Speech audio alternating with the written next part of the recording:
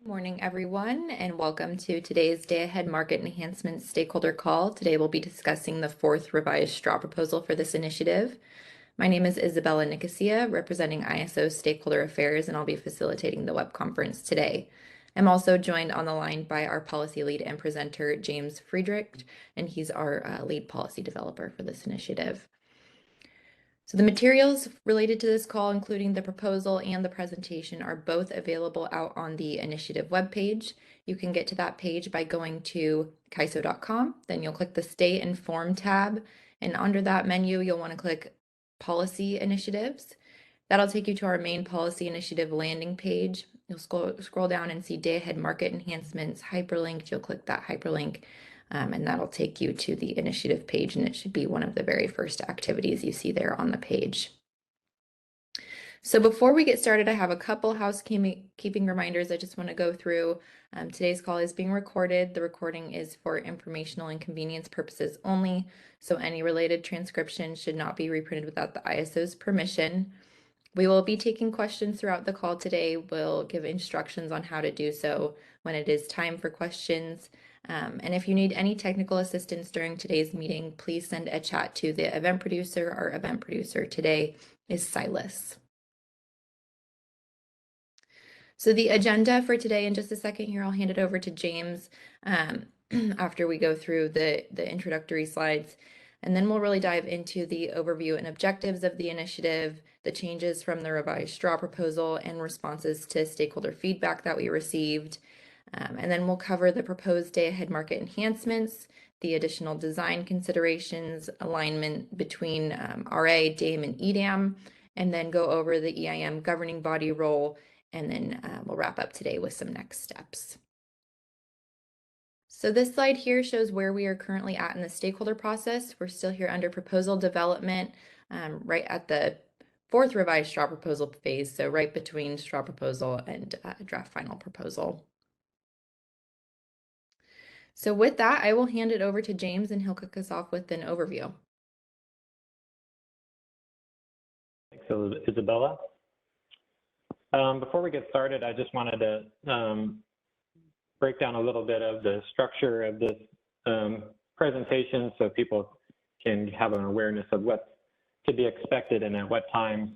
So we'll start off just with a brief overview of the objectives and the overall design proposal for the day-ahead market enhancements, and we'll move into right into the changes and any considerations of stakeholder feedback from the previous proposal that we deliberated on. Based on history, the last time we structured it this way, this section of the presentation took quite a long time. So, we'll try to aim to finish that section before noon. And if we have the luxury of time, we can advance further into the slides. And then after that discussion, the remainder of the proposal just sort of walks through section by section. It follows the structure of the actual written proposal, so that if you had read the proposal or had read certain sections and wanted to know when certain material was going to be presented, it's just all following the same order. So hopefully that helps in prioritizing your day and when you might want to ask questions. And then Isabella and I will be monitoring the hands and WebEx or any calls or calls that come up, so that once the slides are over, we'll pause to see if there are any hands or any questions in the chat, and then we can respond to those before moving on to the slides. So we'll make it pretty fluid. Okay, let's get started. So in the Day-Ahead Market Enhancements Initiative, we are seeking a new approach to address increasing day-ahead net load uncertainty and variability on our grid due to more weather-dependent supply resources and also more weather-dependent demand resources with behind-the-meter solar and that sort of thing. Historically, in the last several years, it has created, or the size of this net load uncertainty and variability has presented operational challenges and risks to the extent where system operators have been needing to take out-of-market actions to procure and commit additional units in the day-ahead timeframe to cover these risks of the net load uncertainty. And so with that said, we are proposing or continue to propose the addition of an imbalance reserve up and down product that would be co-optimized with energy and ancillary services in our IFM.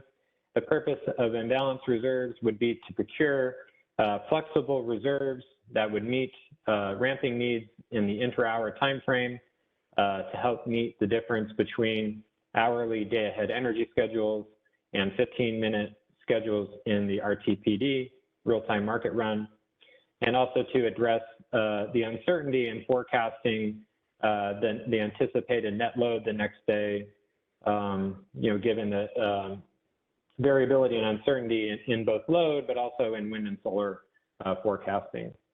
So the imbalance reserve product should help address the need for persistent out-of-market actions, should also provide important reliability benefits by procuring reserves that are deliverable on the transmission system and that ensure the market has sufficient ramp to meet a wide range of possible system conditions the next day.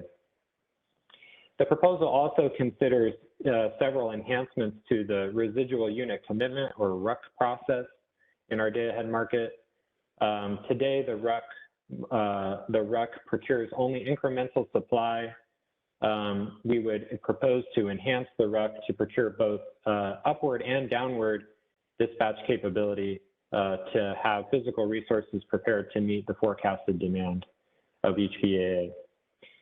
We would also enhance the RUC process by incorporating local market power mitigation measures, and we'll talk more about why that's necessary further down in the material. Next slide.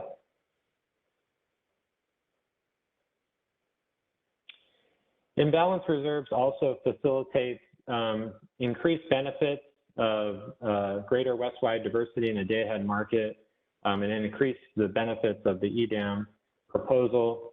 It's important to note that, the ISO is considering the DAME proposal jointly with EDAM in several different capacities. One, in terms of the design elements, we're viewing the day-ahead market enhancement changes as foundational to the EDAM and part of a harmonious design with the EDAM.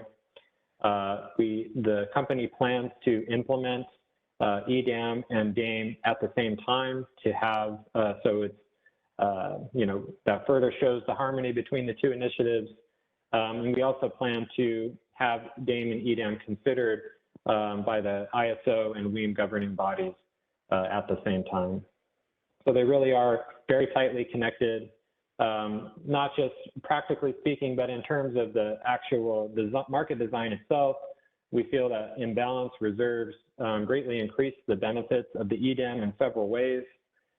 First, it leverages regional diversity benefit, where it allows for operational and capacity savings of different BAAs participating in the EDAM by reducing the amount of load following reserves they need to hold to meet uncertainty between the day ahead and real time, because the imbalance reserve product can facilitate the procurement of reserves to meet uncertainty across a wide geographic footprint and should take advantage of the diversity of non-coincident peaks and other things like that.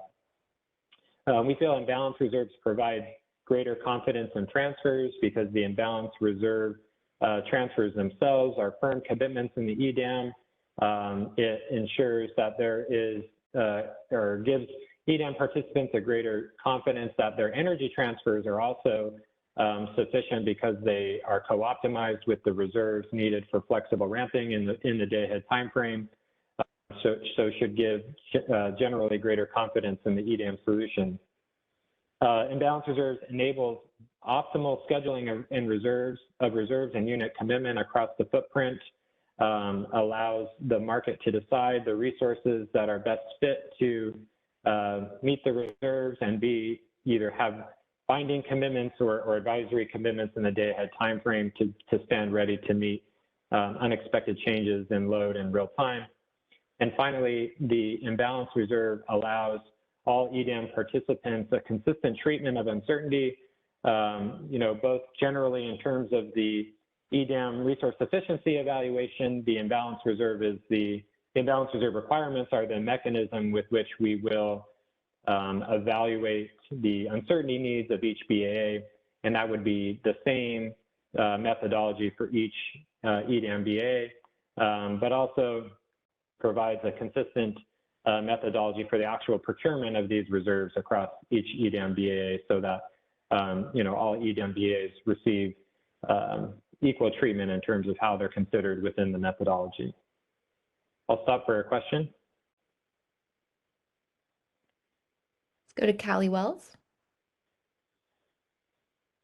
Hey, it's Callie Wells with WPTF. Quick question on this slide. Can you help me understand what is meant by them being considered together at the board meetings? Does that mean it's kind of an all or nothing situation and they'll be approved and filed in one tariff filing? Or are you just presenting them at the same time and you'll file them separately and the board, approves them separately? I'm trying to figure out how linked this is. Yeah, I'm only able to give you a half answer, unfortunately. The bullet is intended to mean that they will be considered by the board on the same date, not necessarily that they would be considered as one package, so to speak, an all or nothing, as you put it. It's also uncertain at this time what the filing strategy will be in terms of whether EDAM or DAME would be filed together or not. So that has yet to be decided.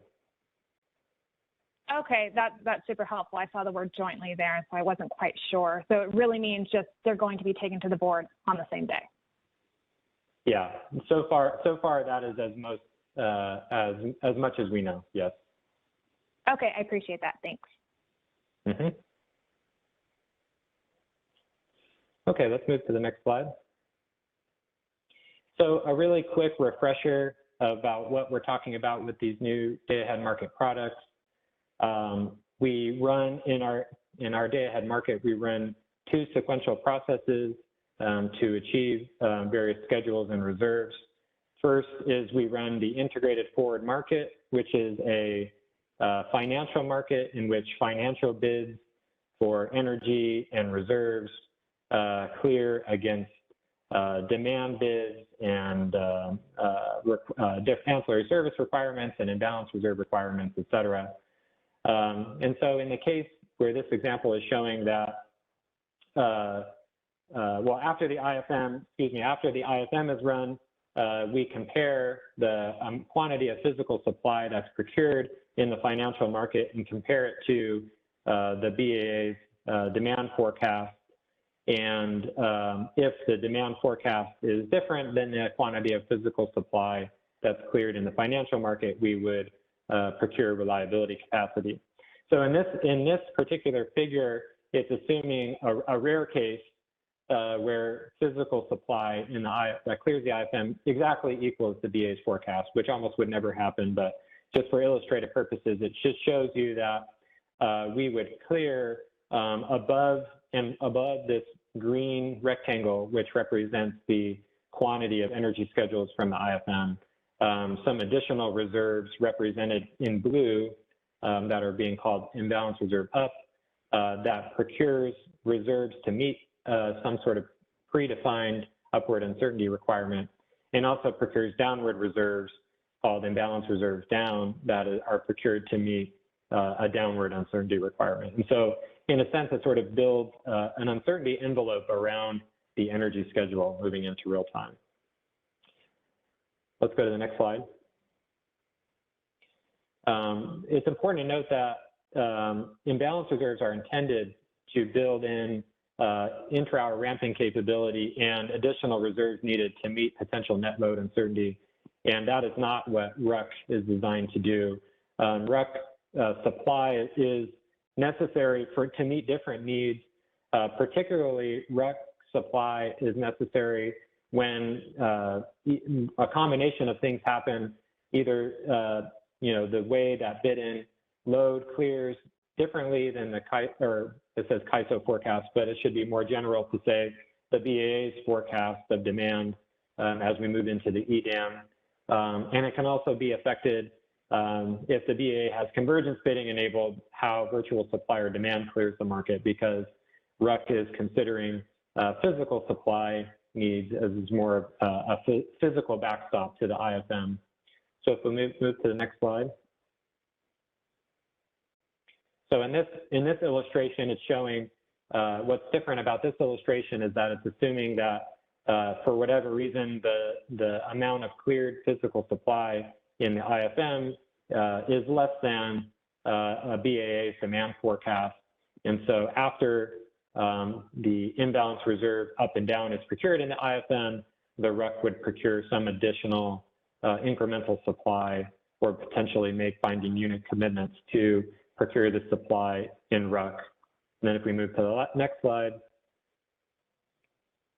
it essentially shows the same figure except for the case where you have cleared physical supply that exceeds the BA's demand forecast. And so RUC would be enhanced now to procure this downward dispatch capability so that we can have confidence we can move downward, if we need to, if the load forecast actually materializes in real time.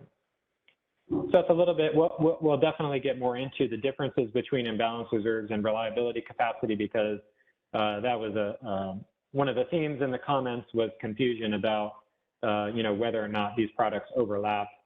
And so we'll get more into this, but hopefully that provides a little refresher of what the products are and how they be procured. So let's go to the next slide. Okay, so that was just a general overview about what the objectives of the initiative are, how the initiative is related to EDAM, and just a really quick refresher on the new products that are being considered in this initiative and how they interact.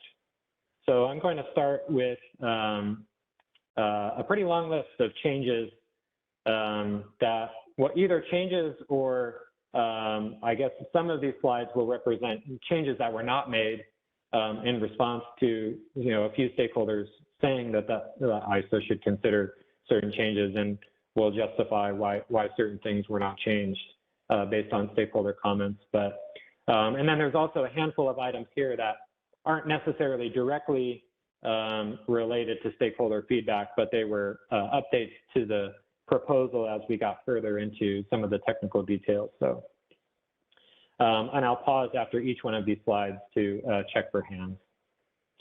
So let's start with imbalance reserve in quantitative benefits.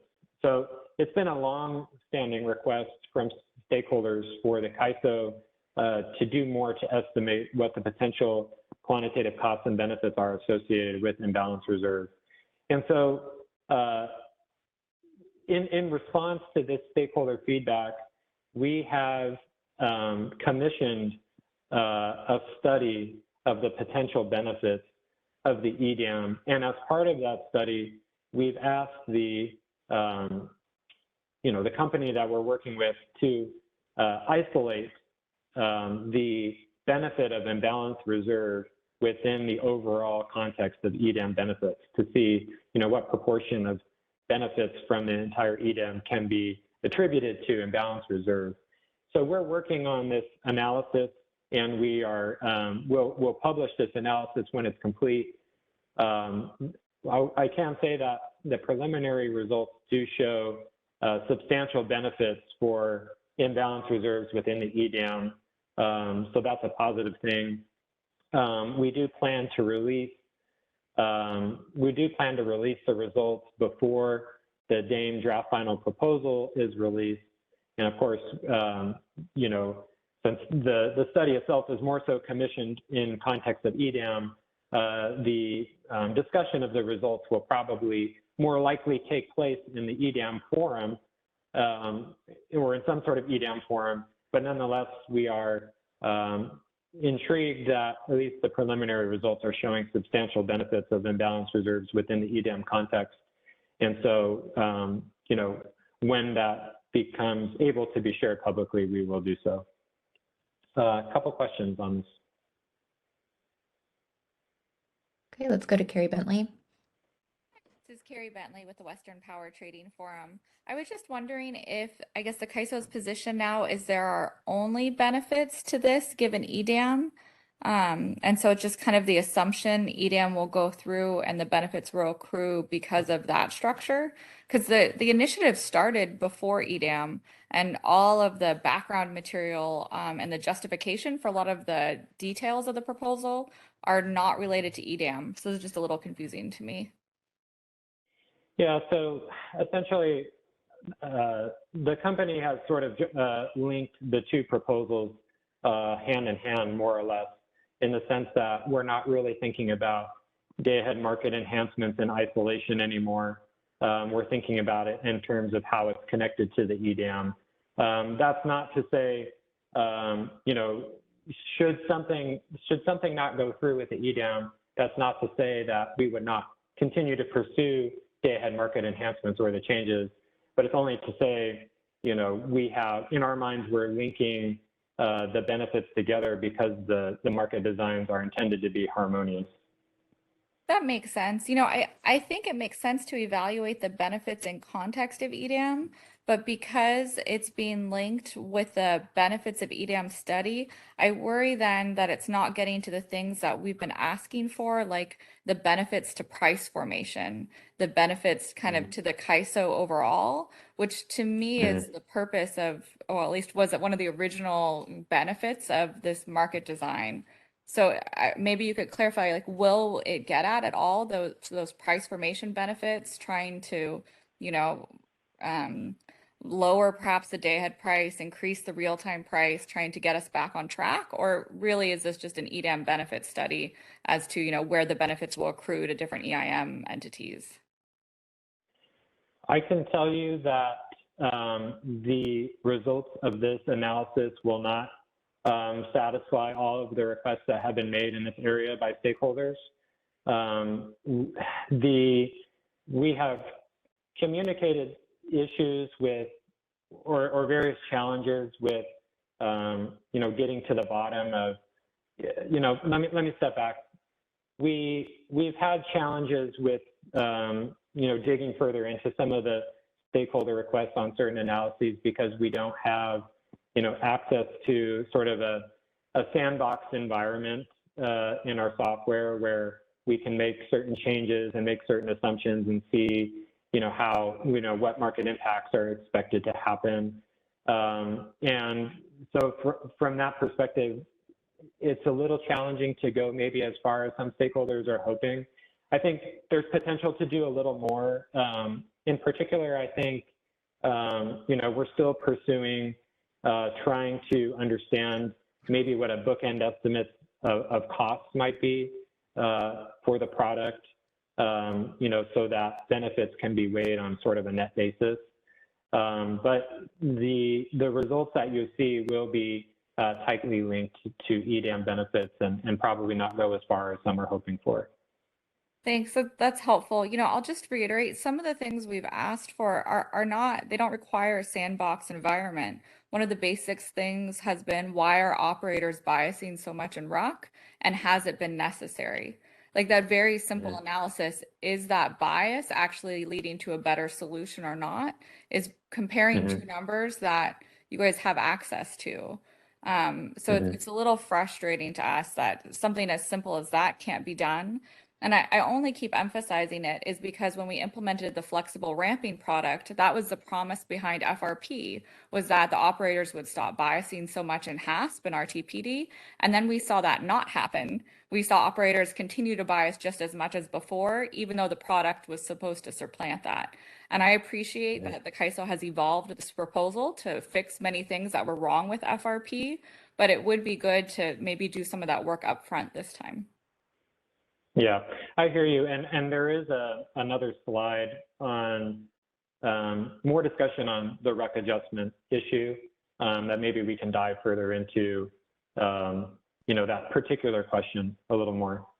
I think that I'm not confident, but I think it's possible that in an upcoming summer 2022 debrief report, I guess you can say, that there is some attention paid to the RUC adjustments that were happening during the summer, the September heat wave, and whether or not they accomplished anything good. Very much appreciated. Thanks, James. Yep, thank you.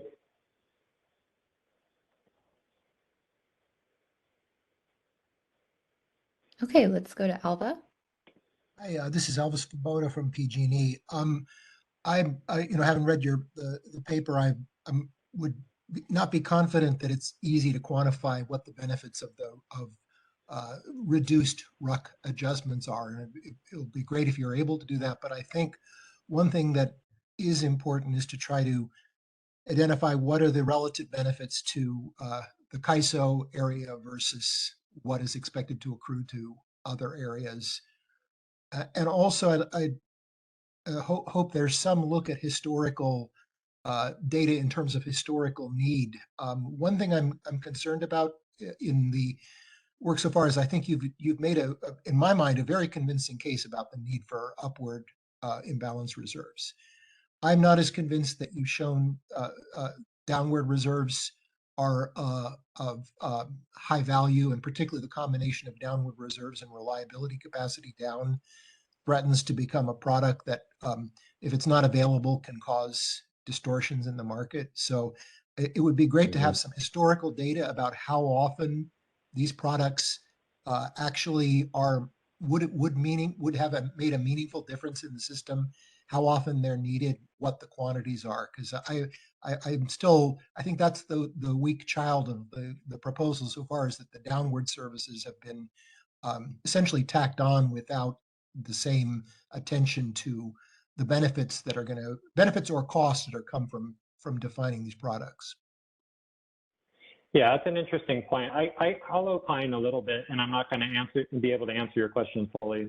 But in terms of imbalance reserve down, the one, like I said, I'm not going to be able to answer to the extent, because I don't know for sure based on analysis to the extent that they're needed and when. But I do know that we do see the extreme downward uncertainty values that we observe tend to actually be higher than the extreme upward uncertainty values, in the sense that, there may just be overestimation at certain points, especially when you have continued periods of high heat, where maybe in the first couple of days you sort of underestimated the need, and then that might get you into a little trouble. So now your day-ahead position is a lot higher than it was, and it sort of works its way back down, where the downward uncertainty sort of presents itself.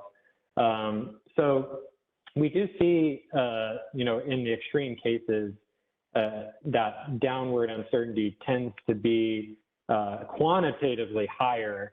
Now, that doesn't necessarily translate one-to-one into the need, but it might just be something to think about. And in terms of RUC,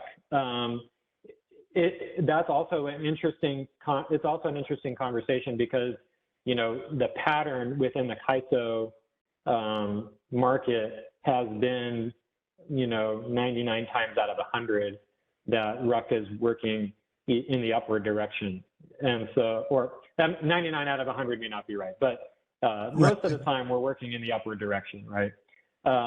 We did observe a few days during the heat wave where actual physical energy procured in the IFM was higher than the demand forecast, basically writing this pattern that, this behavioral pattern that I've pointed out, where, you maybe tend to overestimate at times of sustained, high load, the amount that's actually needed. And so reliability capacity down may have come into play in that day. Again, that doesn't translate one-to-one into need.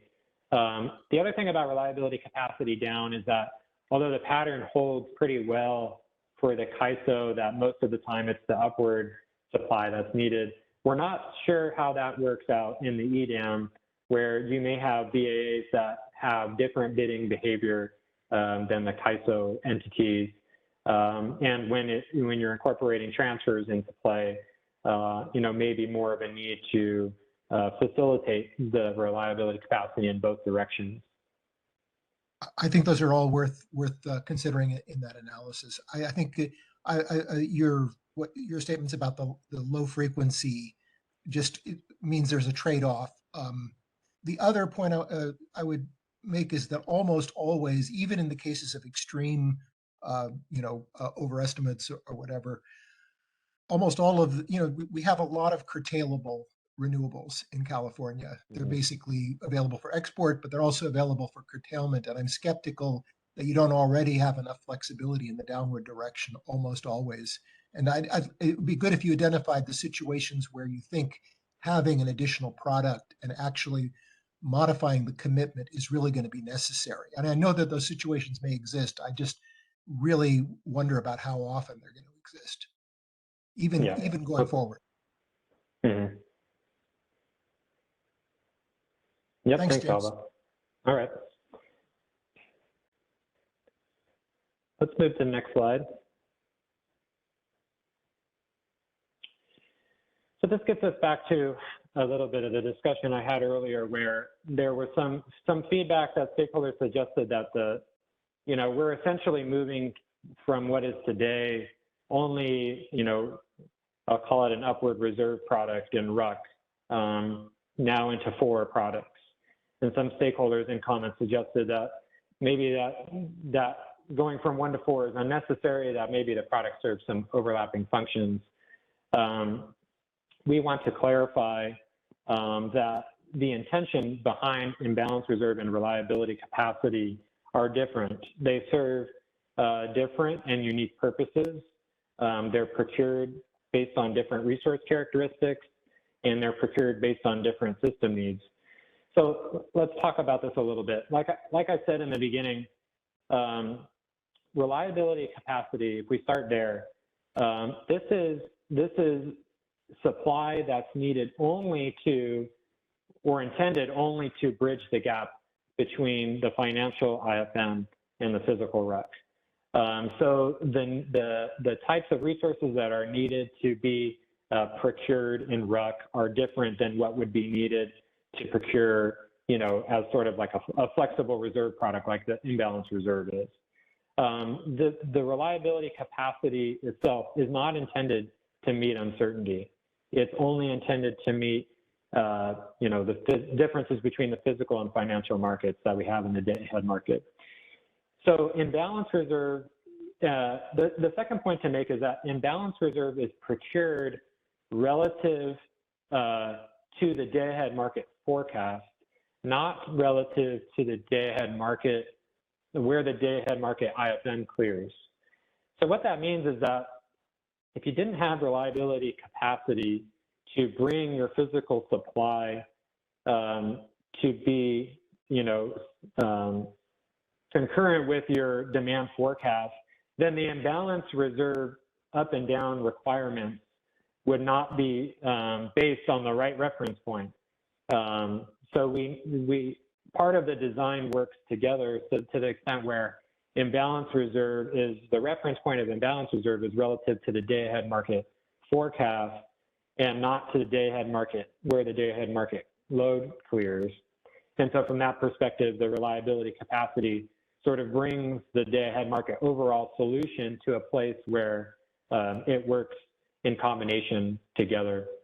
I think in the very first proposal, way back in the day, we considered having essentially not having the RUC process, and you just have the imbalance reserve product that the reference point would be where the IFM clears. And then if you evaluated a 95% uncertainty band above and below where the market clears, maybe RUC isn't necessary.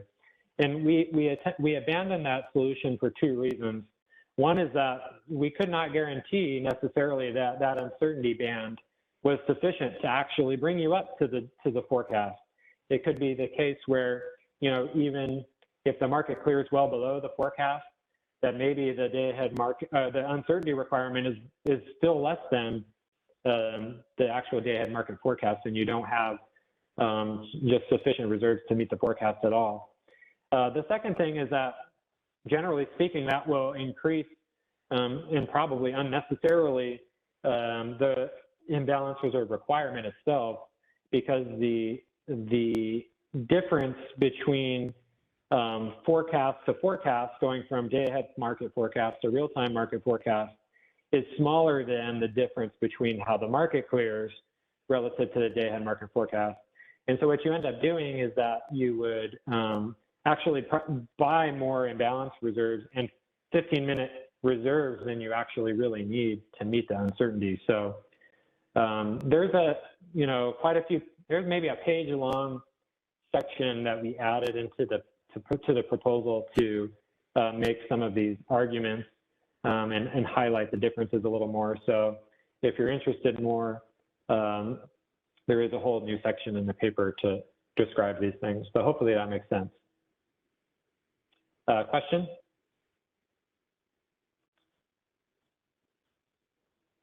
Go to JK. Hey, Jim. Thank you. This is JK Wang from PG&E. I have a quick clarification question. You mentioned the reliability capacity bridge the gap between the financial and physical market. I want you to, can you please confirm that it does or does not consider the procurement of imbalance reserve in the IFM? It does, yeah. So the RUC will hold all of the IFM schedules fixed in the RUC. And then the RUC would procure supply incremental or decremental to each resource's IFM position, including imbalance reserve. Okay. So let's see if there's downward imbalance reserves during the IFM. In the RUC, does it offset the upward procurement direction of the reliability capacity? No, they don't offset. And that's an interesting point, because we at one point had considered an offsetting requirement where you would, because basically what you're saying is that if you procure reliability capacity in a different direction than your imbalance reserve, do they sort of net each other out? Exactly. And the answer in this design is no. I'd have to go back and look at why we did not pursue that approach, but it was considered at one point. So we can go back and look at, what the challenges were. Okay, thank you so much. Mm-hmm.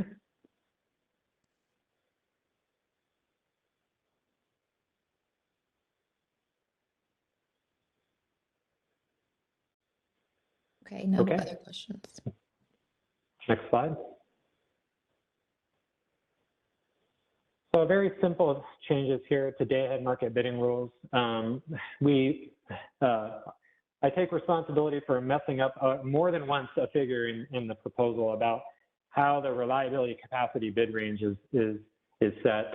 It would be limited to the upper economic limit, which is defined as the highest operating range in the energy bid. So your reliability capacity bid range would be synonymous with your bid range submitted for energy. And then the second addition here is in conjunction with an EDAM proposal that, EDAM requires that resources that are shown in the EDAM resource efficiency evaluation, which essentially means that they offer bids into the IFM so that they're considered within the day-ahead resource efficiency evaluation, have to offer an equal quantity of bids into RUC for reliability capacity. And that's intended to ensure that all of the resources that are considered within the IFM and considered within the resource efficiency evaluation can also be considered in the RUC process, so that reliability capacity can be scheduled using all of the supply that's considered in the resource efficiency evaluation. Otherwise, because reliability capacity bids are not part of the EDAM RSE, and so you could get into the situations where if you don't have sufficient reliability capacity bids, you may not be able to solve the REC solution with the quantity of bids that you have. So that's why it's necessary.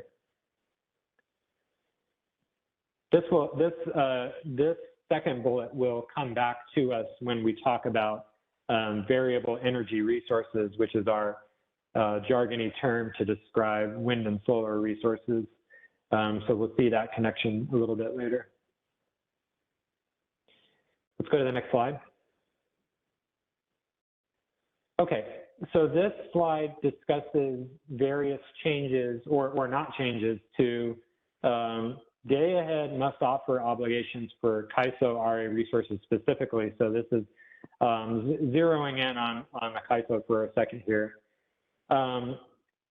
Essentially, the proposal does not change existing energy and AS must offer obligations going into the day-ahead market for RA resources.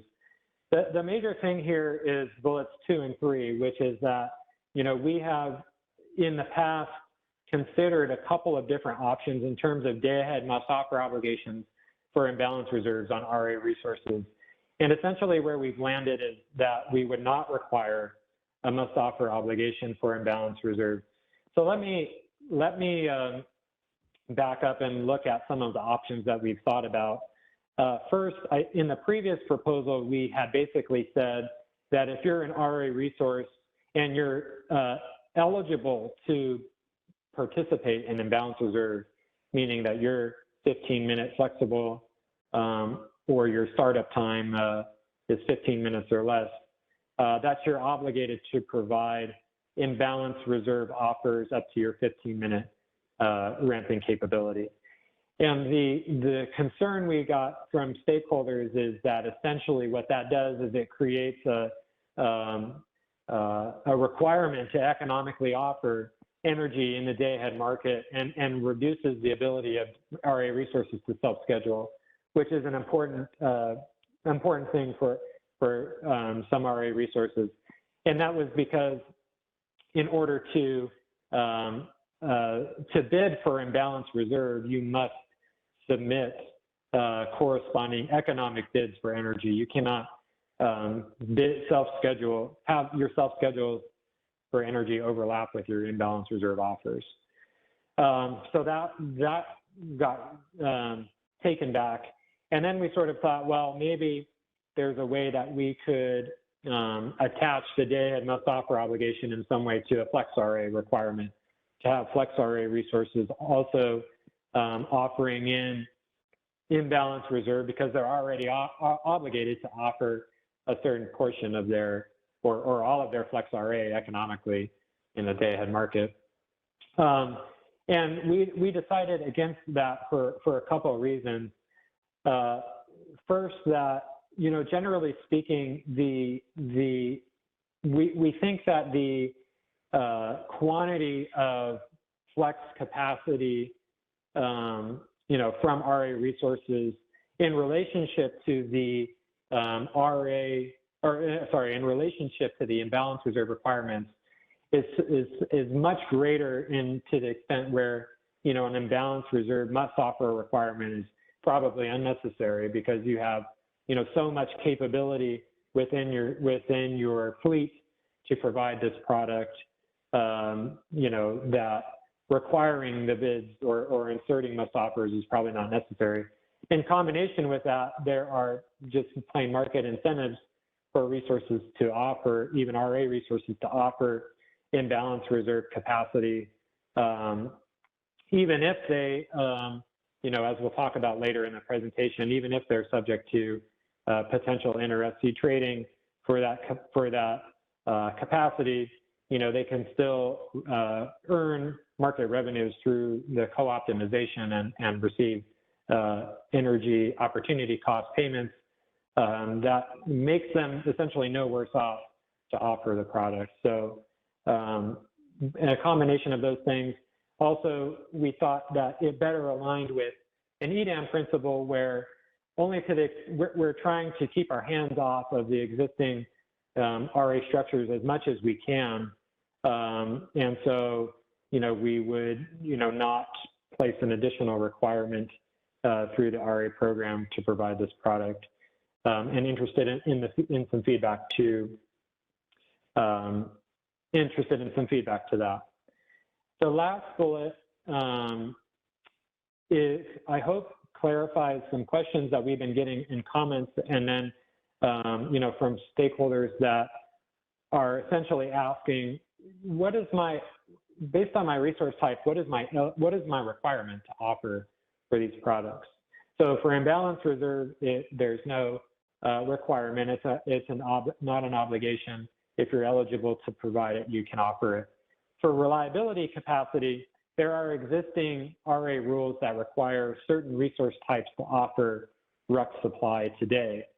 And we would essentially carry over those same rules to DAME, where if you're required today to offer or participate in RUC with bids, you would be expected to, obligated to bid for reliability capacity.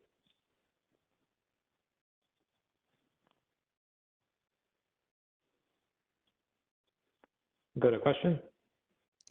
All right, let's take Alva's question.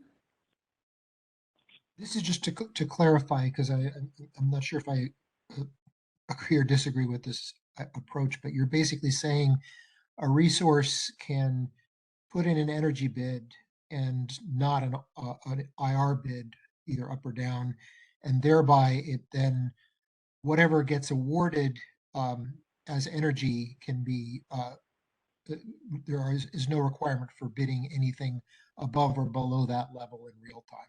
That's essentially what this is saying as far as imbalance reserves are concerned, and then with separate consideration on obviously on the RUC capacity, but a resource which is dispatchable can bid entirely day ahead essentially, and then not be required to offer any flexibility in real time to address either flexible ramping needs or to be subject to awards of the IR variety.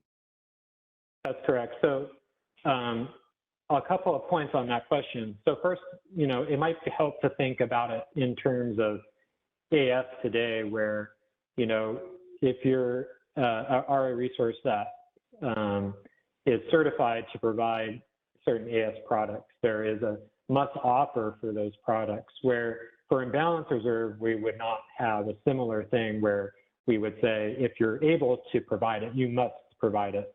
Simply, we would just say that you have the resources have the option to bid for imbalance reserve, and there would not be either some sort of tariff requirement or even bid insertion for non-compliant bids for imbalance reserve.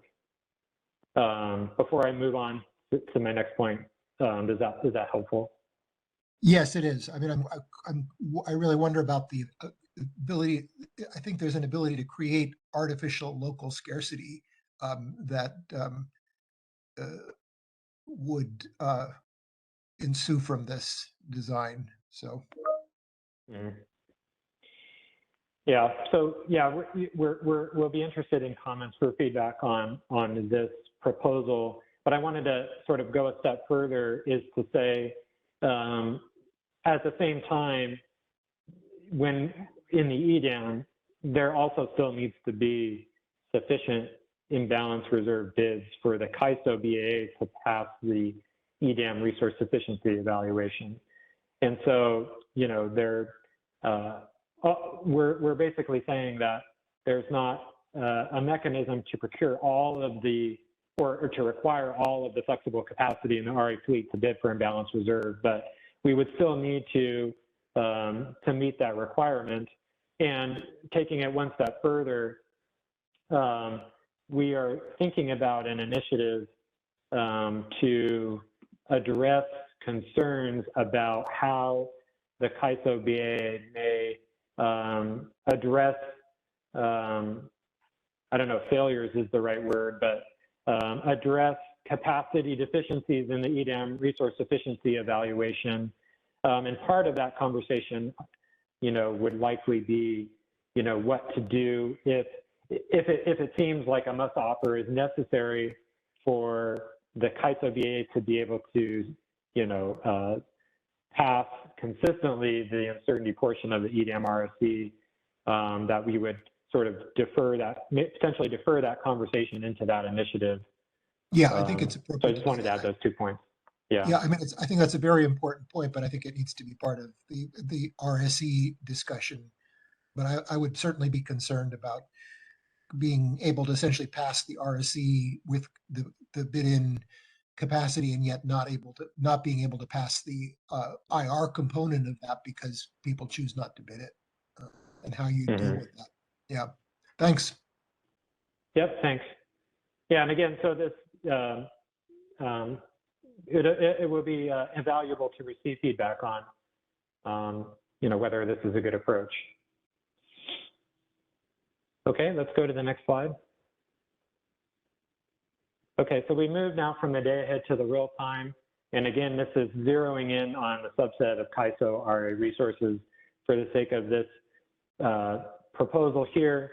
Essentially that the feedback that we received is essentially that the imbalance reserve and the reliability capacity design, there are concerns that they may too often result in real-time must offers that are insufficient for meeting real-time load compared to what can be achieved with a RA real-time must offer obligation.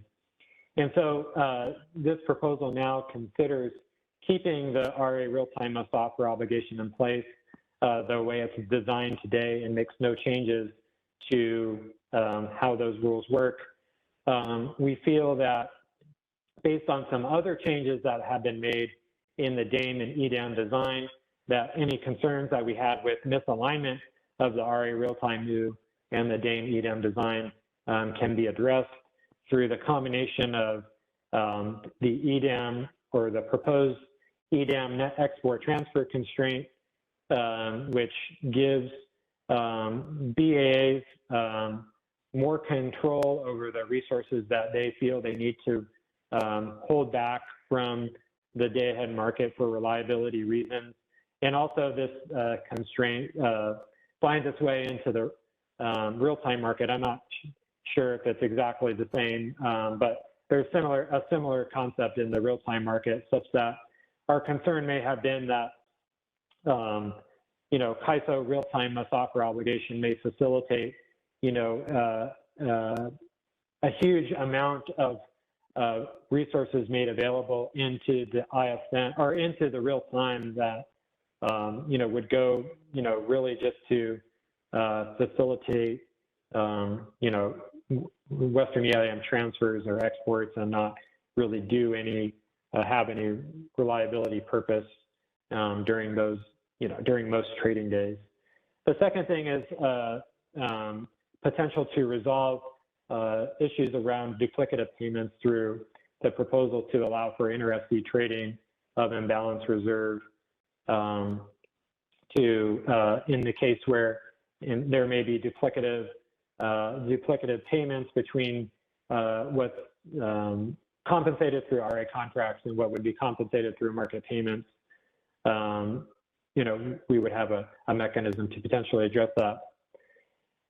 That being said, even if we would keep the RA real-time must offer in place, but RA resources themselves that receive imbalance reserve and reliability capacity awards still have the must offer obligations that are attached to those products. So that still means that if you are an RA resource that receives imbalance reserve or reliability capacity, you'd be required to economically bid that portion of energy in real time. So these products still do carry some additional responsibilities to an RA resource beyond just compliance with the RA real-time now. Question?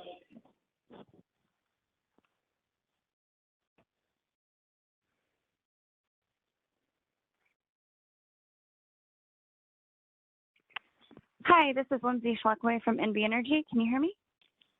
Yep. Okay, great. So for the EDAM net export constraint, I was wondering how CAISO would determine applying that in real time, and if that would at all impact wheel-throughs.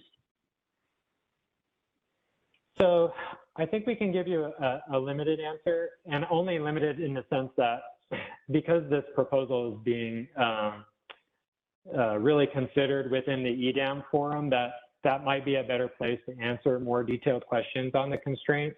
But, you know, it's fair to provide maybe a high-level summary. I don't know if Danny or George, either of you are, I know there's a few people on our panel that have overlapping calls this morning, but if either of you are available, maybe you could weigh in.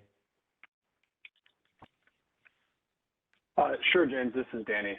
My initial take, Lindsay, is that it's a net transfer constraint. So I think that wheel-throughs, as long as they net out, which they should, would not be impacted. It controls the total volume of export, basically. Okay. Yeah, okay. That sounds good. I just would like to see, I guess, more details on how that would be applied. But I agree. Yeah, the fact that it's net makes sense that it shouldn't. But yeah, I'd just like to see how it's applied. Thank you. Yeah, thanks. You can point to the EDAM proposal that came out last night. I think it has more details about how the constraint would be set up. Perfect. Thank you. Another question? Hi, this is Carrie Bentley with the Western Power Trading Forum. I'm sorry, I was slow to raise my hand on the last slide, but I guess it kind of relates to this one as well. So first, WPTF does support getting rid of your proposal to eliminate the real-time MOO. We're glad that you're keeping that. But because you're now eliminating the IRU must offer, it seems like this is all connected in a very circular way, where if you eliminate the must offer, but then you have mitigation, and then you have this real-time bid cap, you could end up where the resources you really want to offer into this won't offer.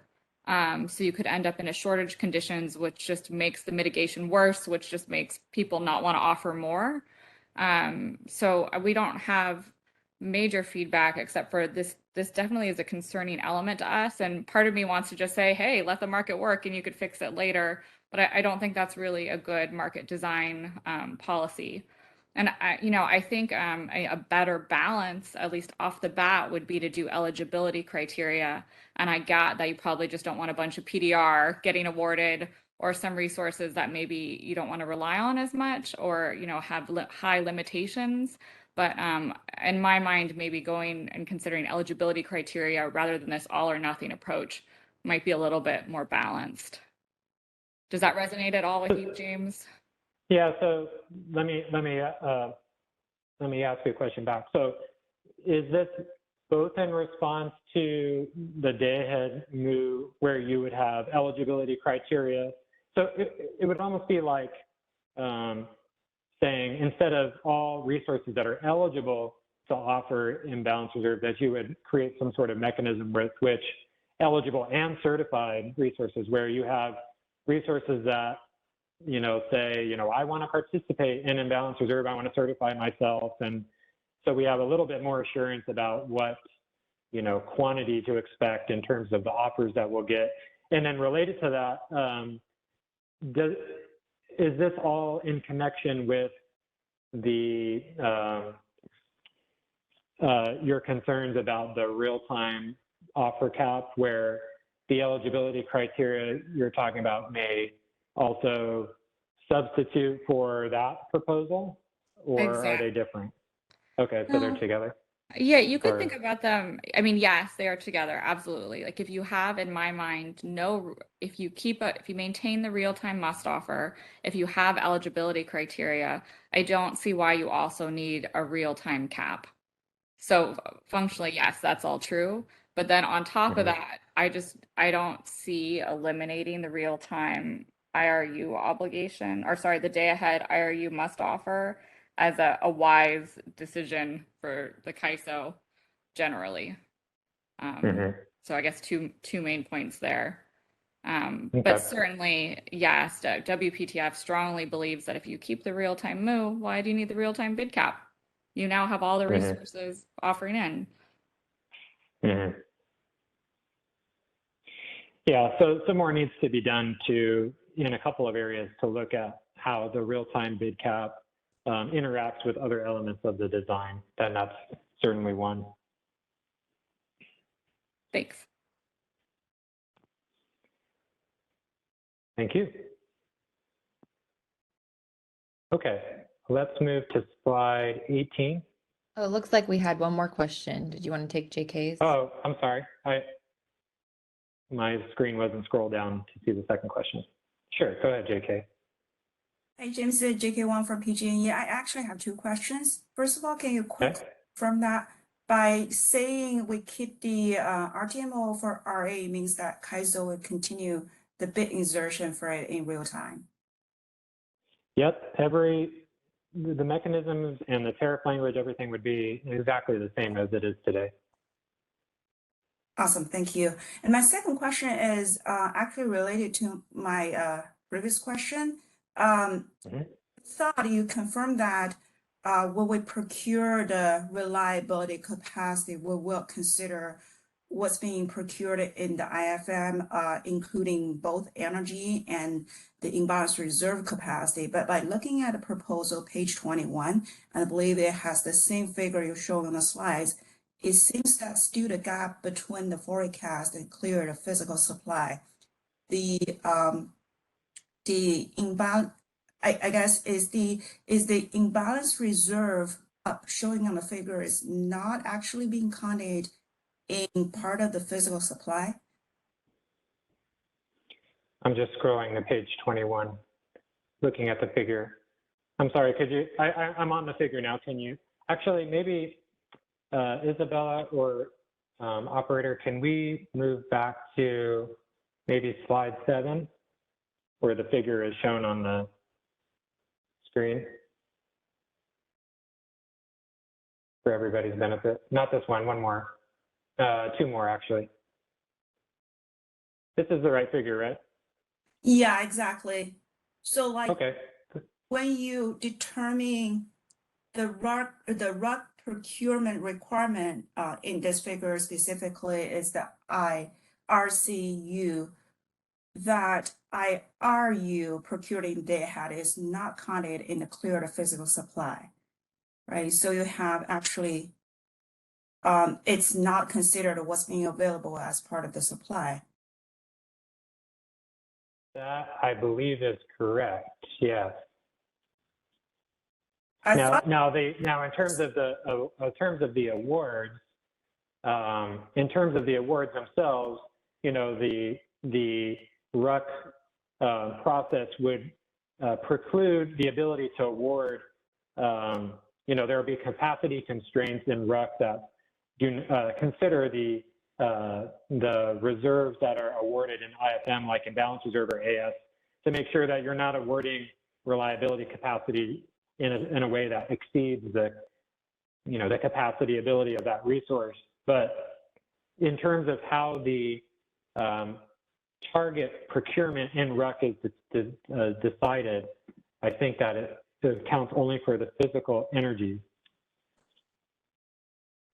Okay, so it's like the cleared physical supply will only be awarded energy, but not awarded imbalance reserve up. Yeah, right. So the I'm going to have to open up. I'm going to open up, if you allow me to, the technical appendix to. I can tell you where which page the reliability capacity power balance constraint essentially is shown, and maybe that could help clarify what's actually being solved.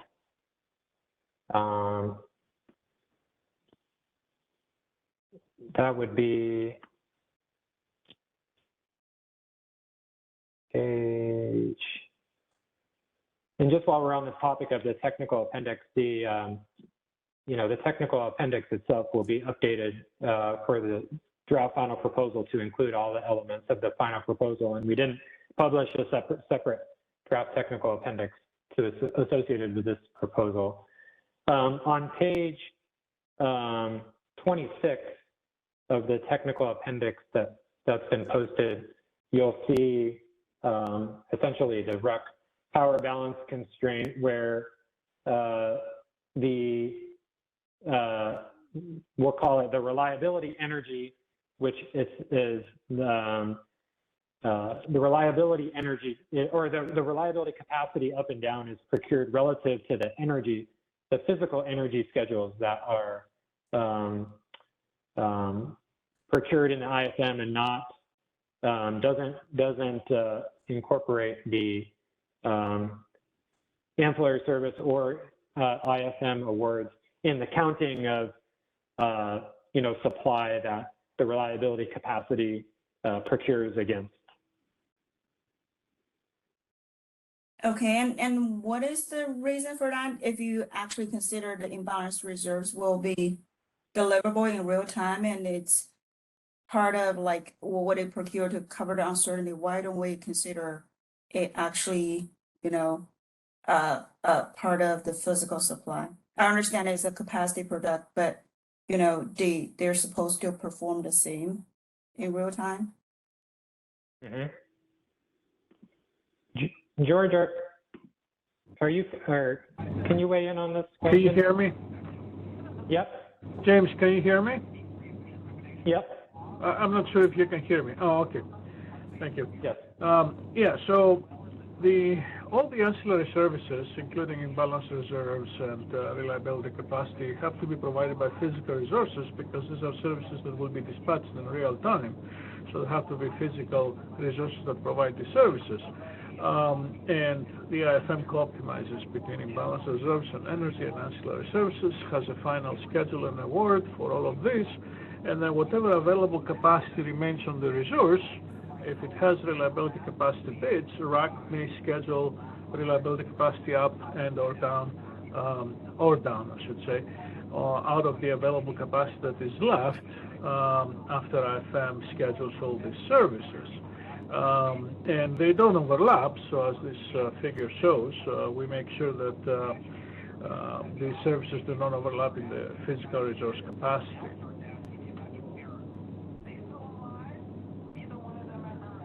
I guess what JK is asking is that in the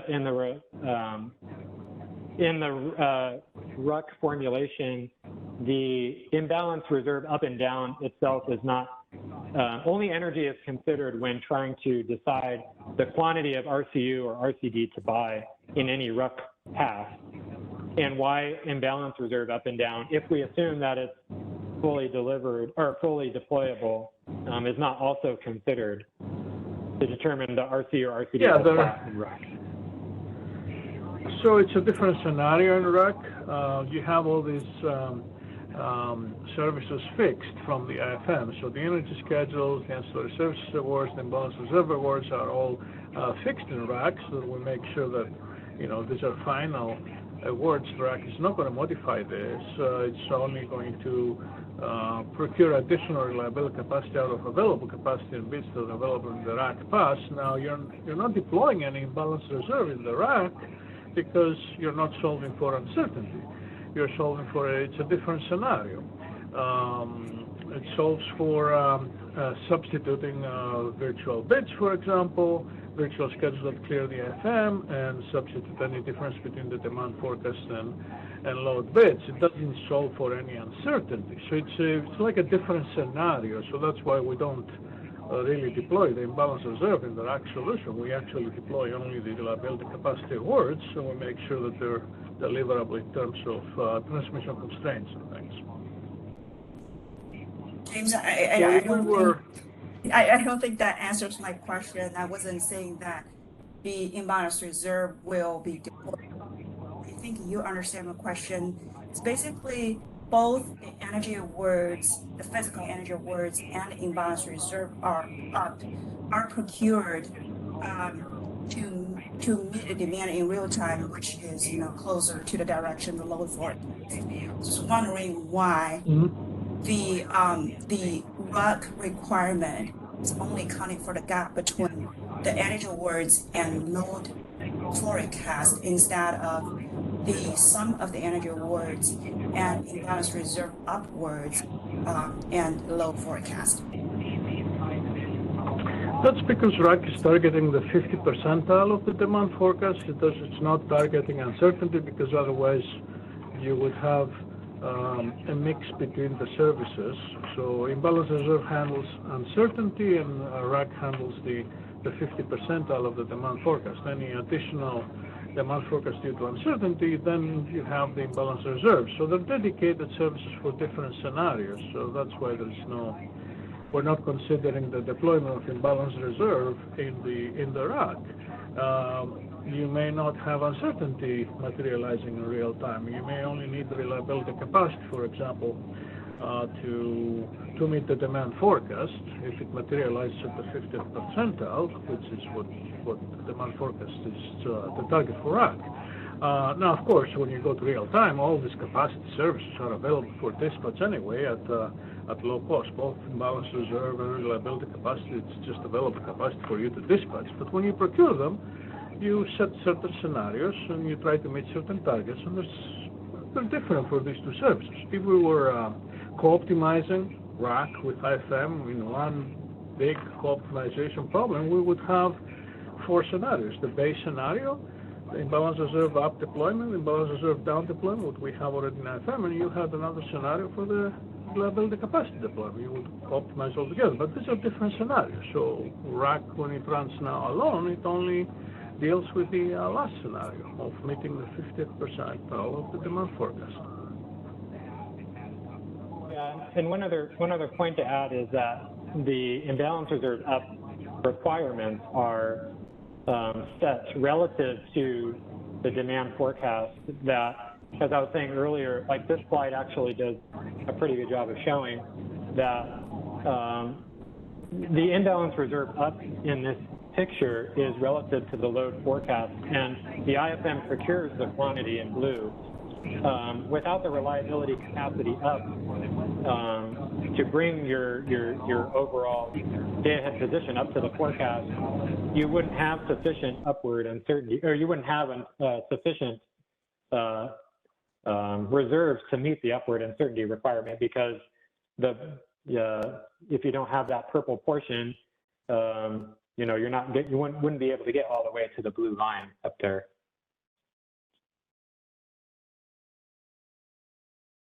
Okay. I think I got you. Thank you very much for the explanation. Thanks, JK. Let's take Carrie's question, but let's also move our slide back to our original position. Oh, actually, can we keep it here? This is Carrie Bentley with Okay, keep it here. Keep it here. Yeah. Sorry. Yeah. What JK was saying made sense to me, and I think what might help the question is that really reliability capacity up won't necessarily just to be up to the load forecast, right? Like imagine a scenario where you have some bias in there, or an incremental amount above the load forecast, which you're saying in the paper could still happen. So if you have reliability capacity up even beyond the load forecast, and then you have that imbalance reserves up, you will have some overlap. So in my mind, that gets to JK's question is, are you going to are you procuring that full amount up and you're protecting it? Or are you really keeping that separate? And so if it's above that load forecast, then you're shifting that imbalance reserves up. Does that question? I think it's the second point, where that if you were to, let's just imagine that there was a portion of this purple section increased because of some sort of RUC bias, it would just push the blue line and all the blue stuff upward, because all of the imbalance reserve up has already been procured. It's a fixed quantity. So it doesn't shrink the blue area in any way. It just pushes it up. So it essentially just buys additional reserves in the upward direction and doesn't have an impact on the imbalance reserve up quantity. I think that's confusing to me because it seems like the blue bar shouldn't start at the forecast. It should start at the cleared physical supply. Right, because imbalance reserves is Yeah. not off the load forecast, it's off the cleared physical supply. So when you, right, because that's energy. So when you've been presenting this, I've kind of assumed they've been overlapping, but your explanation to JK is making me think they're not.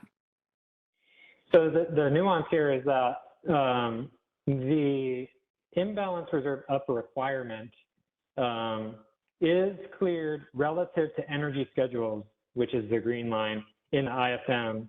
For the imbalance reserve up is cleared relative to energy schedules in IFM, which is the green line. However, the upward uncertainty requirement itself is based relative to the forecast. It's not based relative to the energy schedule clear. So you could imagine, like, if in this case, let's say that the quantity of the blue stuff is 1,000 megawatts. And if you only procured 1,000 megawatts relative to the green line, the reference point for where to the uncertainty is the load forecast, then you're going to have not enough. You're not going to be procuring enough reserves to meet your upward uncertainty requirement. The way that the alternative would be that if the upward uncertainty requirement was determined relative to the energy schedule, which it's not, then you would have the upward uncertainty requirement in the right place, and you wouldn't need the purple stuff to meet the requirement. That being said, you would be buying a lot more blue stuff than purple stuff, and the blue stuff is, more flexible capacity that's presumably excessive in terms of how much you're buying. I don't know if I'm making it clear or more confusing, but No, actually, calling it the blue and purple made it more clear in my head, not less clear. So no, I think that makes sense to me. Okay, hopefully JK is on board too, but if not, I'll shoot her a note. All right, thanks. Stakeholders always say we should try to be less jargony, so hopefully blue stuff and purple stuff fits the bill. Okay, Tong has a question, presumably on this slide as well. Go ahead, Tong.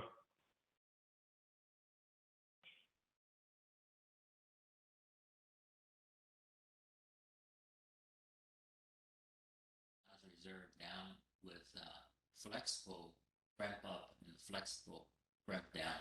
Are they all capacity? Is there overlapping? I think I missed the first half of your question, Tong. Could you repeat the question? So here, I think first of all, this chart helps a lot. What's the relationship between imbalance reserve and flex ramping product? Based on this chart, they look similar to me. There are a lot of similarities. For example, the uncertainty requirement, the methodology that we use to calculate the uncertainty requirements for imbalance reserve is the same methodology as what we use to calculate flexible ramp, except that we're using different data. The imbalance reserve uses forecasts between day ahead and 15-minute market, whereas FMM flexible ramp uses the difference between FMM and RTD, and then the RTD flex ramp uses the difference between the 5-minute forecast and the actual forecast.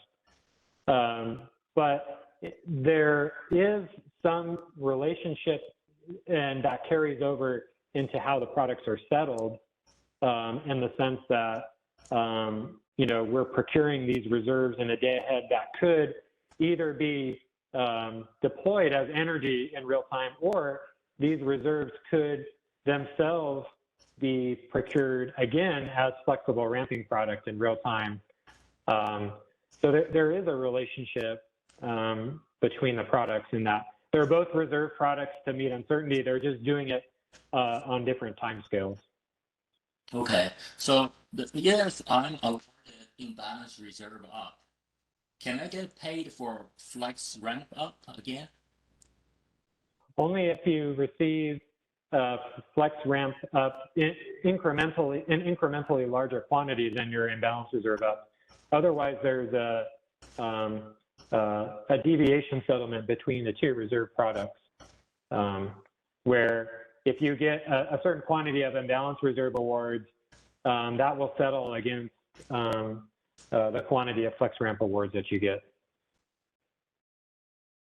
Okay, so the same capacity will not be paid independently. So the same capacity can be offered as imbalance reserve or flexible renting, but they cannot be offered for both products. Is that correct? Yeah. So flexible ramp, there in the real time there are no offers for flexible ramp, so it's only procured based on energy opportunity costs. But it's true that the reserves that are held in the day ahead for imbalance reserve are settled against the reserves that are held in real time for flexible ramping product. Because the market could, if the market, essentially pays you in the day ahead to provide these reserves, we're not going to pay the resource again for the same reserves, quantity of reserves in real time for flexible ramping product. Okay. Yeah. There will be a section of this presentation that we discuss the settlements between imbalance reserve and flexible ramp. Do you have a chart that stack up all these different kinds of capacity? So here I see blue, purple, and green, right? And this is after rock, before real time. So this chart would be the kind of the input to the real-time process. Yep. In real-time process, how these capacity would stack up? We don't. It's a good suggestion. We don't have any. We don't extend this chart any further into real time. There are in the section on settlement, we will discuss sort of in more detail the relationship between the real time or the day ahead reserve products and flexible ramp with some illustrations that hopefully make it a little more clear. But we don't extend this particular illustration any further than that. Okay, all right. I'll wait until you show the settlement. Thank you very much. You're welcome.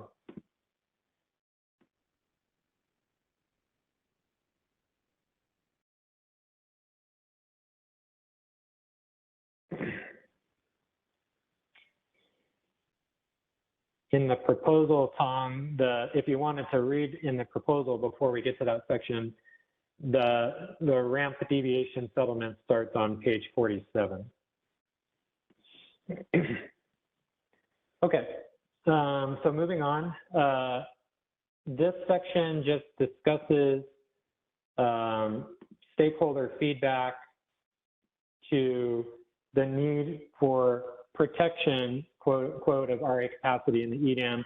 And again, we'll gloss over this a little bit because this is policy that's being developed within the EDAM space, but it carries over into DAME because the comments carry them over.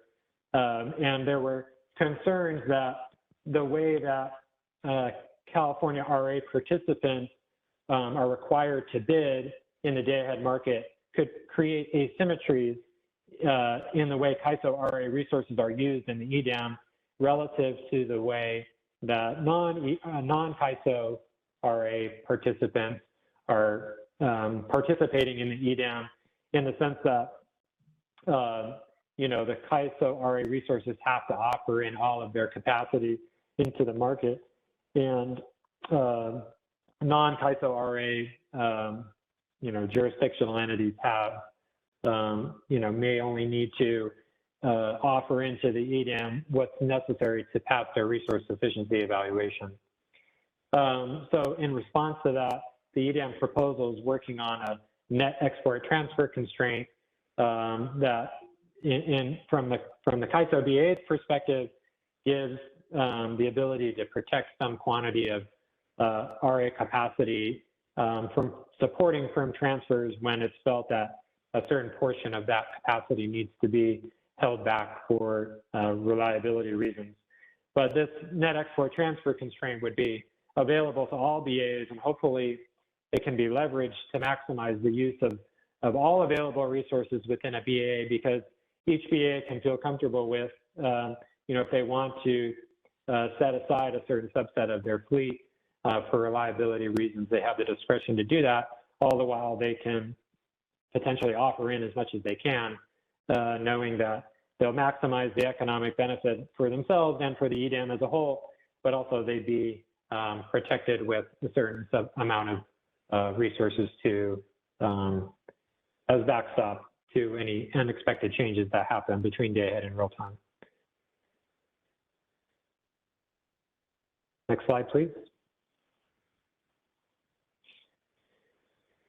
Okay, local market power mitigation of imbalance reserves and reliability capacity are combined on this slide.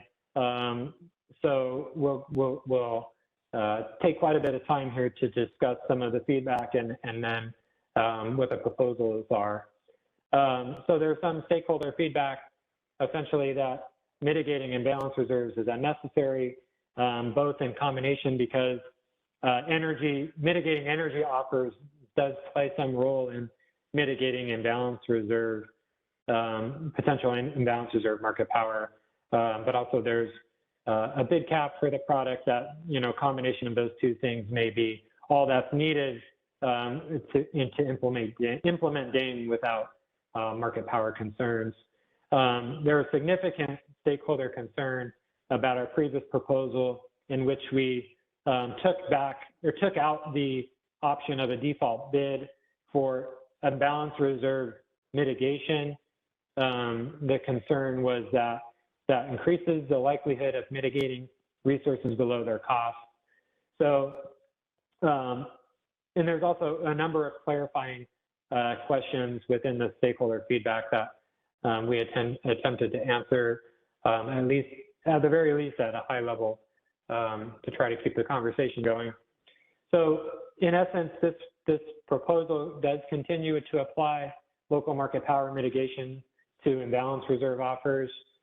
We think it's appropriate to do this because although mitigating energy offers does help in mitigating imbalance reserve, it does not fully protect for exercise of market power suppliers because the product's procured nodally and because the demand for the product is distributed to individual locations, that resources can utilize their position on the grid to potentially increase costs above competitive levels. That being said, we're reintroducing the concept of a default availability bid for imbalance reserve and reliability capacity mitigation.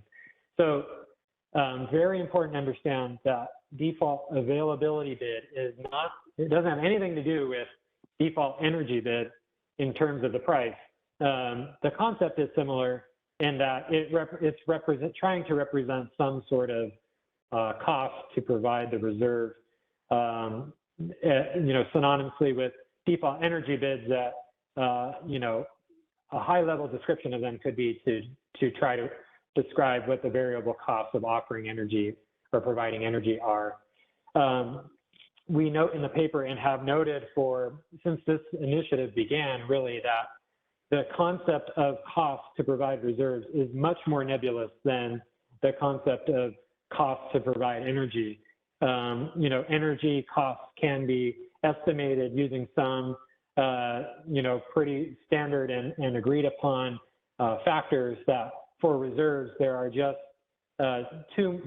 too much uncertainty in assessing any individual resources cost to provide reserves at any time because it depends on the resource characteristics. It depends on the system characteristics in terms of, during scarce conditions, opportunities to sell into other markets, transmission, all that sort of stuff. So what we're saying in this proposal is that, okay, we're going to reintroduce the concept of a default availability bid that will be used with a competitive LMP to determine the higher of those two prices would determine a mitigation price for imbalance reserve and reliability capacity offers. We're thinking of it as a floor, essentially, to mitigation, in which this default bid price is the same price for all resources and in all market runs, so that it's just a flat single price across the year for everybody that we will not mitigate resources down below. That would be the short-term proposal until, the longer-term proposal would be that as DAME and EDAM are implemented and we have the ability to assess what are suppliers offering for imbalance reserve and reliability capacity under competitive conditions, meaning that, there are no uncompetitive transmission constraints, we can start to understand what the competitive price for these products will be through that learning. We can potentially re-engage stakeholders to reassess whether a more robust methodology is needed to provide for maybe resource-specific default availability bids, maybe time-specific resource availability or default availability bids, whatever the case may be. The default availability bid, in terms of the actual price, would be different, potentially different. At least they'd be based on different things for imbalance reserve and reliability capacity. For imbalance reserve, we'd look at historical spinning reserve offers to assess at a high percentile of those offers to assess, what sort of like high confidence cost might be to provide spinning reserve at. It's probably the most closest cousin reserve product that we have in our market today, where we have some sort of cost information that we might be able to base that on. And then for reliability capacity, we would do the same, look at some sort of high percentile non-RA RUC offers, which, non-RA resources can offer non-zero RUC prices, and we look at those offers to determine, historically what those offers have been. So the last part of the clarifications that I'll make is the proposal attempts to make several clarifications requested, including comments about why do we mitigate energy in the deployment scenarios. So the energy is mitigated in the deployment scenarios because there are the transmission constraint binding in the deployment scenarios can actually affect the price of energy. And in the paper, there is more detailed discussion about exactly how that happens. And the technical appendix also shows that relationship. We clarify in the paper that we are not proposing to mitigate the downward product, and that's consistent with, we're only mitigating at this time the incremental supply and not the decremental supply. And also not to mitigate offers from non-EDAM imports. So we don't mitigate offers on the ties today, and to the extent that a non-EDAM non-EDAM intertie resource wants to offer imbalance reserves in the CAISO, we would not propose to mitigate those offers. There's a little bit of detail, maybe 2 sentences, to describe a little more about how the supply of counterflow and the deployment scenarios are thought of at a high level. We are working on providing more technical detail because I know that question comes up quite a bit. So hopefully at a high level it helps, but more details to come. Okay, questions? All right, let's go to Alva. Hi, Alva PG&E. Just 2 concerns come up here. One is it seems ironic that you're putting so much effort into figuring out a meaningful local market power mitigation on a product that you're going to allow resources to completely withhold, which is sort of the most drastic form of, depending on, what kind of portfolio resources have, is the most drastic way to enforce market power, as we've seen in our experience in the past. So I think the fact that there seems to be a contradiction between the fact that you're allowing resources to withhold imbalance reserves and at the same time mitigating them. That is tension for me. The other concern I have is, and I always dread the word counterflow, but because I've never fully understood it, but I just wonder whether in concept, basically upward reserves are going to be, upward reserve procurement is the optimization of where it's located is going to be driven by the high scenario, is the way I sort of think about it generally. And you can correct me if I'm wrong, but it seems like basically that high scenario first is going to deploy energy to address the high scenario, and then there's going to be a need for upward reserves. And it seems like, so in general, there's going to be more market power for upward imbalance reserves than there is just for energy because of the sensitivity of that high scenario. And I just would raise that as a concern, especially because the high scenario is driven by how the ISO creates the high scenario. Is that really market power, or is it an effect of how the ISO chooses to model this procurement? Mm-hmm. Yeah, point number one is taken. Maybe the not addressing both abilities to physically withhold and sort of economically withhold may not, maybe something we need to rethink about. Right. Then, so the second point is that, yes, the deployment, so the IFM will solve the deployment scenarios and the base scenario all simultaneously, so that the combination of energy and reserves that are awarded can simultaneously be transmission feasible in the upward direction, the downward direction, and the base direction, no direction. And so in the deployment scenarios, the reserves are considered to be fully deployed as energy in both directions to assess whether or not it's true that all three scenarios are simultaneously transmission feasible. And that relationship, that relationship between, binding constraints in those scenarios all impact the price of energy. And then particularly the, binding constraints in the upward scenario affect the price of imbalance reserve up, and the downward scenario impacts the price of imbalance reserve down. So, that's kind of, how we're thinking about it. So, right.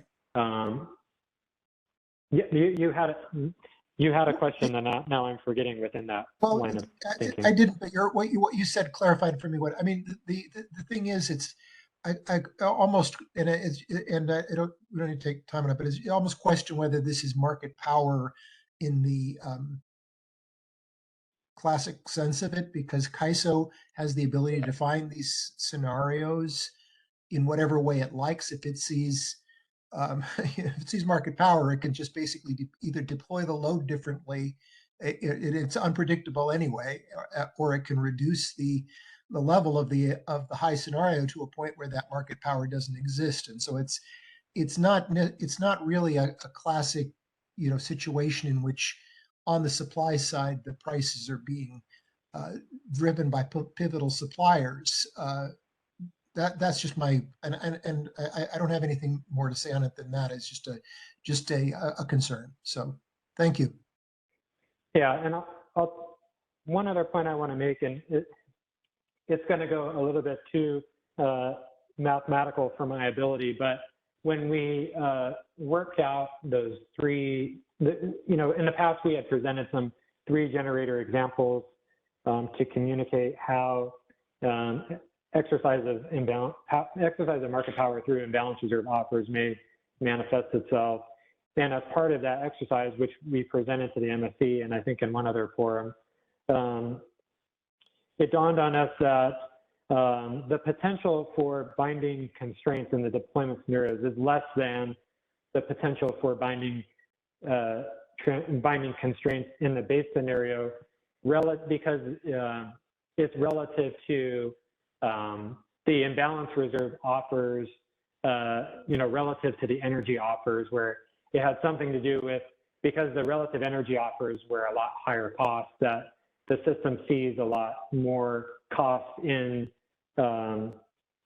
addressing constraints in the base scenario, such that we would expect that it would be more likely for the base scenario transmission constraints to bind than the deployment scenarios, which is a little counterintuitive, but maybe we need to revisit that point and try to put an example around that where we can show why that may or may not be true.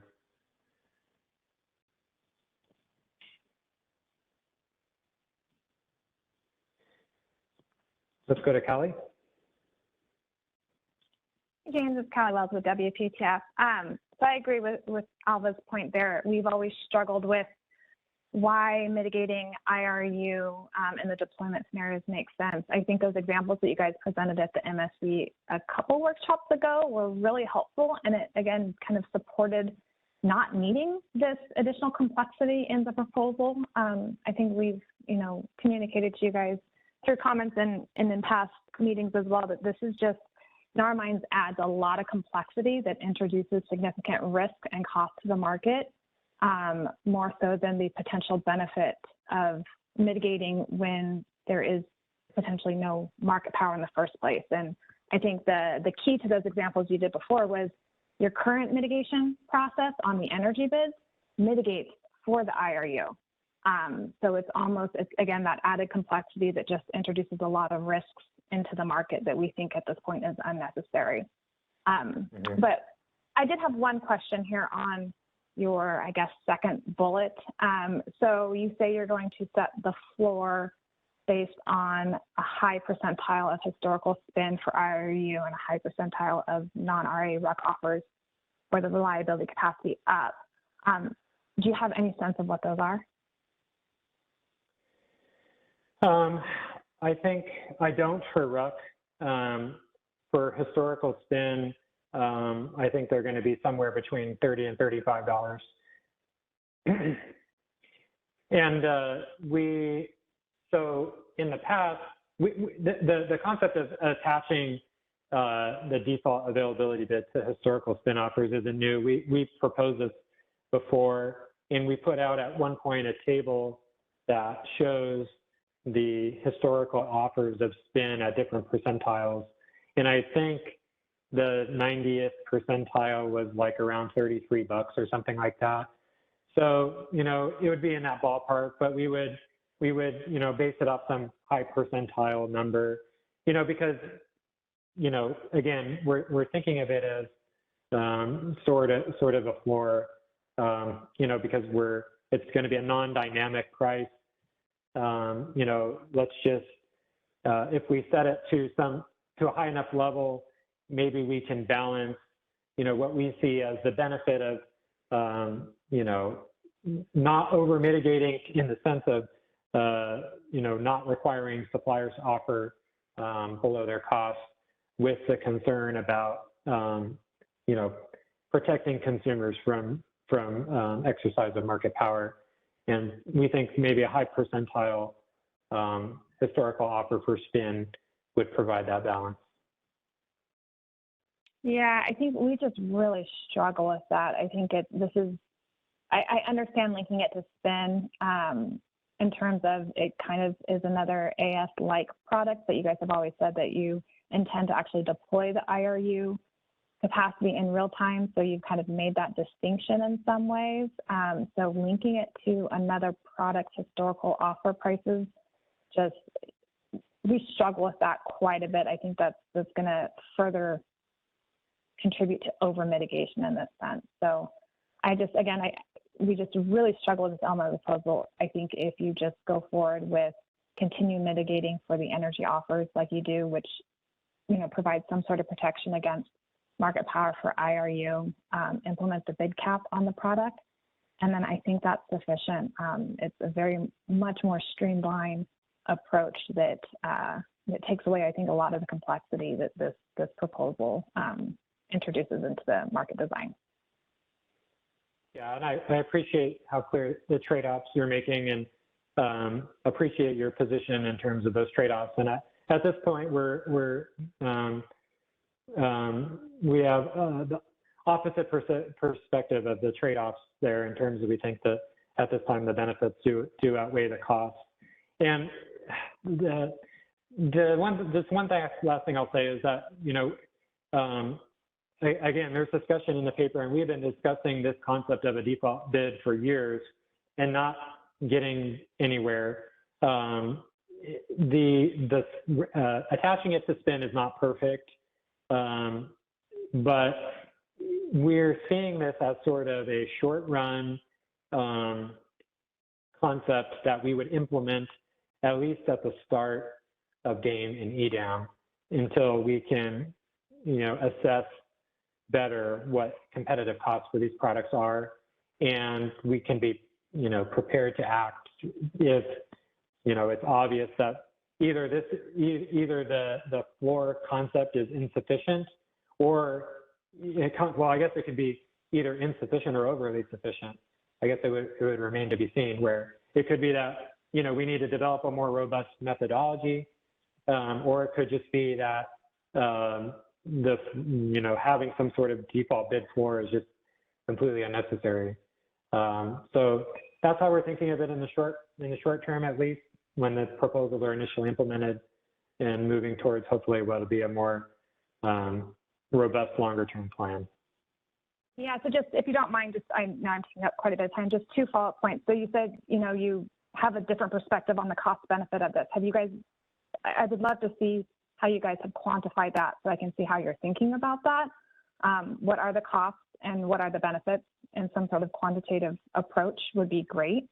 And then you said this is kind of your short run approach, and then you'll sit and monitor and assess the competitive conditions, and then if you need to, make adjustments. So, but it seems like you're almost starting on what I would consider the opposite end, whereas maybe the preferred approach is, again, do the streamlined bid cap, no mitigation, and assess, and you'll be able to get a better idea of what the competitive conditions and offer prices are when you just apply a bid cap. If you start with mitigation and this floor and all the extra costs and risks that people are now going to have to think through when they're offering to provide this product in the first place, you're not going to get a really clear assessment of competitive conditions, because you've already introduced a lot of risks and costs into the market from the beginning.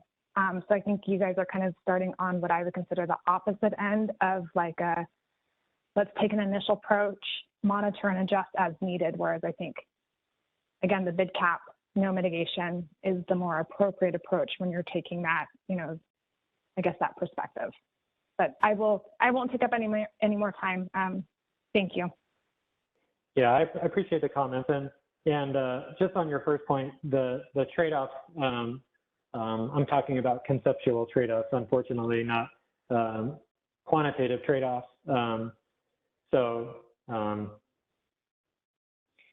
Just to make that clear.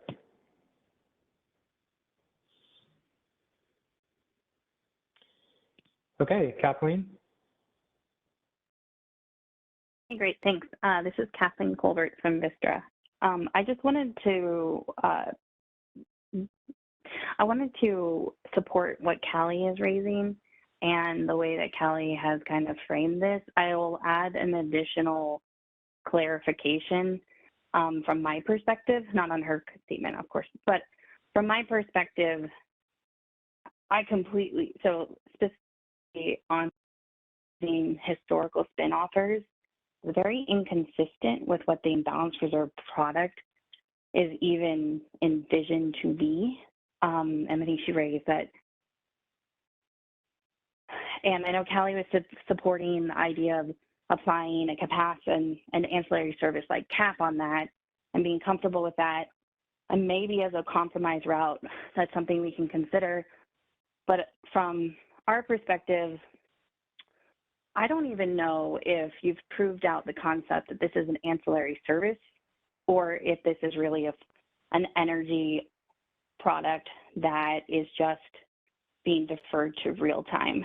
I recognize that it's a reserve and it's not quote unquote receiving an award, but it's not terribly different than a day-ahead energy award, but one that is a day-ahead energy award with a real-time price exposure by transferring it to real time.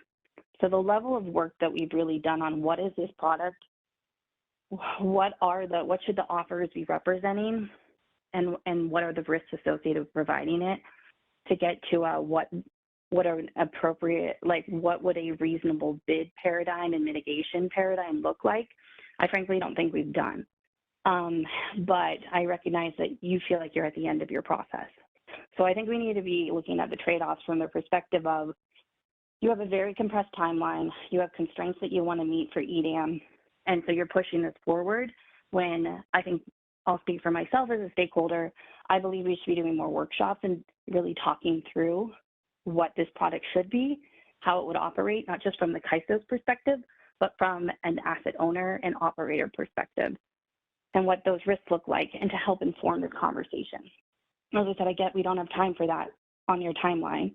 So I would ask the CAISO to be very, prudent and reasonable in what you propose. I think what Callie lined out might be a compromise approach, but I think we'll need to do additional iterations of this, because I'm not even sure you're formulating the product right in your mind and the way that we've been framing it. Because it could be an energy product where the 250 cap isn't an appropriate cap for this type of product. And we won't know until we start operating it and seeing how it works in the market, because we're not going to take the time to kind of put together a prototype, do any sandbox testing for this type of product. So I just wanted to add that additional context that there's a lot unknown.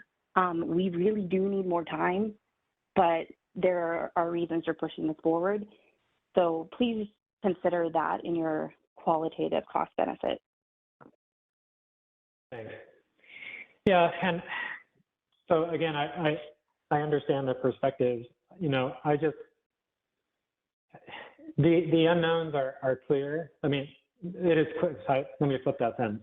It is clear there are unknowns, but part of that also is that it's unknown whether or not this product, could lead to, rampant exercise of market power from the beginning. And it seems to us that having some level of protection against that scenario as the products are implemented is worth,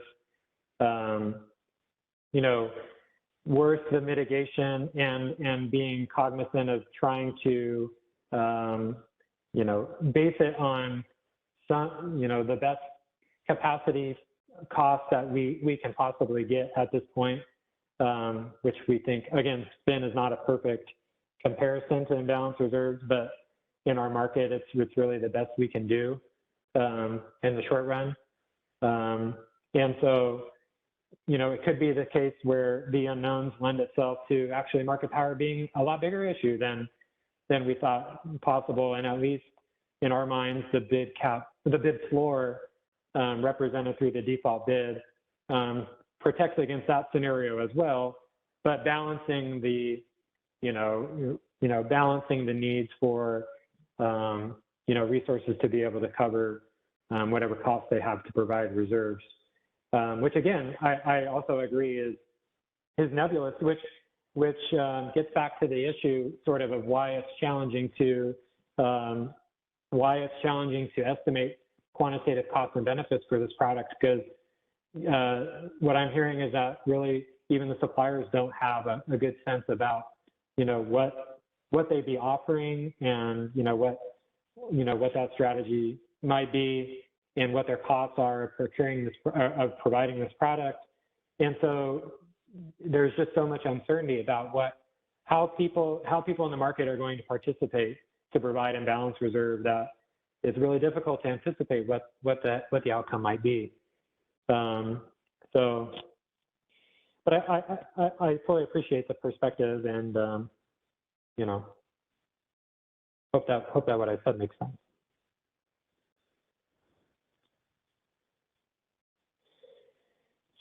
JK? Hey, James, it's JK Wang from PG&E. Thank you for taking my question. I understand we'll be on this topic for a while. I just have some quick clarifying questions for you. It seems my reading of the proposal is that the NPM for IRU or IRP is different from the market power mitigation to the reliability capacity. Am I right? So my reading is that basically we will have local market power mitigation to IRU, but because we do not have deployment scenarios in the RUC, so the market power mitigation for reliability capacity won't be the same method that would apply to IRU. Is that right? Partly. I think there are some nuances. So the method is actually the same if you're thinking the method is the dynamic competitive path assessment and three pivotal supplier method. That's exactly the same. IFM and RUC use the same network elements, shift factors, all that stuff. So the actual, transmission elements will be exactly the same between the two passes. But the proposal describes sort of four sequential processes where, today we have the market power mitigation path that applies to energy, which will extend to apply to imbalance reserve. And then in between IFM and RUC, we will run a market power mitigation path specifically to mitigate reliability capacity offers. So they're mitigated in different passes. The method of mitigating them is almost exactly the same, except for here we're proposing potentially different default bids between the two products. Where I'm presuming that the non-RA RUC offers at some high percentile will be lower than the high percentile STIN offers, such that the reliability capacity mitigation price, I think, will be a little lower. So I hope that clarifies a little bit. Yeah, it helps. Follow up on that. So first, I would like to confirm that did you just say that we will have the deployment scenario for the reliability capacity as well? Because I thought that we didn't have that, but I apologize if I'm wrong.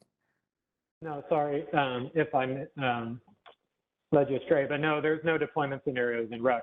All the RUC market power mitigation path does, it's the same exact optimization as the RUC, except it's using unmitigated bids. The raw bids that are submitted by participants, it solves the RUC optimization, identifies uncompetitive transmission constraints through the same process that we do in IFM. And then should any reliability capacity offers need to be mitigated, those become inputs into the RUC process. Okay, yeah. James, maybe I can interject. Go ahead, George. Yeah. George Angeladis.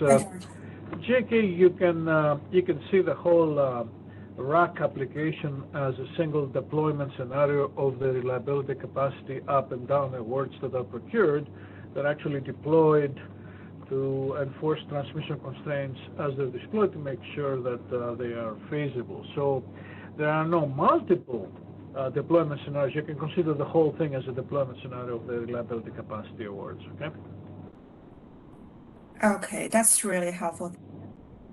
And James, can you please confirm that we will only have one market power mitigation path for both energy and imbalance reserve before the IFM?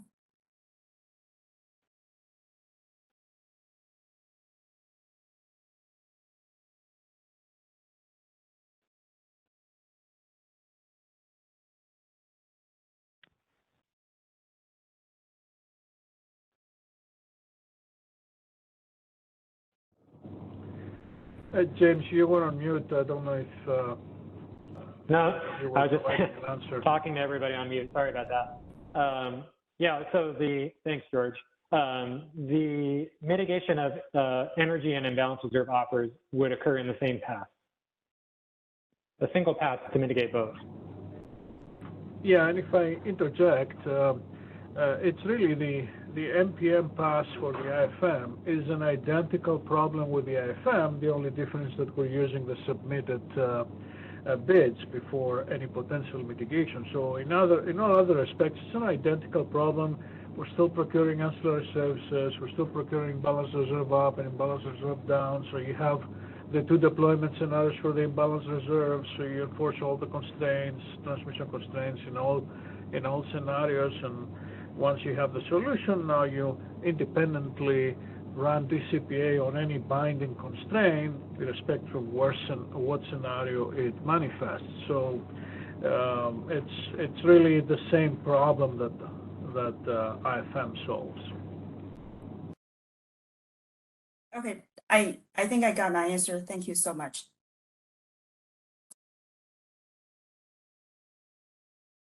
Thanks, JK, and thanks, George, for helping out. Let's go to the next slide. Okay, on the topic of imbalance reserve graduated penalty prices. So penalty prices are the mechanism for which sort of two things happen within our market. First, our scheduling run penalty prices establish the priority for which, if certain schedules or certain schedules need to be cut, or certain certain constraints need to be violated, what the relative priority of relaxing those things are. In the pricing run, also it establishes, what the relevant penalty price and the actual price formation will be. So in the previous proposal, we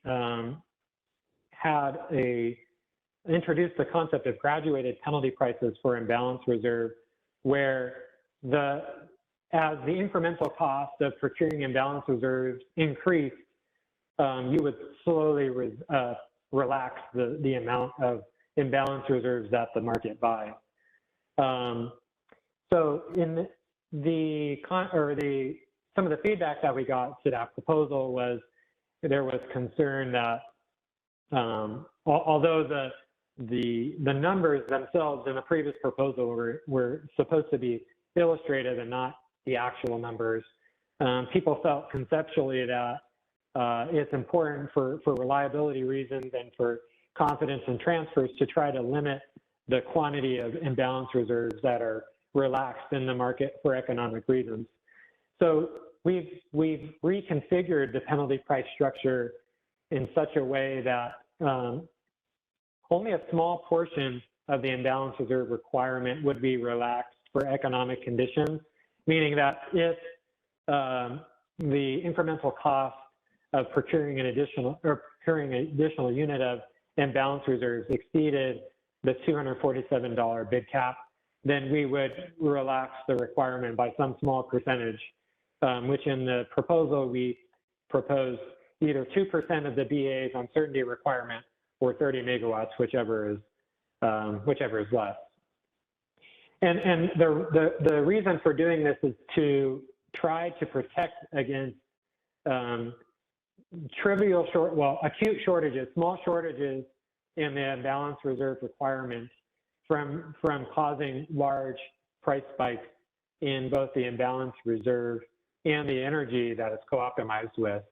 And so the market would relax the requirement for economic reasons for small quantities. Now, at the same time, it's important to point out that the scheduling run penalty price for imbalance reserves would be set in such a way where the value would exceed the penalty price value for low priority export self schedules, such that in the DAME and EDAM solution, imbalance reserve will be procured over procurement of or clearing of low priority export self schedules, so that the EDM BAs feel they have sufficient reserves ready to meet unexpected changes in load in real time. And the last point I want to make on this topic is that the procurement relaxation would be relative to the imbalance reserve requirement after the diversity benefit is considered in EDAM. So it wouldn't be based on the market calculated the uncertainty requirement calculated on an hourly basis, but it would be in net of the diversity benefit.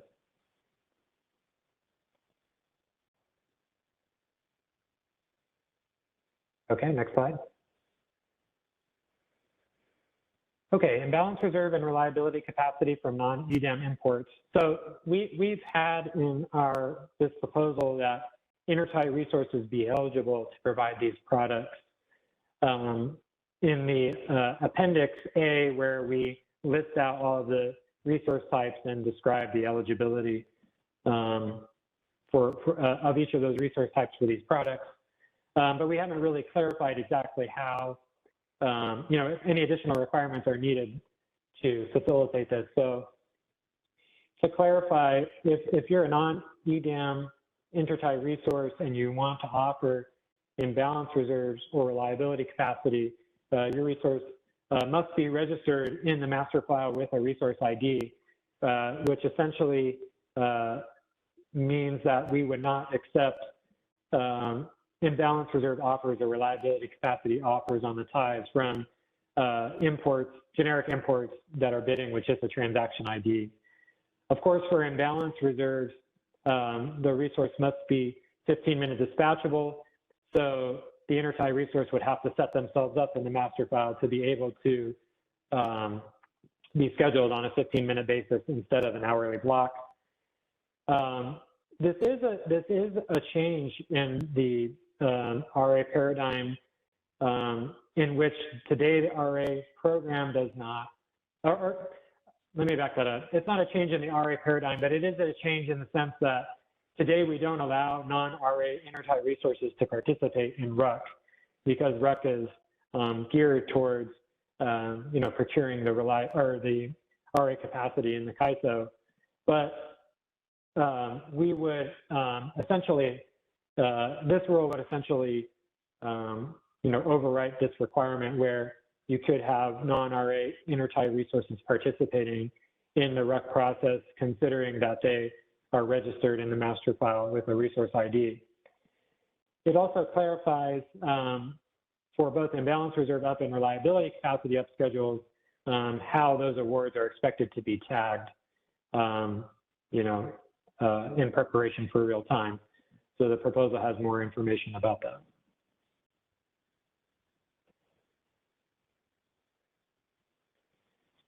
Okay, next slide. Imbalance reserve settlement of charges. So there's been discussion in some previous forums on this initiative about whether or not it's appropriate to settle the charges of imbalance reserves through a cost allocation or through a direct nodal settlement. This proposal confirms the direction we're taking at this time to settle charges for imbalance reserves through a cost allocation. We think that settling through a cost allocation aligns with how all of the reserve products in the day-ahead market and the flexible ramping products are settled through cost allocations. We attempt to align the cost allocation distribution with using the same cost causation principles that we use for flexible ramping product, which is to identify which market participants are driving the need to deploy dispatchable capability either in the upward or downward direction.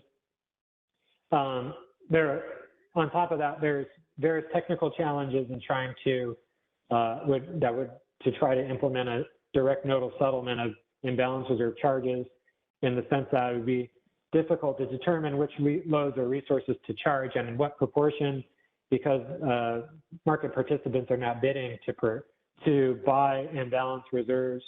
There's also complications with certain loads, are overlapped at certain locations, and so it's not entirely feasible to know in what proportion a certain load is driving historical uncertainty at certain locations and which load serving entities to assign those costs to. Finally, we acknowledge the potential impact on CRRs. We've discussed in the past that because the charges for imbalance reserve are not settled on a nodal basis, that essentially the market would not collect congestion revenues on flows caused by binding constraints on the imbalance reserve deployment scenarios, and that could potentially lead to smaller payments on CRRs because that congestion revenue is not collected through the settlement. And we had put in our CR section that this is something that we would evaluate and monitor as the game and EDM is first implemented to see if there are things that need to be addressed on this front going forward.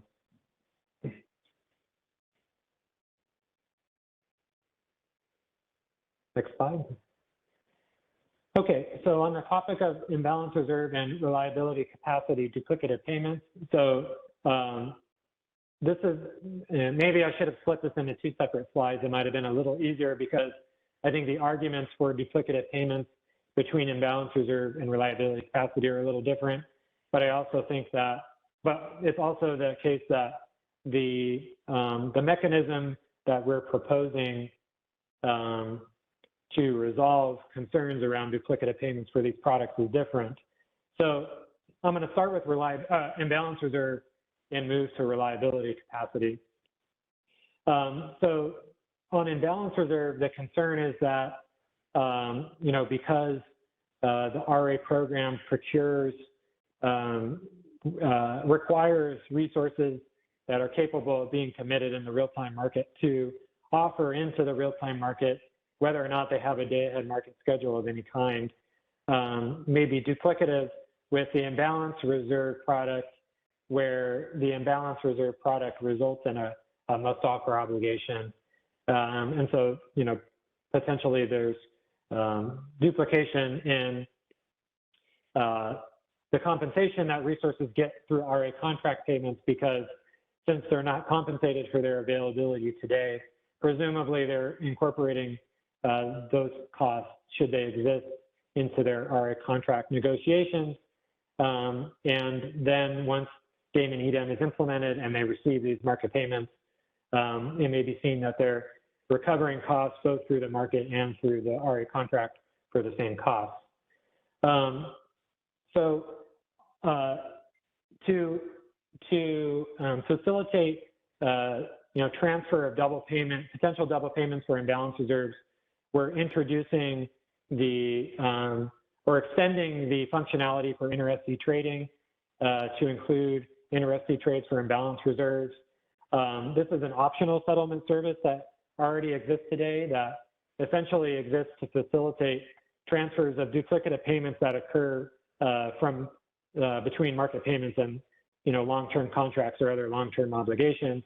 And so to the extent that an RA resource and RA supplier and an RA buyer agree there are duplicative payments, either in the short run as contracts, maybe get renegotiated to acknowledge the imbalance reserve product, or however the buyers and sellers want to facilitate these inter-SC trades, they can do so.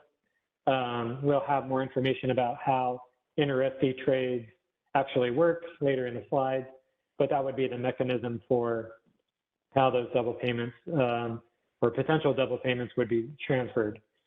Now, on reliability capacity, the arguments are similar, but not quite the same, in the sense that the argument goes that because the RA program requires resources to participate in RUC at $0 cost, that RA contracts that are negotiated, assuming that RA resources are not receiving any compensation from RUC, And so to the extent that there are costs for a resource to make themselves available through RUC, since they're not getting compensated through the market, those costs have to be part of the contract negotiation for the cost in the RA contract.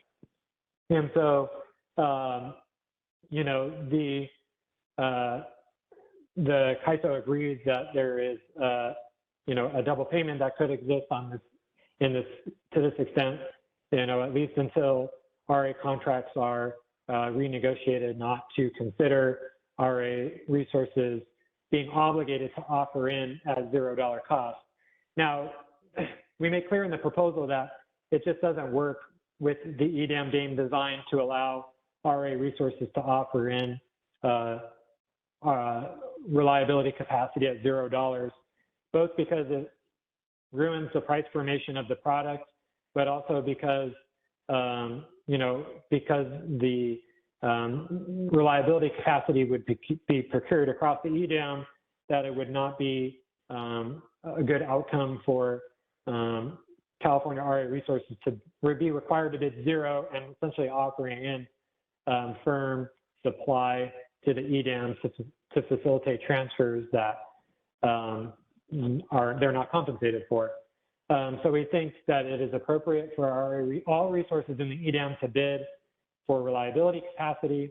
And so what we've introduced is a mechanism to reverse the settlement of reliability capacity awards on RA resources and distribute that revenue that's reversed back to the load serving entities that, back to the California load serving entities.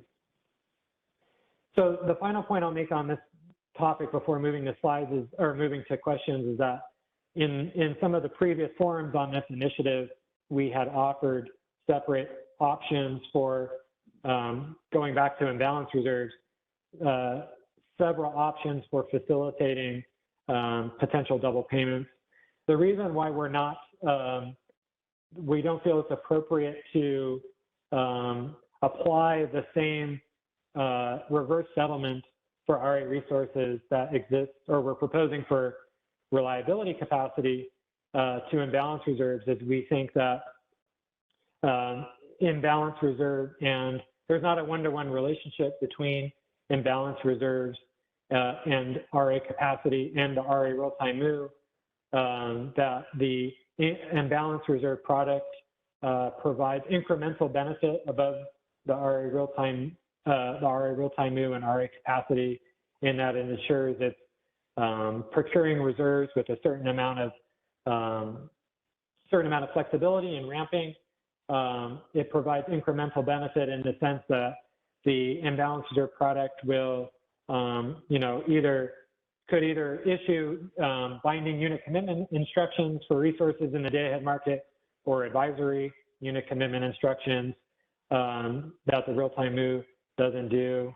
The imbalance reserve, it's also important to know that imbalance reserves also impact the actual energy schedules that are born out of IFM. And so energy schedules can be procured in a way that accounts for the flexibility that's needed between the day-ahead market and real-time market in a way that the real-time move doesn't guarantee.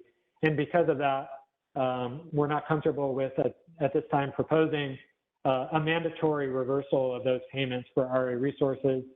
Instead, the inter-SC trading option allows you know, the contracting parties to resolve the double payment, or any potential duplicative payments, given the you know, the individual nature of the contracts and the resources. You know, they could use that option. Okay, I'll stop there and turn to questions. All right, let's go to Carrie Bentley. Hi, this is Carrie Bentley with the Western Power Trading Forum. So first of all, thanks for clarifying the specific mechanisms for imbalance reserves and reliability capacity. I think we support certainly the direction that you're going for imbalance reserves. On the reliability capacity settlements, though, I have a couple maybe more nuanced questions. So it says RA contract payments were negotiated assuming no market compensation. I mean, I think that's correct, but RA contracts are written assuming that any RUC revenues will be given back to the load serving entity that procured that RA resource. And it's that second piece that I think conflicts with the market design you have here, because I don't think WPTF necessarily disagrees with the idea that the settlements for RA resources should be distributed to load if that's what it is in the contract. But it's not that it should be distributed equally to load. It should be distributed to the LSC that purchased that asset. And I think in my mind, that's why it needs to be done contractually and not through the CAISO, at least not if you're proposing to do it in this distributed load manner, because load did not procure that RA asset, a specific LSC did. Yeah, so that question opens up a lot of possibilities, and it's a great question. So it's something that we've wrestled with a little bit. So let me just outline some of our thoughts. It may be possible to, well, first let's take the concept of we're reversing the reliability capacity settlement to RA resources and then distributing that bucket of money back to load on sort of a pro rata basis. So one of the points is that you're raising is it's not targeted in the sense that you are not, you're distributing back to load pro rata without consideration of which particular resources are used in RUC and which load serving entities are contracted with that resource. To go that extra step, it is a simplifying assumption. To go that extra step may be possible, but it would potentially be very difficult to implement a settlement mechanism whereby, if you have an RA contract or an RA resource that's contracted with multiple load serving entities, how do you know which load serving entity is entitled to the reliability capacity that's awarded? Now maybe you can do it on a pro rata basis depending on how much RA capacity each LSC has on that resource, et cetera. I think conceptually it may be done, but we thought in discussions of how we would actually design the settlement, thought that it was too complicated for the merits. And in the sense that unlike imbalance reserve, it's really almost all RA capacity is considered in RUC, and therefore there are not really any particular attributes of RA capacity that make a pro rata distribution, in our mind, completely unfair. Maybe like they could for imbalance reserve, where you could say, well, hey, I'm a load serving entity that procures a bunch of flexible resources and I just get a pro rata share, but that doesn't account for all of the procurement decisions that I've done. Maybe for RUC, that distinction between the types of capacity isn't quite there. Well, but I'm curious to hear your response. Yeah. Yeah, I mean, no, I agree with you. I think it would be a little silly for the CAISO to do it, just like now it would be silly for the CAISO to do that, which is why all RA contracts, they weren't negotiated assuming no market compensation in RUC. They were written so that if RUC compensation ever happens, the supplier gives it back to the load serving entity. So that agreement is already in all RA contracts. Like you could look at the standard WSPP contract, which you should have a copy of, and you could see in there if the supplier gets paid a RUC payment, then they have to go and turn it back to the LSE. So this mechanism that you're proposing already happens contractually. And so the other thing that happens contractually that makes this a little bit more complicated is that RUC is combined with real time for BCR purposes. So there are some resources out there that heavily rely on BCR. And what happens in those contracts is that section is augmented where they return RUC revenues over the amounts needed to make themselves whole. And that's been really efficient and already done. So I just don't think, I mean, it's not a deal breaker for WPTF. I just don't think you need to do this because it's already handled more efficiently in contracts. And really the CAISO only needs to get involved and design markets around things commercially when it's more efficient to do for the CAISO to do it. And in this case, I would argue it is much less efficient for you guys to get involved in this because the commercial standard already exists. Yeah. So to summarize your position, essentially is that the CAISO should not get involved in the true up of the REC settlement and just let the contracted parties take care of that. Yeah, because you may end up causing more contract renegotiations with this clause than less, because it already is handled contractually. So depending on the way you design this, people may have to actually rejigger things. So I think it's just easier to leave it alone, and load should be happy and supply should be neutral, because that's how things are today. Okay.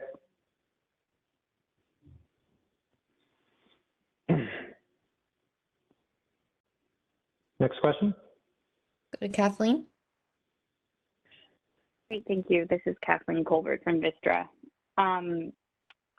Just following up on the conversation about the RUC participation rules. So, you know, today, I think we're all on the same page as today. There's a real-time MU in the RA contract. I think Carrie's has added some extra good additional details on how those contracts are done. My belief is that even with this policy change to move to a RUC capacity, to call this reliability capacity instead of RUC, that in concept it really is still RUC. And so most of the elements of any contract is still going to apply. And I think that the other element of the RA obligation that is still going to remain is that there will be a real-time MU in that contract. And so I am very skeptical that by you proposing this reliability capacity and saying, hey, this will give a real-time MU, that it won't just be viewed from a regulatory perspective as incremental. I think that you think it might replace wholesale the real-time MU, like this would become the mechanism for the real-time MU. I have not personally heard a consensus from the regulatory side that is palatable. And so, you know, my expectation, if this were to be implemented, is that this might produce some incremental real-time MUs, same as RUC today, but that the real-time MUs will be incorporated in the contracts, and Carrie spoke a lot about that, so I'm not going to belabor it. But so with that context, that is an assumption that I am making. I think it would be helpful to know if that is an assumption that the CAISO shares.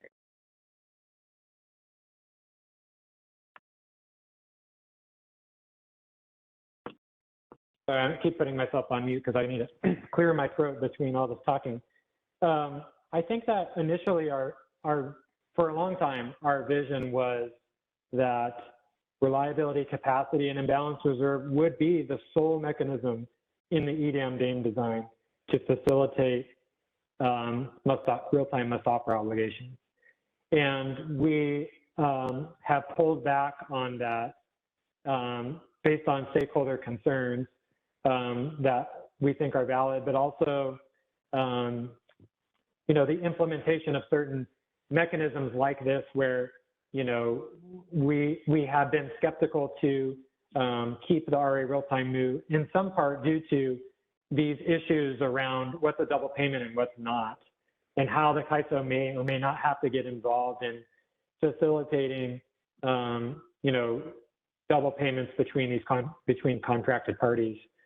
So I think that, you know, going forward that, you know, the resource adequacy real-time MU that exists today, we propose to keep in place as it exists, that the real-time must-offer obligations associated with receiving a reliability capacity award would be an incremental obligation for the resource beyond just their standard real-time MU, in the sense that they have to offer reliability capacity awards as economic energy in real time. Now, they may have offered economic energy in real time anyway without a reliability capacity award, just in compliance with their real time MU, but maybe they would, maybe not. So in some places the line from my perspective is fuzzy, in which I think there's overlap in some places, but increments and incremental benefit in other places. I hope that helps a little bit. I think that does help, James, and I appreciate you unpacking your thoughts there. So I want to say thank you for that. I also appreciate you like acknowledging the evolution of this, as a lot of positions have been brought forward to you and the CAISO staff.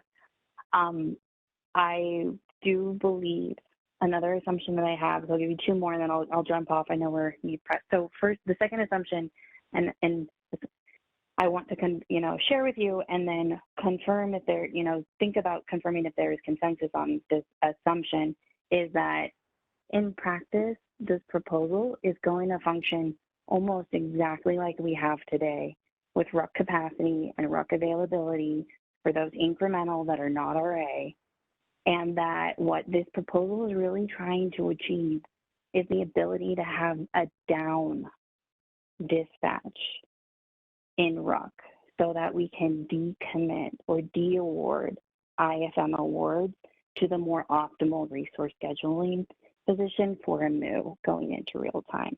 That will be a better real-time signal, right? A more accurate amount of MOO going into real time. That is my second assumption of what this is really doing. Do you share that opinion? Yeah, I agree with those points, because I think reliability capacity up is just a new name for RUC availability. It's no different. So in that sense, I agree. It doesn't change the paradigm. How the paradigm changes is exactly what you said, that the RUC product would move in two directions.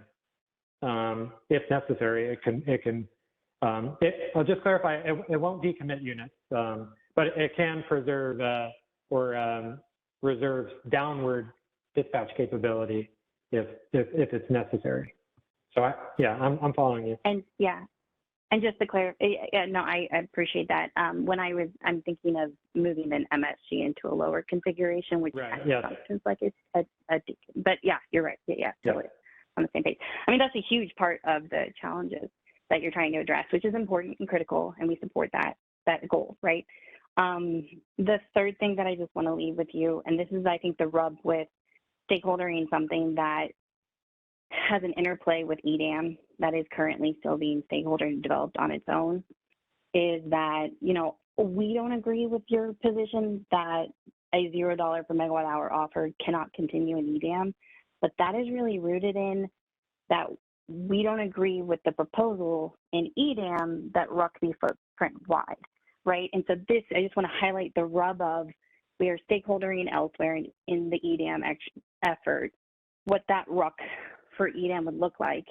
I know the CAISO's position is footprint wide, and if your argument wins, I can understand why you're raising this point here. But I think it's fair to acknowledge that there are other arguments than other positions on the table, including that it not be footprint wide, and that it be a BAA by BAA run still in EDAM, and then this concern wouldn't be present. So I just, for the fullness of showing this picture, would ask if you don't mind acknowledging that it is an assumption that is still being debated, and depending on where it goes, the position that it cannot continue could change. Yeah, so I want to try to avoid getting too deep into EDAM design details, but I need my follow-up question would just be, when you say RUC be run on a BA basis, you're basically saying that the IFM is co-optimized over the EDAM footprint, including facilitation of transfers, but that when you get to RUC, each BAA runs their own RUC that excludes transfers, so that you are procuring only incremental or decremental supply within your own BAA. Is that the distinction in the terminology? Yeah, and to be clear and just be fair, in our vision of EDAM's RUC is that it would be in other areas could decide if they wanted to run a RUC run on a BA level, but that the purpose of, and this is another like core assumption, right, is the purpose of this run is to ensure that there is enough generation to meet a specific area's RA obligation. And I don't believe that's fundamentally changing in the future. And so that's a big part of why we don't believe that the RUC should be on a footprint-wide basis. But if other areas want to run an backstop to a forecast with their internal gen, and they should very well be able to opt into that service. You have the capability. But if you do this on a footprint-wide basis, you're right.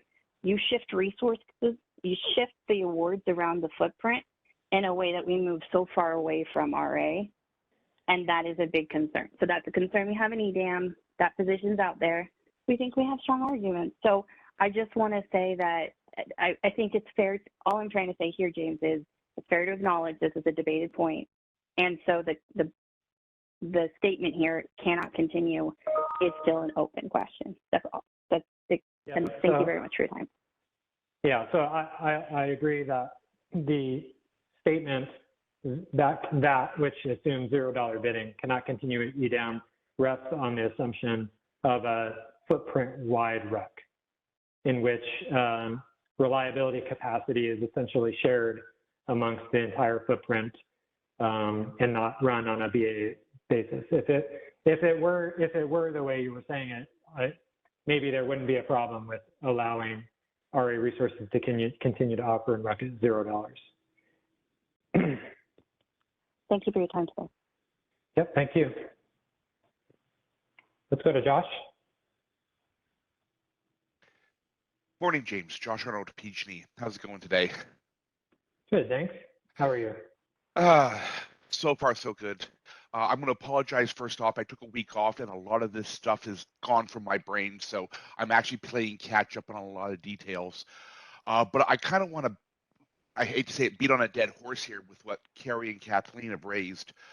I very much agree with Carrie. I think this reversal of any possible RUC payments to distributed to load is utterly inappropriate, and I don't think it's actually the CAISO's place to even suggest this.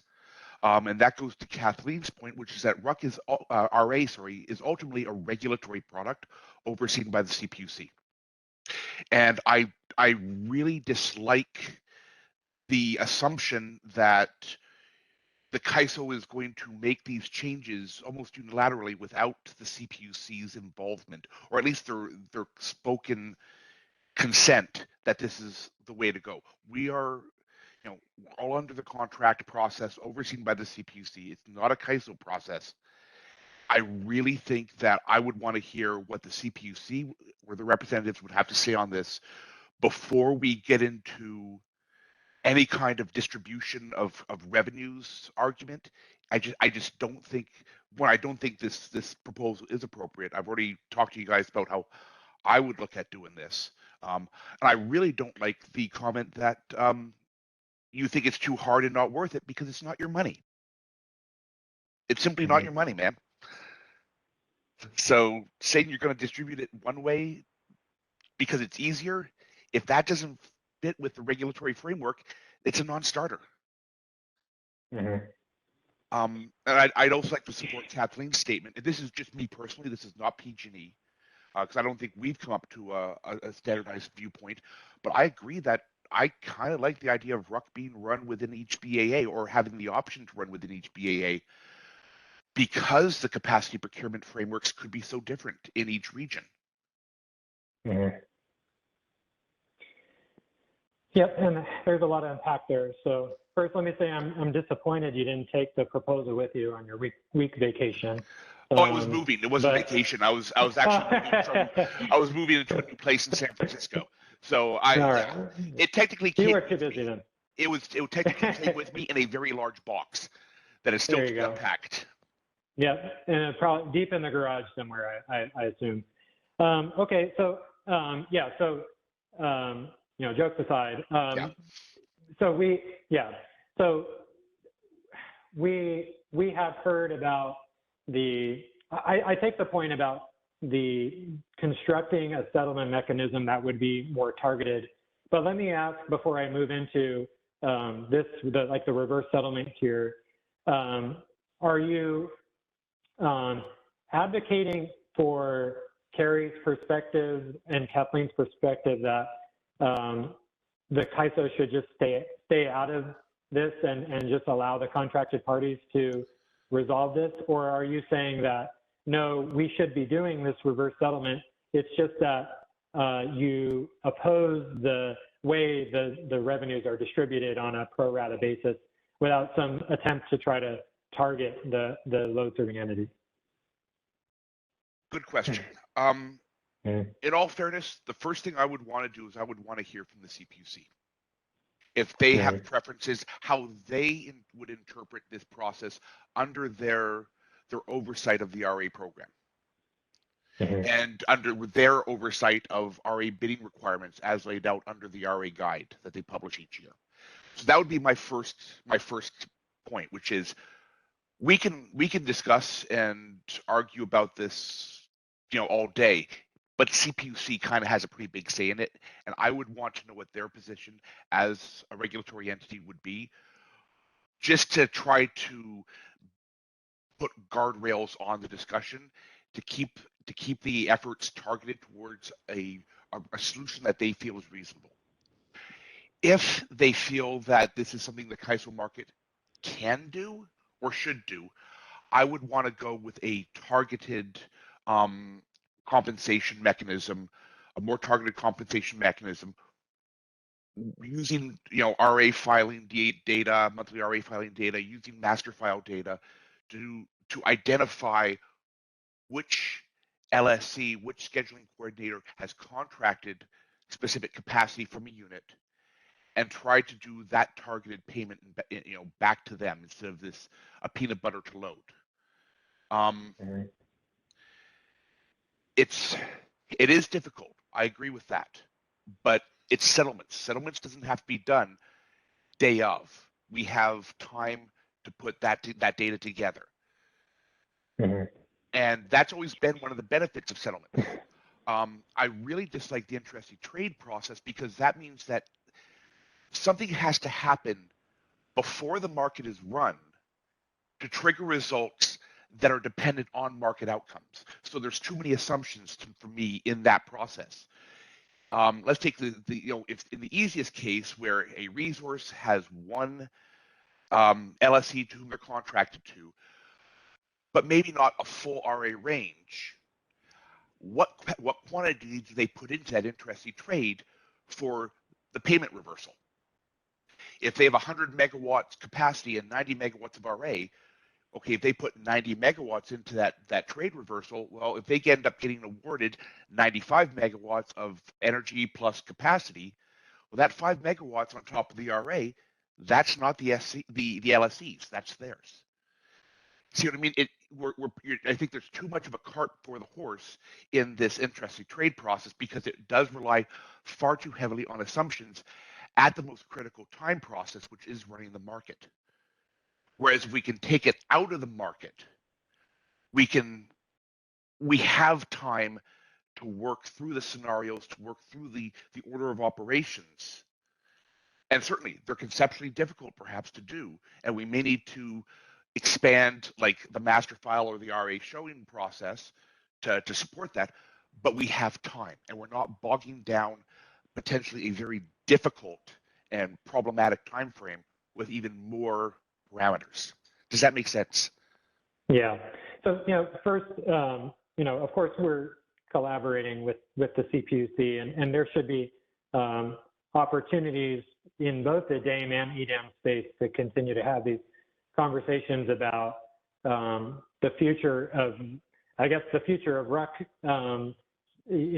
that maybe some of these assumptions about $0 bidding can't continue in EDAM rest on assumptions that we've been taking for granted that certain parties don't agree with, and maybe that requires a change in design. I'm not sure, but of course, that's something we all need to collaborate on.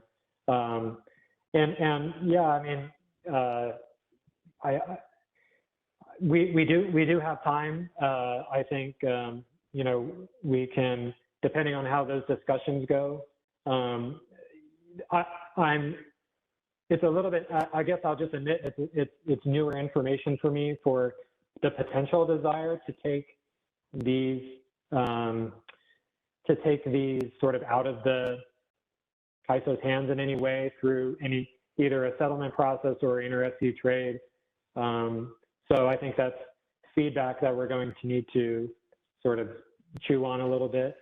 And we're at this point not exactly sure what our role needs to be in order to make this palatable to all parties. And we're certainly willing to be flexible in, what people think is the most efficient option. Yeah, I agree that this is not a very fun place to be, but I hate to say it, I do think that we, as an organization, as a community, let me rephrase it, as a community of all stakeholders, yourselves included, I really think there needs to be discussion, perhaps between yourselves privately and the CPUC, to figure out what those guardrails are. What direction should this be going? I don't think we're going to come to an effective, timely solution to this without their input in some way because of their role overseeing RA. So thanks for that. Yeah, thank you, Josh. Let's go to Doug. Hi, this is Doug Bochignone with Flynn Resource Consultants. Just wanted to follow on these comments. All of the RA contracts and PPAs that include capacity attributes that I've seen, allocate the revenues to the buyer, related to, any attributes from the project. So I'm thinking, I'm not understanding why this is needed. I can only assume that perhaps there's some older contracts where this wasn't addressed, and maybe this is trying to deal with that situation. But it seems to me that if this is, well, for that first bucket where it's already been addressed, I don't see how this could work because there's already a contract between the parties that obligates the seller to take those revenues and give them to the buyer. And if now the ISO is going to step in and somehow confiscate those revenues and allocate them to all load, that I think would be a big problem for all the buyers who thought they were going to get something else. I just wonder if maybe this could be changed to only apply in the circumstance where it hasn't already been addressed in the contract. But even there, I just wonder, how extensive is this issue? Are you designing a whole settlement process for, one resource or 10 resources? And is it really necessary? Yeah, so kind of like I said to Josh, I think some of this is the ISO trying to find our place in facilitating what needs to be done. And maybe the right role is no role if the contracting parties feel that it's more efficient and effective or duplicative for the ISO to try to step in and facilitate what may be duplicative payments. Kind of adding on to your question, though, our vision has been in the long run that your statement about capacity attributes, revenues from capacity attributes of these contracted resources being returned to the load, seem in a market where resources are actually bidding to provide the capacity product or the reserve product based on their costs, seems counter to price formation and just to general market participation from my perspective. That how does a resource that is contracted, has contractual obligations to return revenues from certain products, actually engage in participating in bidding for these products? And it seems that with the introduction of potentially non-zero reliability capacity offers from RA resources and non-zero imbalance reserve offers where resources are, competitively bidding, presumably based on their cost of providing these reserves, that the incentive for them to participate in an honest way for those products may require in the long run provisions that don't exist where they're returning these capacity attributes back to the load serving entity so that they're incentivized to maximize their participation in these products. So I think there's a little bit of a longer run question here also to be answered about what's the role of long-term contracting and who deserves who should receive the revenues. And we've been saying that, in the long run, that if resources are receiving market payments for reserve attributes, and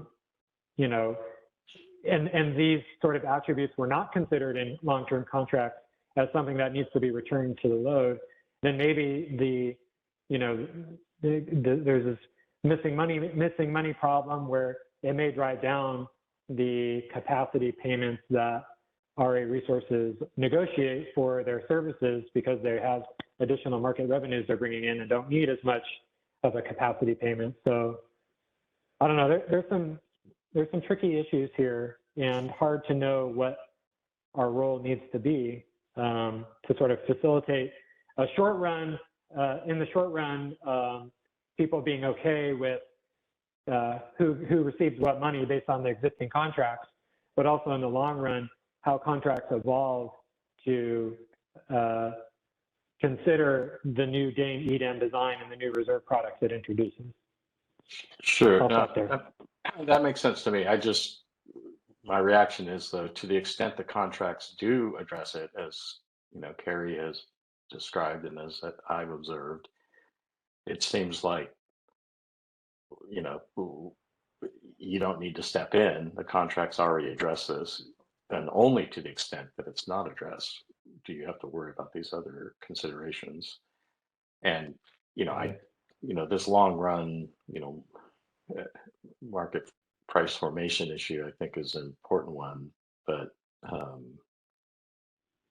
you still have to deal with what the contracts actually already address, and I think you don't want to step on that. Yeah, and I think that's one of the benefits in our mind of the inter-SC trading functionality is that because we don't know, we don't have privy to the contracts, and the option leaves it up on a contract by contract basis for the contracting parties to a mechanism to potentially resolve duplicative payments that others have pointed out maybe they could be resolving themselves outside of any ISO system, but it may be an option for facilitating for those people that do feel they have duplicative costs to facilitate that. But I guess I'm with Josh, though. I think for this type of product, the inter-SC trade would be difficult because you're having to anticipate it in advance. And if you can work out the arrangements, I mean, the SC trade implies that the two parties have agreed on how to do the allocation. And if you can get that agreement, why not just do the allocation when you have the actual settlement data? You don't even have to bother with the trade. Mm-hmm. Yeah, all good points, and I appreciate all these perspectives. This is very good. Thanks, Doug. I saw Carrie's hand pop back up. Carrie Bentley again with the Western Power Trading Forum. I just want to say you seem to fall down a crazy rabbit hole a little bit, James, there in the end. And I thought I had two responses to that. One, don't try and connect the energy market revenues too much to an RA bilateral market. RA bilateral market prices are more tied to capacity margin than almost anything the CAISO could do. So you'll drive yourself nuts if you start thinking about how every little incremental payment in it in the energy market might impact RA. Like, the bold truth is it just probably won't. So no need to drive yourself nuts with that thought. But then two, I think your point about long-term, signals is a good one. And that's why we've been advocating, especially with the advent of EDAM, of having an EDAM California specific call. So this is my, I don't know, once again, once per call WPTF plea to please have a California specific working group on all these issues as it relates to EDAM, so we could talk about these things, and then you can go down the rabbit holes and we'll all go down them with you.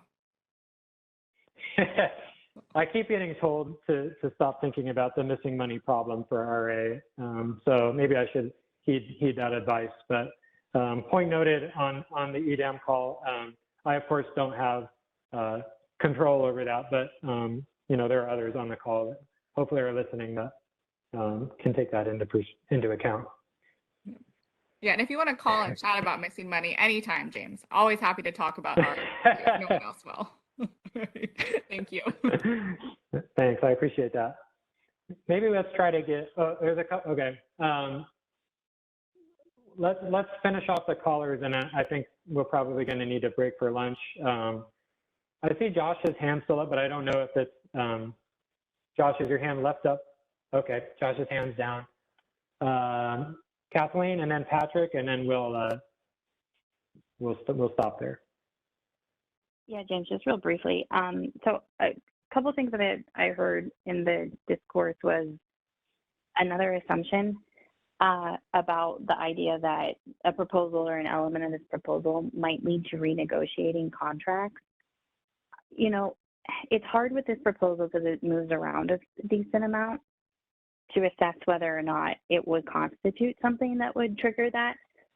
I wanted to share with you at this point that I'm not convinced it would at this point.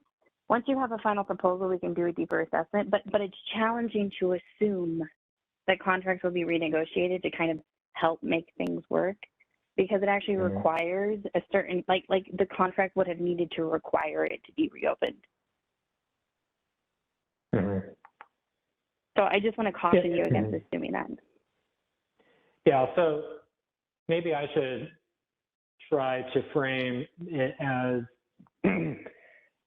the contracts will be renegotiated, which I also don't expect, like,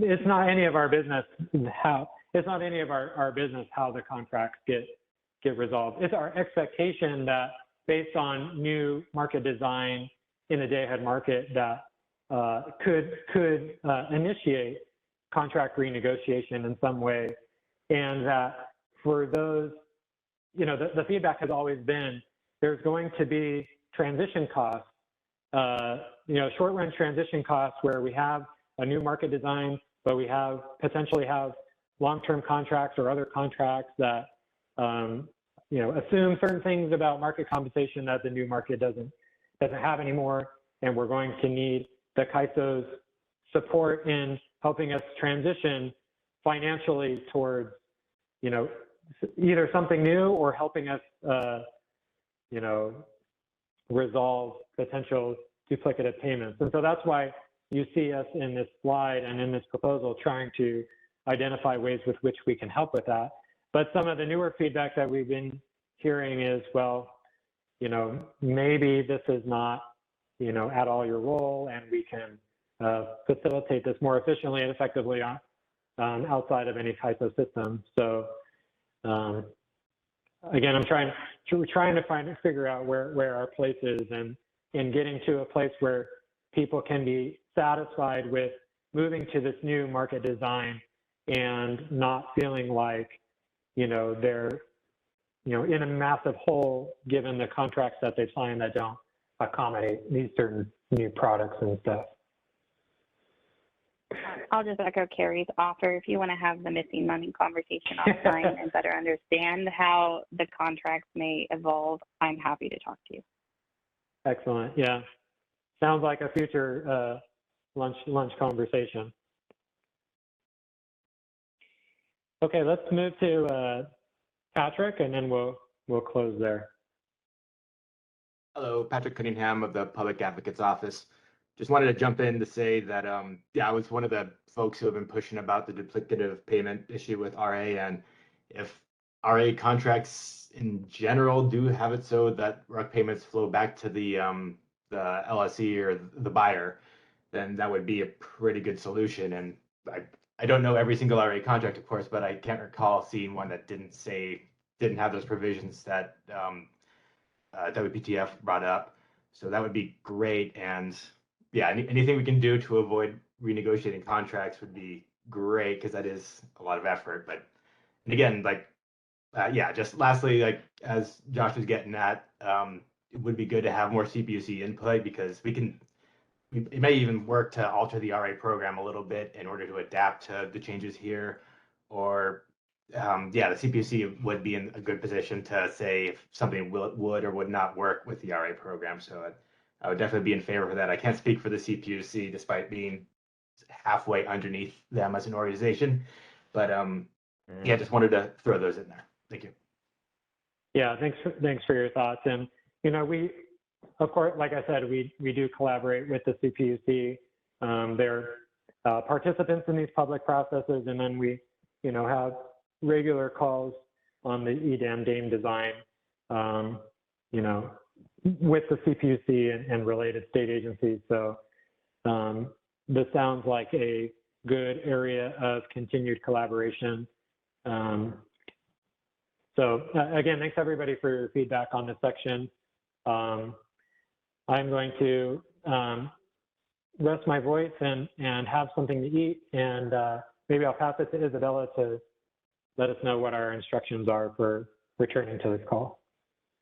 Yeah, thanks, James. So I think now is a good time to break for lunch. We'll come back at 1 o'clock and pick it up from there. So thanks, everyone. Enjoy your lunch.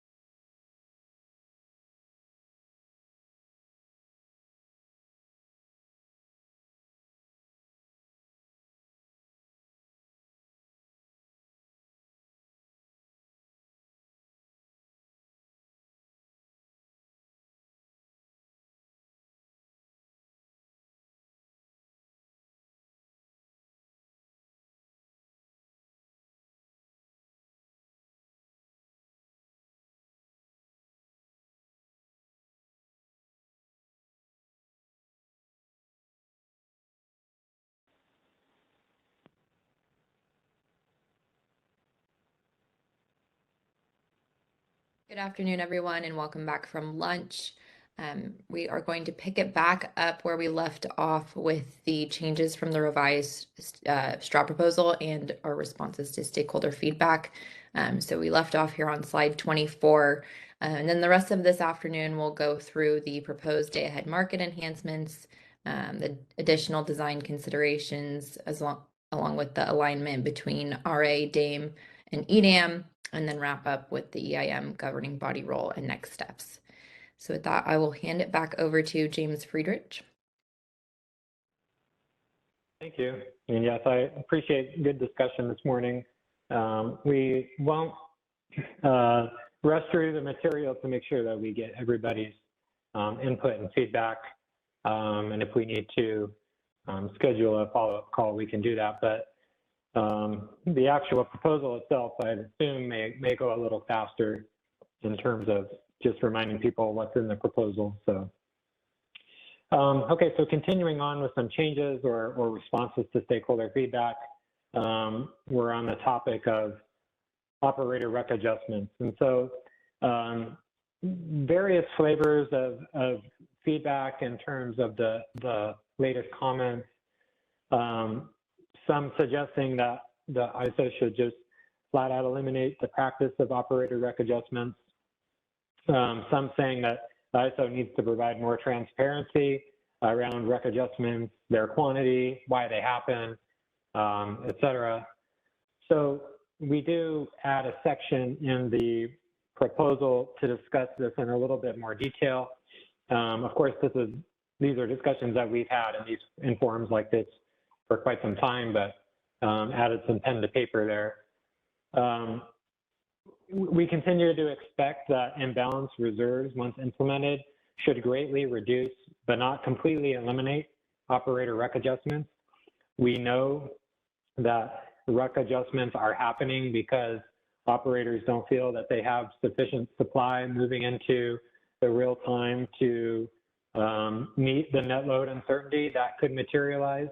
And so having more resources online or available through the RUC process helps give them assurance that they have sufficient supply to meet unexpected changes in load that could occur.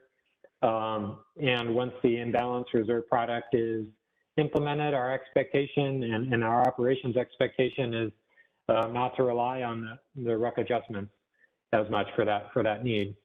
That being said, we're also aware, and we've communicated with stakeholders, that REC adjustments can happen not just to procure for net load uncertainty, but also in certain situations, operators may feel that there are additional operational risks with which, procuring more and possibly committing more resources in REC may help resolve, things like the risk of wildfire in terms of, what that might do to solar generation or potential impacts on, outages to key transmission elements or resources that's sort of beyond the scope of what our contingency reserves provide, or just to, in the case where we might be expecting contingency events to happen, sort of as a replacement reserve for,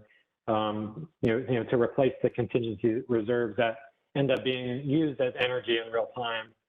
And so, these sorts of adjustments should happen much less frequently and in much less magnitude.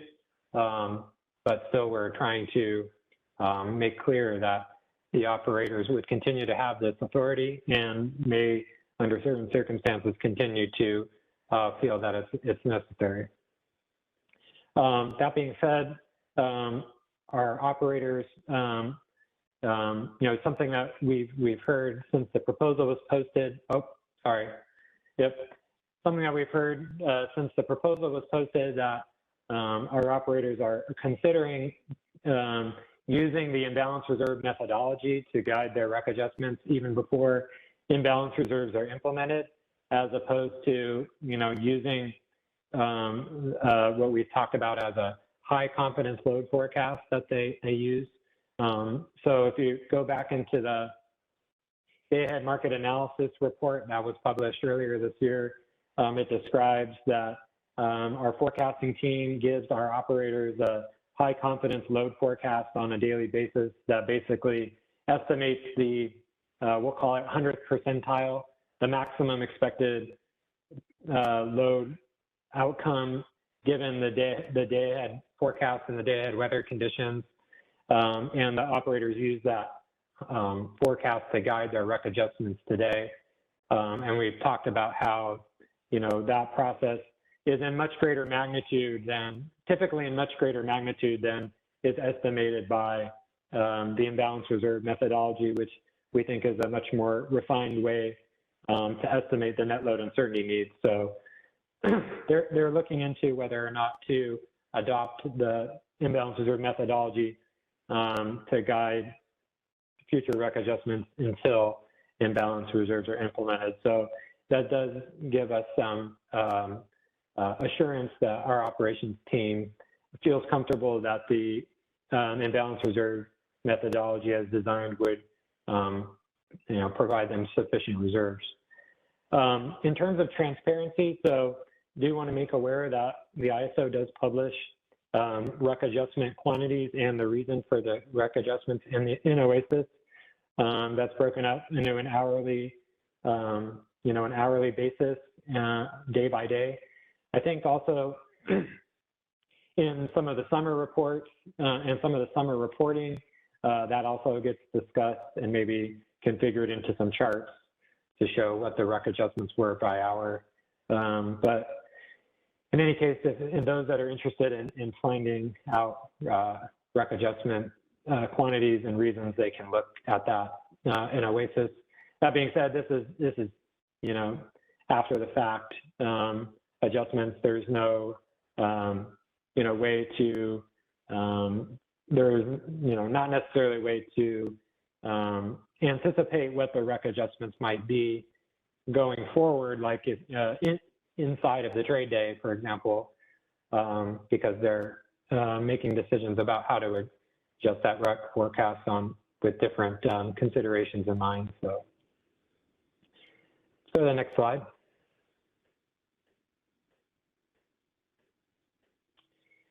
Incorporating energy costs into upward capacity procurement. So this section describes our proposal to set a real-time offer cap for resources that are awarded imbalance reserve or reliability capacity up. There's some opposition in the stakeholder comments to this proposal. One that some stakeholders feel that it's inappropriate for the CAISO to be restricting the bid price for suppliers in real time. Also, just some skepticism, people wanting more detail about how the real-time offer cap would be decided. So in the last, I think at the MSC meeting that we had a few weeks ago and a previous stakeholder workshop, we provided some more insight into the potential methodology that would be used to set the real-time bid cap. And we're preparing a companion report that publishes the analysis of all of the different combinations that were tested in trying to come up with what we think is the best method to capture what the objectives are. Also, to make clear that the real-time energy bid cap is not intended as a market power mitigation measure, as some assumed in the comments. The objective behind the bid cap is simply to try to prevent resources with high energy costs from routinely receiving upward reserves. And then when those reserves are actually needed, they're not, they're providing expensive energy and they're not the ones that are actually used. So it'd be better to have, in some way, assurance that the resources that we procure reserves on are actually the ones that if uncertainty materializes in the real time, they would be the resources that we would rely on to dispatch the incremental or decremental energy. We'll get into that discussion in the later slides. Next slide. We have clarified variable energy resource eligibility for the new products. Variable energy resource is a term to describe wind and solar resources that don't or that may not be able to control their output. They're sort of non-dispatchable. And in relationship to that, we have made changes to the reliability capacity cost allocation and the reliability capacity no-pay settlement to facilitate these changes. Essentially, we continue to think that variable energy resources should be eligible to provide these products, given they're technically capable of providing them, and these scheduling coordinators can, if these resources want to assume the risk that comes with bidding and providing these products, that if they're capable of do so, they should have the ability to. The concern, however, has been that we don't want to be holding reserves on a VER resource above the resources forecast. And so what we've proposed is that the energy and reserve awards would be capped by the VER forecast, both in IFM and RUC, such that in IFM, a VER resource could not receive awards for energy or upward imbalance reserve up in excess of their forecast. And similarly in RUC, they would not be able to receive energy plus imbalance reserve up plus reliability capacity up in excess of their forecast. The second sub-bullet, consistent with EDAM rules that require bids for resources shown in the resource efficiency evaluation. In the EDAM, VERs are now be required to provide reliability capacity bids consistent with their VER forecast, so that the resource can be considered within the RUC process as physical supply that can be used to solve the RUC optimization. It's also, we think that that's necessary in its own right, but also in connection with EDAM, because VER resources are proposed to be counted in the resource sufficiency evaluation up to their forecast, that it's consistent with the EDAM bidding rules to require the VER resource to provide reliability capacity of bids consistent with their VER forecast, because that's what gets considered in the resource efficiency evaluation as physical supply. And in combination with these changes, we had to adjust some of the settlement rules. For example, we've removed the VERs from the reliability capacity up and down cost allocation, because we're no longer adjusting the RUC procurement to account for underscheduled or overscheduled VERs. Rather, we are requiring VERs to participate in the RCU-RCD process using bids.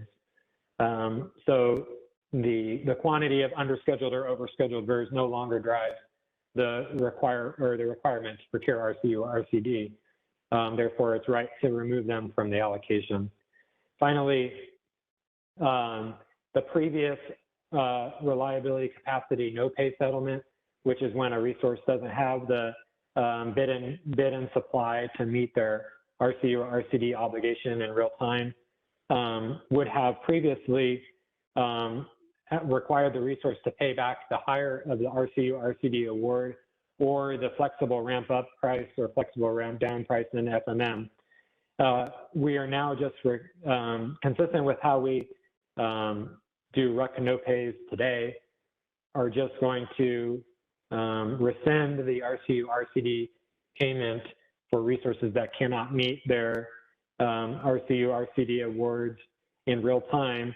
And this especially applies to VERs, because if we require the VERs to have reliability capacity bids up to their forecast, and the forecast is wrong, or they're not able to produce up to the day-ahead forecast, then at best, this reliability capacity settlement just takes back the reliability capacity award that they're paid. And so on a net settlement basis, they're no worse off than receiving, having not received a reliability capacity award. But then, of course, if they are able to produce up to their forecast and they can provide the correct amount of supply to support that, then they can keep the reliability capacity payments. Okay, question in the queue. Let's go to Carrie. This is Carrie Bentley with the Western Power Trading Forum. Two quick questions. First, is this all VERS or resource adequacy VERS? That's a good question. I've been thinking of it as all VERS, but if you have a reason we should distinguish, maybe that'd be helpful. Well, I don't think anyone besides an RA resource actually has an obligation to bid into any market. You know, your generator, your PGA or participating generator agreement just says you have to be available if ED'd, but there's no obligation to bid in any market, including RUC, unless you're RA. So that seemed a little odd to me. Mm-hmm. Yeah, maybe we need to think more about whether this should apply to all VERS, participating or RA. I don't think I thought about that, but it seems like a good point. And then second, did you consider at all changing the RA must offer obligation for VERS in the day ahead? We put in comments on this and presented some data from DMM or maybe Guillermo that showed how, you know, at first maybe it made sense not to force wind in particular to offer into the day ahead because the error in their forecast was so great, but that their error now is on par with, you know, load and other resources, and it's been coming down significantly over the years. So it seems like maybe you don't want to blow up this initiative with that, but whether you considered you know, requiring RA VERS not just to bid into ROC, but to also bid into the IFM. So that's an interesting comment that has not come up in our discussion.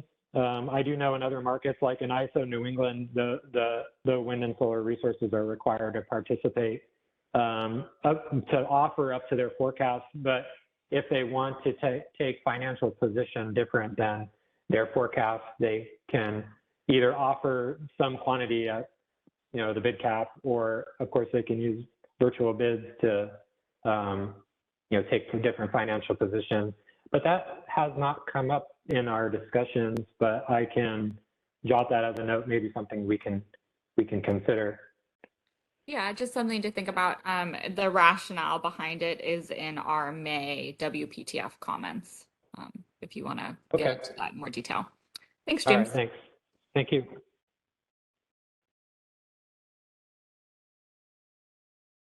All right, let's go to Alva.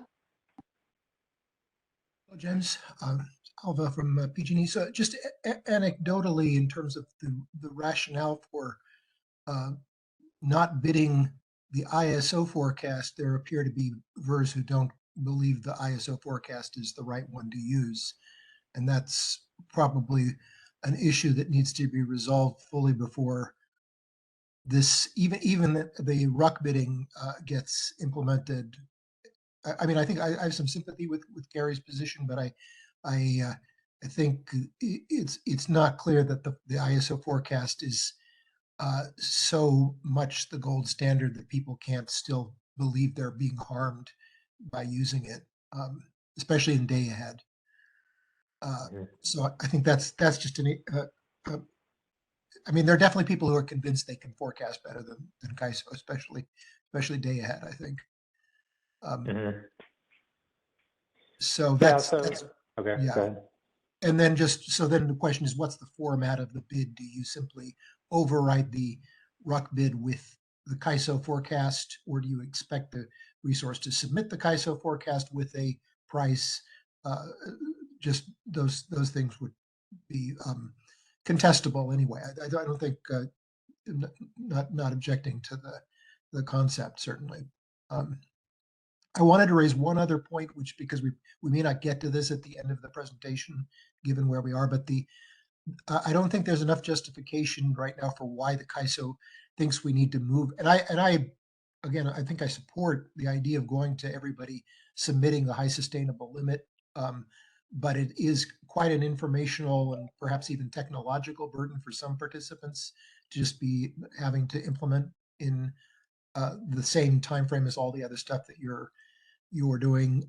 So just I think a good rationale within the context of DAME is needed when that's really a real-time forecasting enhancement. So that that was my other comment on the VERS. Thank you. Thanks. Yeah.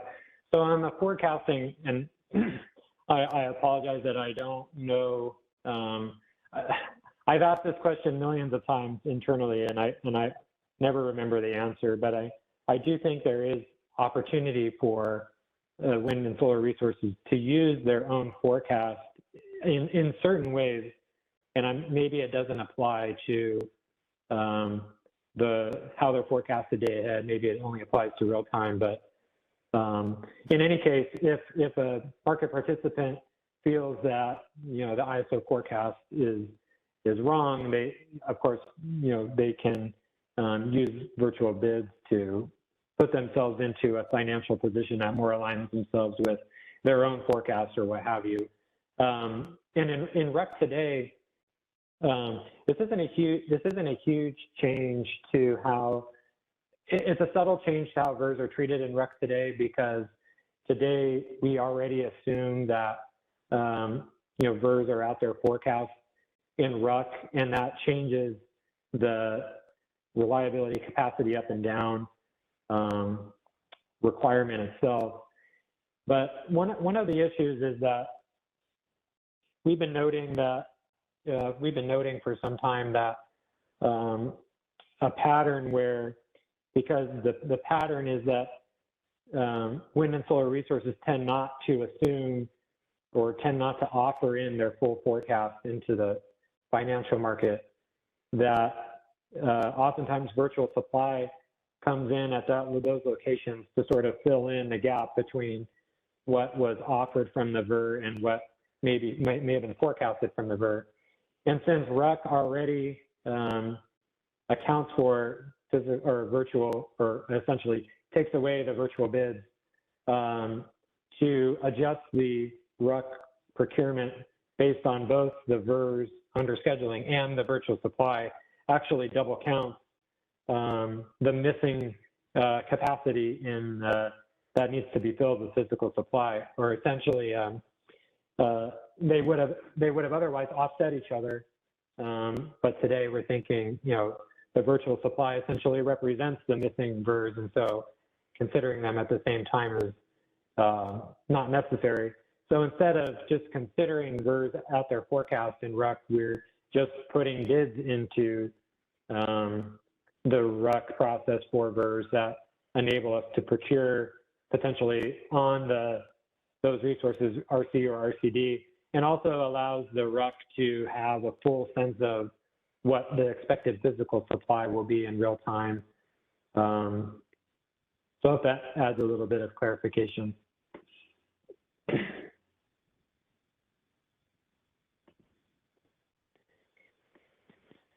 Okay, let's go to the next slide. So the last one is the energy storage state of charge constraint.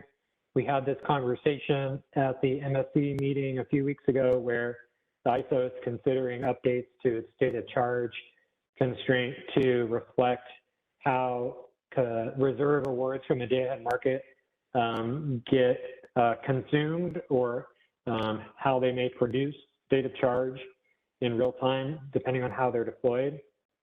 And so not a lot of detail on this slide, but just to say that this concept is still on the table and needing to be,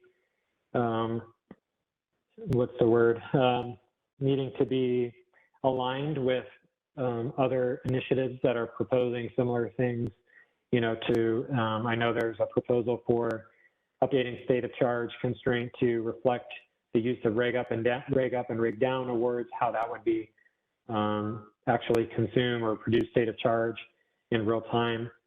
So we'll get, maybe we'll have time to get to this at the end, but we continue to think that this is an important concept to explore. Questions? Go to Alva. Hello. So just one comment on that. I think given that it's clear from even the CAISO's own presentation that they don't know what the deployment of flexible of imbalance reserves is going to look like, it would seem to me this is an area where you should perhaps restrain from, maybe the concept is you have it available for implementation, but don't actually constrain state of charge for imbalance reserves until you see that a problem has arisen. I believe in the rationale for the implementation for regulation, but I think assuming this in advance leads you to make some steps in the constraint that aren't really warranted. One is that if you have balanced awards, you have no effect on state of charge, when in fact it's very likely that imbalance reserve is going to be deployed in one direction or the other. And the other is you've started from a concept of possibly having 100% deployment of reserves in both directions, when that's not actually even possible. You can only have 100% deployment of these reserves in one direction at a time. So you're that clearly isn't even a possible outcome in the worst case. You can't have 100% imbalance reserve take and 100% imbalance reserve down take in the same hour. So I think you should hesitate to put this constraint in with factors of one on day one of the implementation, because it will have unforeseen consequences on both sides, I think. Mm-hmm. So the feedback is we can implement the state of charge constraint design, but the configurable coefficient set for imbalance reserve, maybe we don't. Yes. The pushback is against having it be a value of 1 from the start. Right. Yeah, I don't think, I think if you discover that there's a systematic, use of imbalance reserves that you need to protect against, the same rationale would hold as for regulation. I just don't think you should be doing it as part of the initial implementation of this. Mm-hmm. Okay.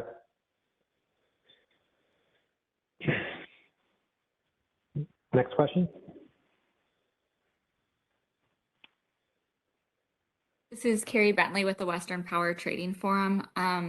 I was going to ask about storage and RUC, but I think maybe I'll just change it to a comment, since maybe I'm looking at how many slides you have left, and just say I think before the draft final proposal, this would be a really great opportunity for the CAISO to deeply explore and enhance the way storage and hybrids are optimized by RUC.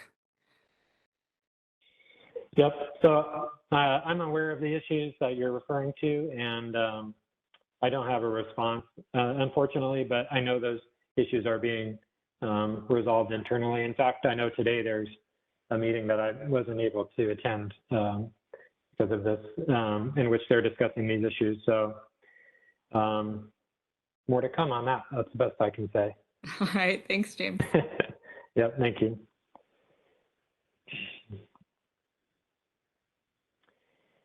Okay. All right, so we're going to get into the actual proposal. There may be opportunities where we've had sufficient discussion about how certain things work that I may take the liberty to skip a few slides. But this is going to, like I mentioned in the beginning of the call, align with the structure of the actual proposal. So it's going to go in the same order. So if you have questions about something, you can anticipate where that might show up. So let's get started here.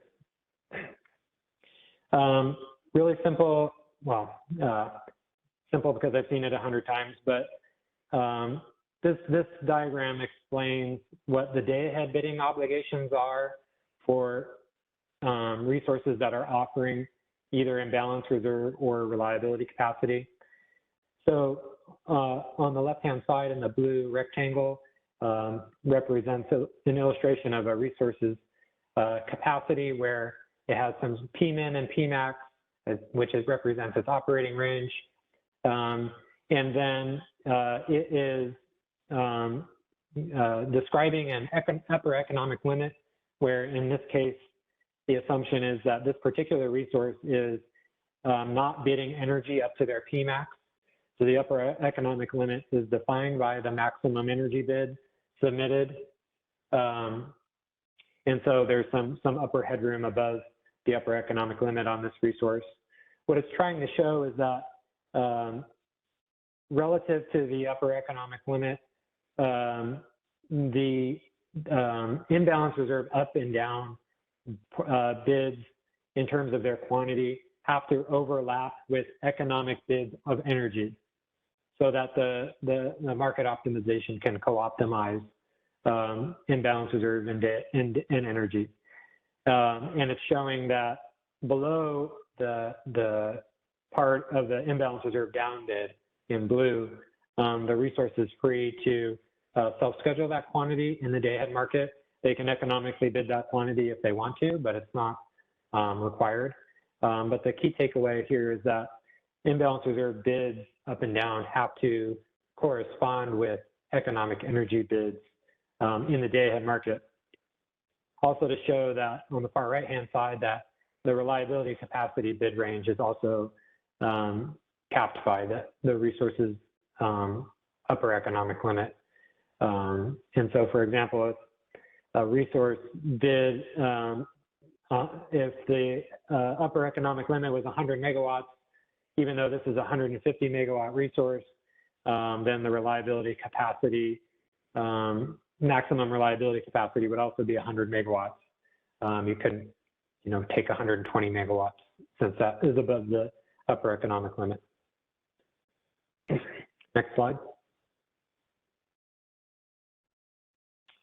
A similar diagram for now the real-time bidding obligation, in which the punchline is that if you have imbalance reserve up or reliability capacity up, or well, imbalance reserve and reliability capacity awards in either direction, really, those are sort of stacked above and below your day-ahead schedule, and that portion of your bid range must be submitted in the real-time market as an economic energy bid.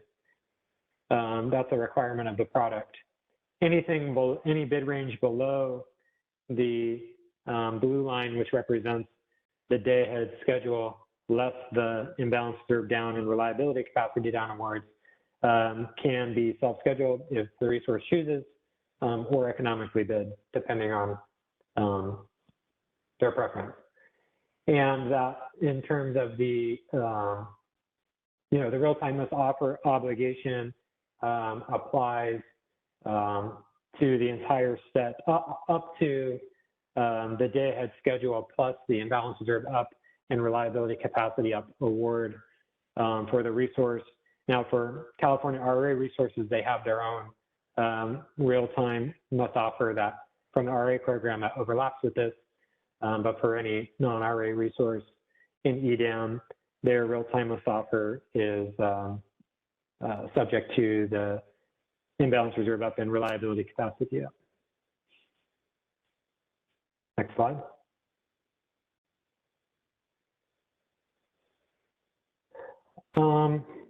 I think I'm going to focus only on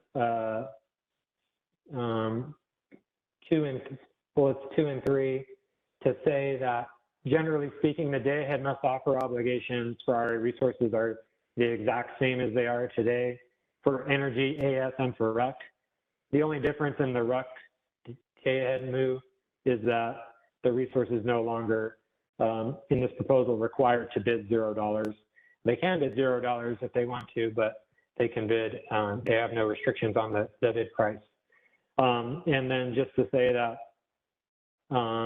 at this time, the proposal does not require imbalance reserve must offer obligation. And there were some comments earlier to say maybe it would be a good idea to facilitate that in some direction. So, we could, potentially go back to the idea where if you're a Flex RA resource that already has the obligation to bid in the day-ahead market economically for your Flex RA portion, maybe that's how we can attach a day-ahead must offer to the Flex resources because it doesn't, you know, we'd likely have sufficient supply to meet the requirement, and the resources that are assigned the must offer already have the obligation to economically participate in the day-ahead market. And then, of course, if you're not a flex RA resource, maybe you could have the option to bid into imbalance reserve if you're eligible based on your resource characteristics, but don't have an obligation. Question?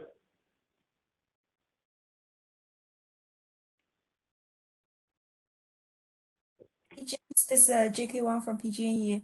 I have a quick question about the bidding rules you showed 2 slides ago. Mm-hmm. If you can go back to, yeah, exactly here. So my understanding is there will be a portion that the IRU bids overlap with the energy bids. Is that right? Yep. Okay. Yeah, I just want to put a quick comment there. I understand this is a DEMI initiative and maybe addressed separately in the EDAM. Because there is an overlap the portion, it does not quite make sense to me have an actual requirement of IRU to be met in the day-ahead RSE test. Those two are interrelated. I understand, you know, that the energy couldn't be dispatched for imbalance reserve bids if they're not bid for that, but there is an overlapping capacity issue, and we can discuss offline. Okay. Okay, that sounds good.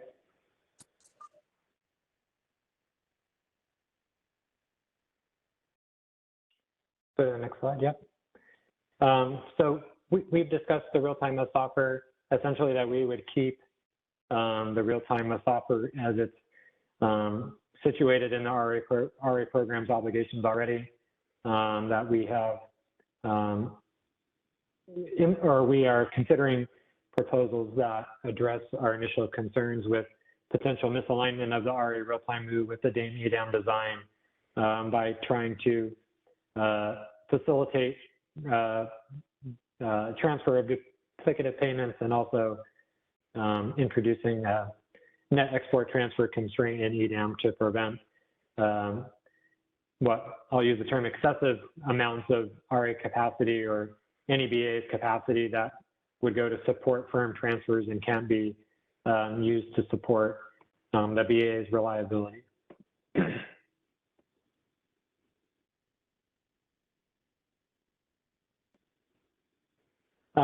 We've already talked about this, that there's going to be there's a proposal for a net export transfer constraint in EDAM to resolve concerns around asymmetrical participation between CAISO and other EDAM BAs, given how CAISO RA resources are required to bid into the market.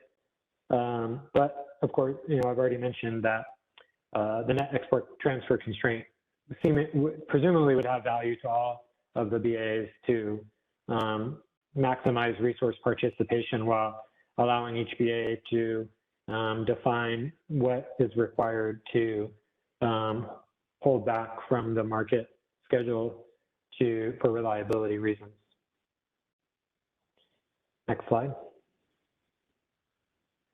Okay, we'll get into the various processes here. Before we get into, you know, what we're now having 4 market passes in the day-ahead market, going from 3 to 4, it's important to talk first about the imbalance reserve deployment scenarios and the deliverability of imbalance reserves, because it sort of permeates within both the market power mitigation path and the IFM. So it's important to have that, you know, foundation before we discuss those things. So, you know, as I mentioned, the imbalance reserve up and down deployment scenarios essentially assume that the imbalance reserve up and down awards are fully deployed as energy, so as to ensure that if they were fully deployed would meet all of the network constraints. So the IFM and the market power mitigation paths for IFM solves the deployment scenarios and the base scenario simultaneously to assure that the entire range of possibilities between the 2.5 percentile of uncertainty and the 97.5 percentile of uncertainty are transmission feasible. Then the actual requirements themselves for imbalance reserve up and down are distributed to specific nodal locations on the system based on allocation factors that are derived from historical uncertainty data.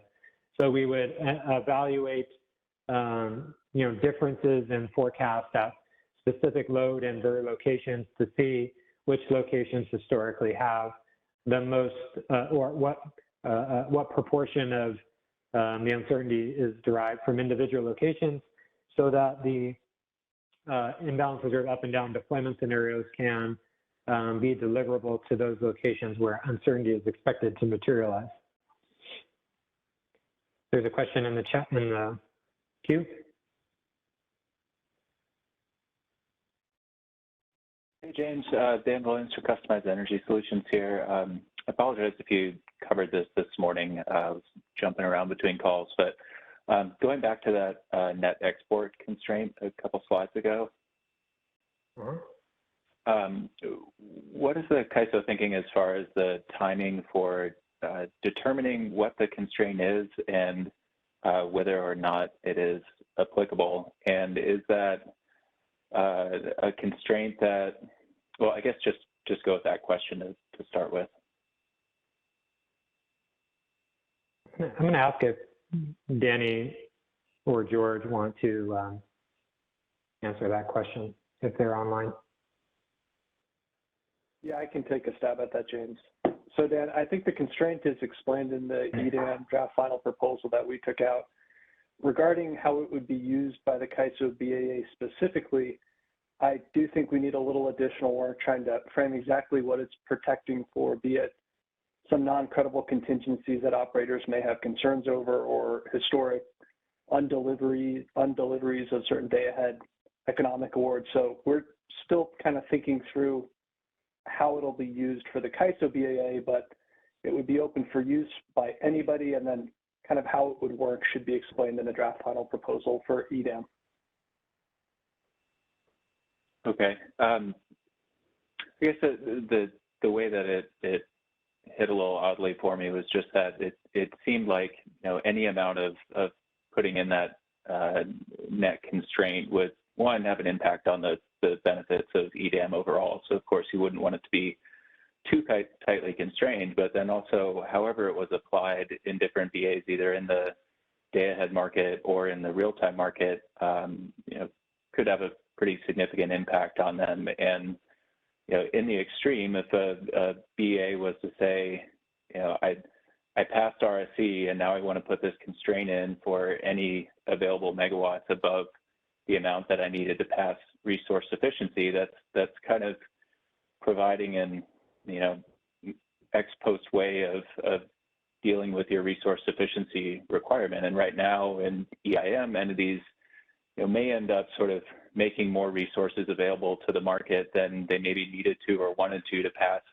resource sufficiency, but then it kind of is what it is from there, and the market takes over and does what it does. And if you end up exporting to serve someone else's demand and get that obligation, then that's just part of being in the market. So those are just some thoughts that I had. And so I guess having some future discussion about kind of when it would be set, how it would be set, maybe what sort of limitations would be put on the tool and that sort of thing, I guess would be helpful to understand it better. Yeah, I think we'll have that discussion. The other way I've thought of this, and what you just brought up, is surplus capacity in the EIM is used, but that's all voluntarily offered.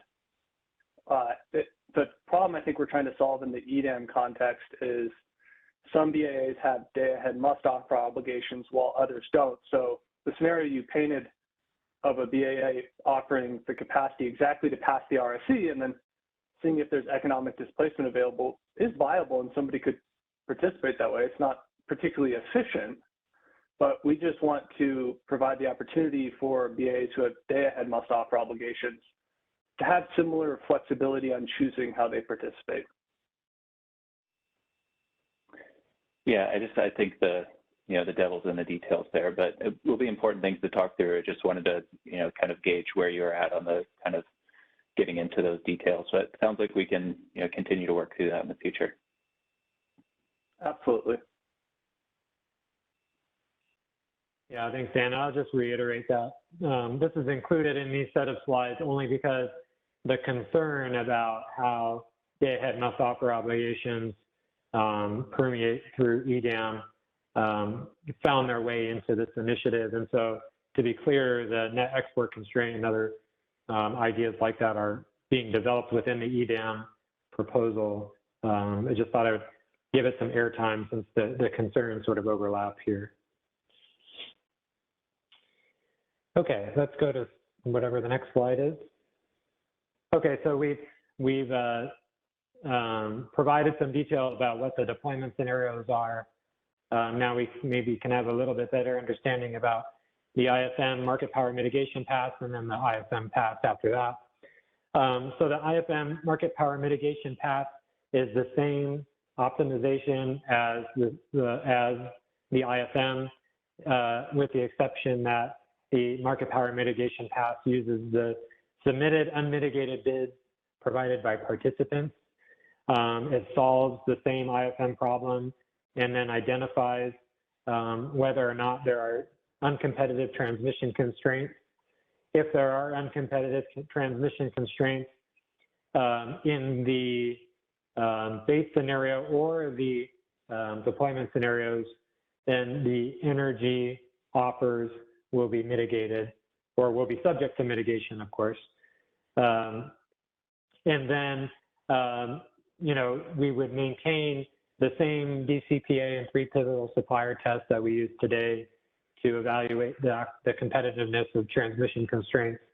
And we would maintain the use of default energy bids or competitive LMPs to decide what the mitigation price would be if the offered price is above one of those mitigation prices, then we would mitigate down to the higher of those prices. Next slide. And then an extension now to imbalance reserve. So the IFM market power mitigation paths would also now mitigate imbalance reserve. So essentially resources that can provide counterflow to uncompetitive constraints in the upward deployment scenario, which is where the IRU is deployed as energy or assumed to be deployed as energy, would also have their imbalance reserve upbid mitigated. The market would mitigate the imbalance reserve offers to the greater of a competitive IRU locational margin of price or a default availability bid. And again, we had this conversation earlier that default availability bid is not the same as a default energy bid, but it's related in the sense that it's some sort of bid that tries to not mitigate or tries to keep from mitigating resources below their cost to provide reserves. Again, we talked about the concept that the IRU default availability bid is more or less a mitigation floor in the sense that it'd be a static price for all resources and across all intervals. So you'd have one price all year long for everybody. So really it's just, again, I think a floor is a good way to conceptualize it. In the short run, we'd use this floor, base it on some high percentile of historical spin offers. I saw in the chat that maybe spin or maybe regulation is a more appropriate reserve to base this off. So, we'll obviously looking for some feedback, but, as mentioned, we don't have a lot of historical precedent about what the cost to provide reserves are. And so the best we can do is to look at what people are offering reserves for some of the existing reserve products in our market already as a basis for what those costs might be. And in the long run, we would look to evaluate what people are offering for imbalance reserve under competitive conditions, and potentially, if necessary, can re-engage stakeholders to develop a more robust methodology, or in the opposite direction, if it is, if the mitigation floor, if it's just not necessary to have the extent of market power mitigation as we're proposing here, we may move in the opposite direction, but we would let the analysis of the market guide us towards that direction.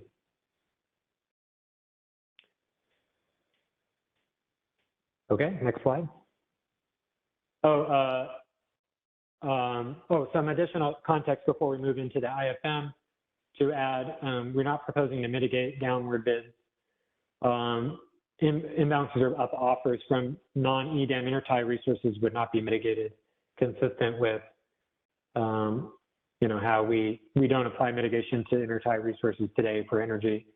And we're planning to provide more technical detail relating to questions about supply of counterflow and the deployment scenarios and how that's figured. So likely that'll show up in the draft final proposals technical appendix. Okay, questions?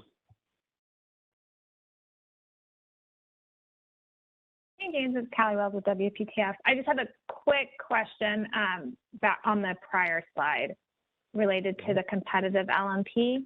Can you remind me, in the deployment scenarios, I'm assuming you'll be calculating the competitive LMP in a similar fashion that you do for the energy market power mitigation runs. Is that correct? Yep, it's exactly the same in that we decompose the competitive or the uncompetitive congestion contribution from the LMP, and that constitutes the competitive IRU LMP. Okay, and in the deployment scenario where you'll be calculating the competitive LMP used to mitigate IRU bids, you're deploying both the energy and assuming all upward uncertainty materializes. So are you using the energy bids to meet all of that to come up with a competitive LMP, or what bids are you using to, in the deployment scenario, to meet that, the uncertainty? I see it as we're using imbalance reserve bid to, or it would be the competitive imbalance reserve price if the uncompetitive constraint didn't exist, basically. So I don't think it's related to energy offers, only maybe to the extent that there might be opportunity cost, driving some of the price potentially, but so maybe there's a little relationship. Okay, so I thought in the deployment scenarios, and I can go back to the technical appendix, I thought you're basically solving the market, assuming all upward uncertainty materializes. And so to do that, you need both the energy and energy that's converted from this IRU capacity. Hello, this is George. Maybe I can interject, James, if you allow. Sure, go ahead. So those three scenarios, base, IRU, and IRD deployment, they're all co-optimized, right? So the energy schedule on all these scenarios is common. It's one variable across all these three scenarios, and it's scheduled based on the energy bid. And then in the IRU deployment scenario, you also deploy the balance reserve up on top of the energy schedule. That's using the IRU bid. And in the IRD deployment scenario, you deploy the IRD awards using the IRD bid. So the supply counterflow in each of these scenarios takes into account the fact that in the base scenario, you have both IRU and IRD awards reserved. In the IRU deployment scenario, you have the IRD awards reserved, but the IRU awards are deployed along the energy. And in the IRD scenario, you have IRU awards reserved, but energy and IRD is deployed. So we will provide details on that at some future update on the technical appendix that will have all these equations. Okay, that's super helpful. Yeah, no, that was really helpful, George. So what I heard is when in the deployment up scenario, you'll be deploying the energy schedules, which are the same for all of them, and then you're deploying the IRU based on their IRU offers. Yep, yes. Okay, that's helpful clarification. Thank you. All right, thanks, George. Thanks, Callie. Let's go to slide 39. So we're out of market power mitigation path. We're into IFM now. If the market power mitigation path identified the need to mitigate any resources, it would feed those mitigated bids into the IFM, but then essentially the exact same solution is run as the previous path. But now the IFM is the process with which actual schedules and awards get determined and prices are formed. So the IFM co-optimizes imbalance reserves with ancillary services and energy, and it's meeting an hourly imbalance reserve up and imbalance reserve down target. Next slide. So a little more fundamentals about imbalance reserve. With the new reserve product, we've covered the first bullet quite a bit, what the purpose of imbalance reserves are for. Resources that are dispatchable in FMM, which is the 15-minute market, are eligible for imbalance reserve awards because they're the resources that can be essentially moved in a 15-minute basis. So that disqualifies hourly block resources of any sort. And then resources that have startup times 15 minutes or less can also receive imbalance reserve up awards if they're offline because they can start up in 15 minutes, which is the FMM buffer interval, and start ramping up in time to meet some energy requirement in FMM. Although the requirement in the IFM is based on an hourly requirement, because hourly schedules in the IFM are on an hourly basis, the awards themselves are capped to a resource's 15-minute ramping capability, such that these resources would have to be able to respond in a 15-minute. Only consider what a resource can respond to in 15-minute time frame. The award itself results in an obligation to provide economic energy bids in the real-time market for the portion of the award that lies above and below their day-ahead energy schedule, which is what the illustration a few slides ago attempted to demonstrate. Next slide. On the procurement requirement, how do we decide how much imbalance reserve to procure? The upward and downward uncertainty requirements are calculated each hour, and they're based on historical forecast errors between the day-ahead market and the FMM. Again, it's forecast errors, so we had some clarifications earlier in the call about that the requirement itself is based on the reference from forecast to forecast and not from the day-ahead market clearing to the FMM forecast. So, and also depends on the day-ahead demand, solar, and wind forecast. We use a quantile regression methodology that estimates the 2.5 to 97.5 estimated percentiles, which is similar to the FRP requirement. We would implement the regression percentiles to be configurable just in case with some operational experience, we identify the need to have smaller or lower percentiles. Then the imbalance reserve requirement is comprised of, or the imbalance reserve requirement itself is what comprises the upward and downward uncertainty portion of the EDAM resource sufficiency evaluation. So it's the same number. Next slide, please. Okay, so graduated penalty prices, we talked a little bit about it, but this is a little bit more detailed. Essentially, we revised the penalty price structure of imbalance reserves. Penalty prices, again, come into play when there is not sufficient supply to, potentially not sufficient supply to meet the imbalance reserve up requirement. And so what this proposed structure looks like is essentially that we would have a small quantity of the imbalance reserve requirement that can be relaxed for economic reasons. So what that means is that if the market sees a cost of incremental cost of providing imbalance reserve above $247, both in the scheduling and the pricing run, it would relax the imbalance reserve up requirement. So the idea being that if you have very small failures to meet the imbalance reserve up requirement, don't cause huge price swings, where all of a sudden you're paying $1,000 for energy and reserves. Maybe you're only short a couple megawatts. So one thing to note, another important feature is that the scheduling run penalty price of $1,200, which may not be the exact figure. The scheduling run penalty prices in terms of their actual value don't really matter. What matters is their relational value to other penalty prices in the ISM, of course, and in RUC.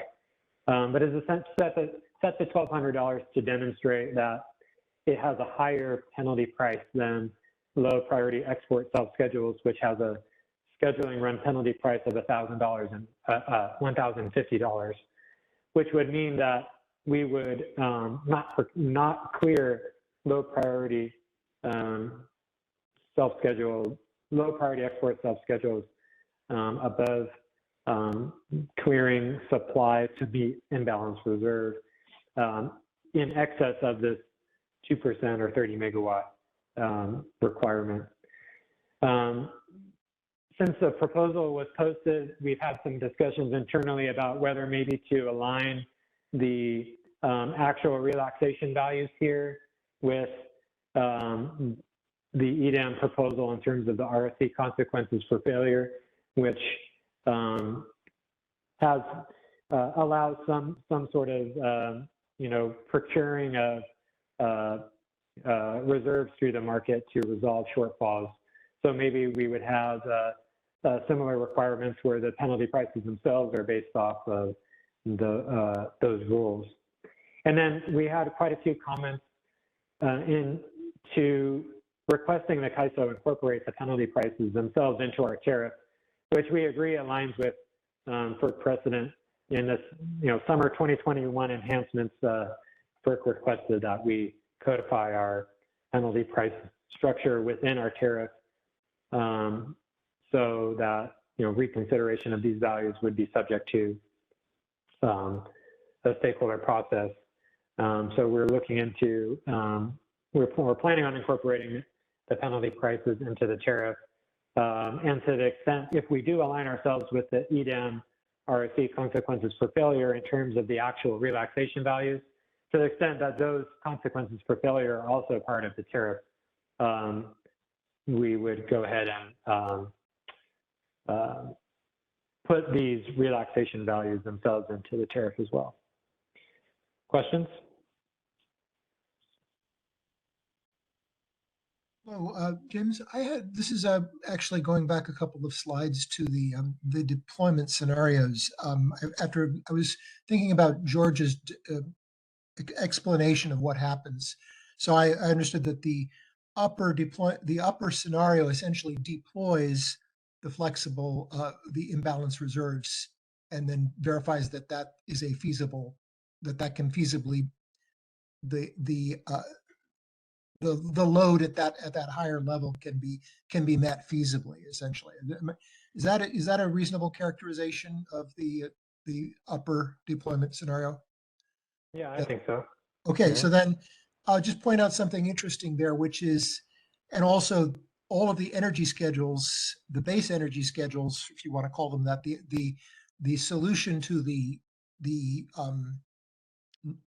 non stochastic scenario, the middle scenario, those all are assumed to be fixed in the upper and lower scenario. So essentially, what the flexible deployment scenarios are showing is whether additional energy can be deployed above or below what the base, the intermediate, the mid-range schedule delivers, which is the actual market schedules, right? Hi, Alva. This is George. I will answer this question, and it's what I said earlier. Nothing is fixed, right? Everything's co-optimized. All three scenarios are co-optimized together, so the energy variables are common in all three scenarios. Right. So there's a single energy schedule. Right? Yeah, the single energy schedule.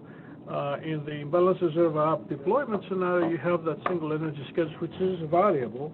It's not fixed, and then on top of it, you deploy the imbalance reserve afterwards that you procure to subject to transmission constraints. So that Some management. in the upper deployment schedule, you're essentially treating the imbalance reserves as additional energy, right? To Correct. meet. Correct. Okay. So what I was going to suggest is that leads me to believe that you don't need any representation of imbalance reserves in your state of charge constraint, because essentially you have to meet a single the imbalance reserve that gets deployed in the upward scenario has to respect the state of charge and the solution, the common energy solution that is being arrived at for the three scenarios. So I think you'll only procure those reserves subject already to the state of charge constraint being feasible. And so there really shouldn't be any issue of representing that deployment in some estimated state of charge constraint, because the solution will have to be feasible to the base state of charge constraint. Yes, I mean, okay, maybe it's a little difficult to explain this, but I think what you're saying is that if we reserve SOC in the base scenario so that the flexible ramp up, let's say, word is deliverable, what you're saying is you're actually deploying that flexible ramp up in the deployment scenario. So if you have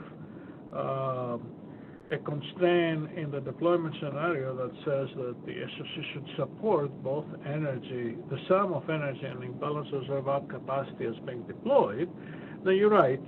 You wouldn't be enforcing this constraint, the same constraint, both in the base scenario and the deployment scenario. And we haven't really gone to the detail of how the SOC constraints would look in the deployment scenarios. We were just basing all our discussions on the base scenario.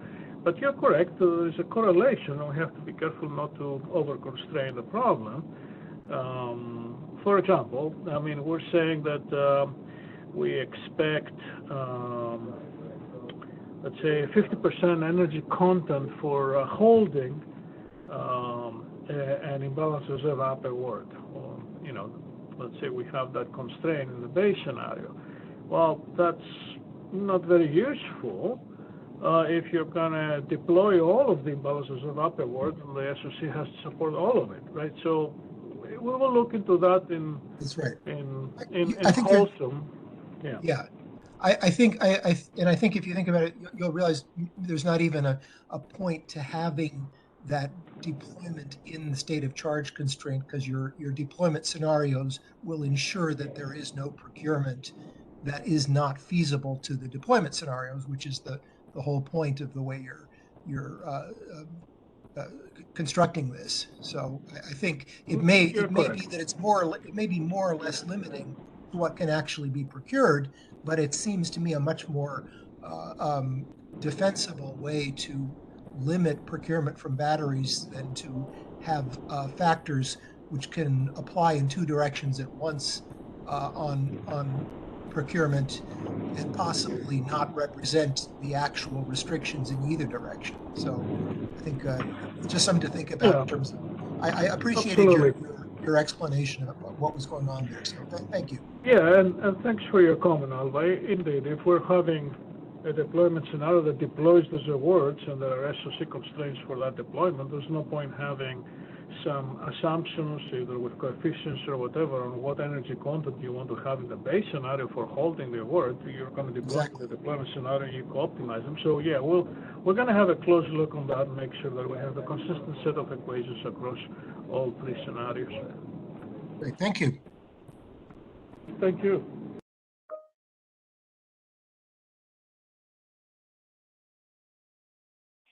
Thanks, guys. Next, take Robert. Hey, James. This is Robert Fisher with NVE. Just two quick questions. Can you elaborate along why 2% or 30 megawatts was chosen?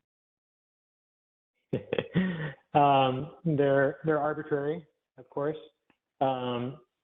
We are trying to balance the desire to try to prevent, again, the goal is to try to develop a penalty price structure to prevent whatever arbitrary value we deem as being a small shortage, of imbalance reserve from driving high prices in a BAA. So that's the number we came up with. And I'll tell you, 30 megawatts specifically was chosen because that is roughly 2% of the CAISO's on average, would be 2% of the CAISO's average requirement.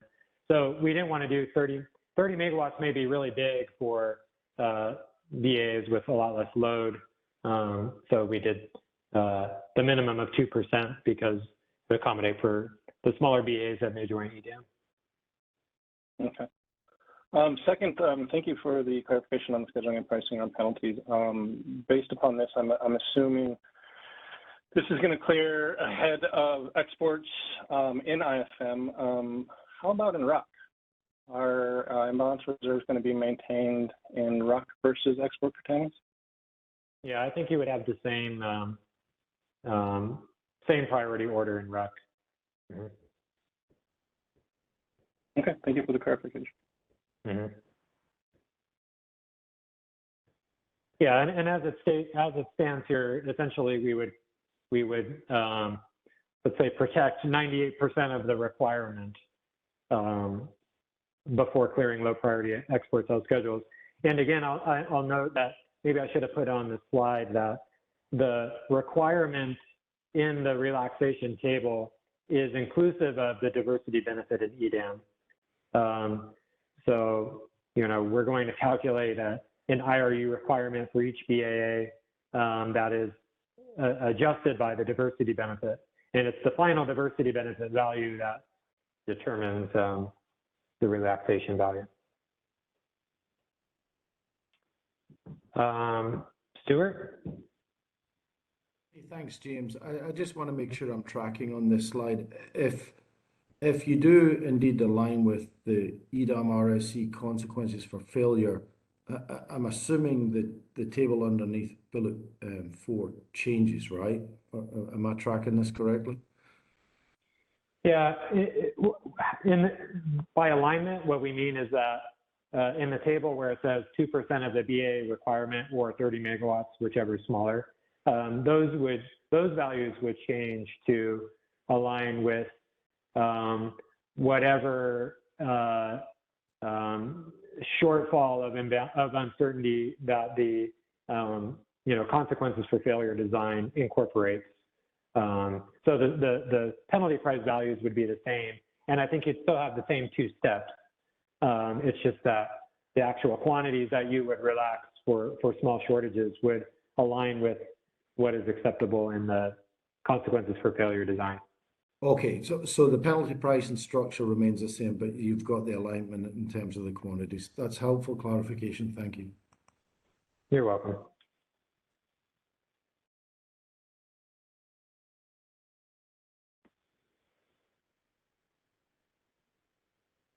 Yeah, and just one more point on the last slide, kind of piggybacking off Robert's question. This is obviously a point where stakeholders can weigh in on what they view as,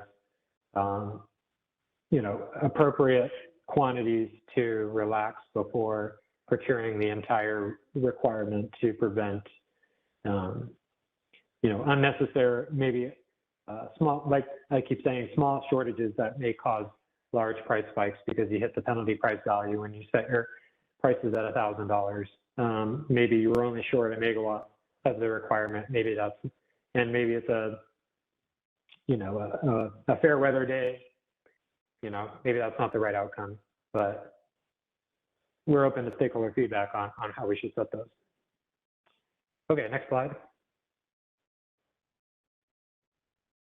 We talked a little bit about this in the beginning, where imbalance reserves have, from non-EDOM intertie resources, have the ability to offer imbalance reserves subject that they register themselves with in the CAISO master file using a resource ID, and they need to be 15-minute or dynamically scheduled.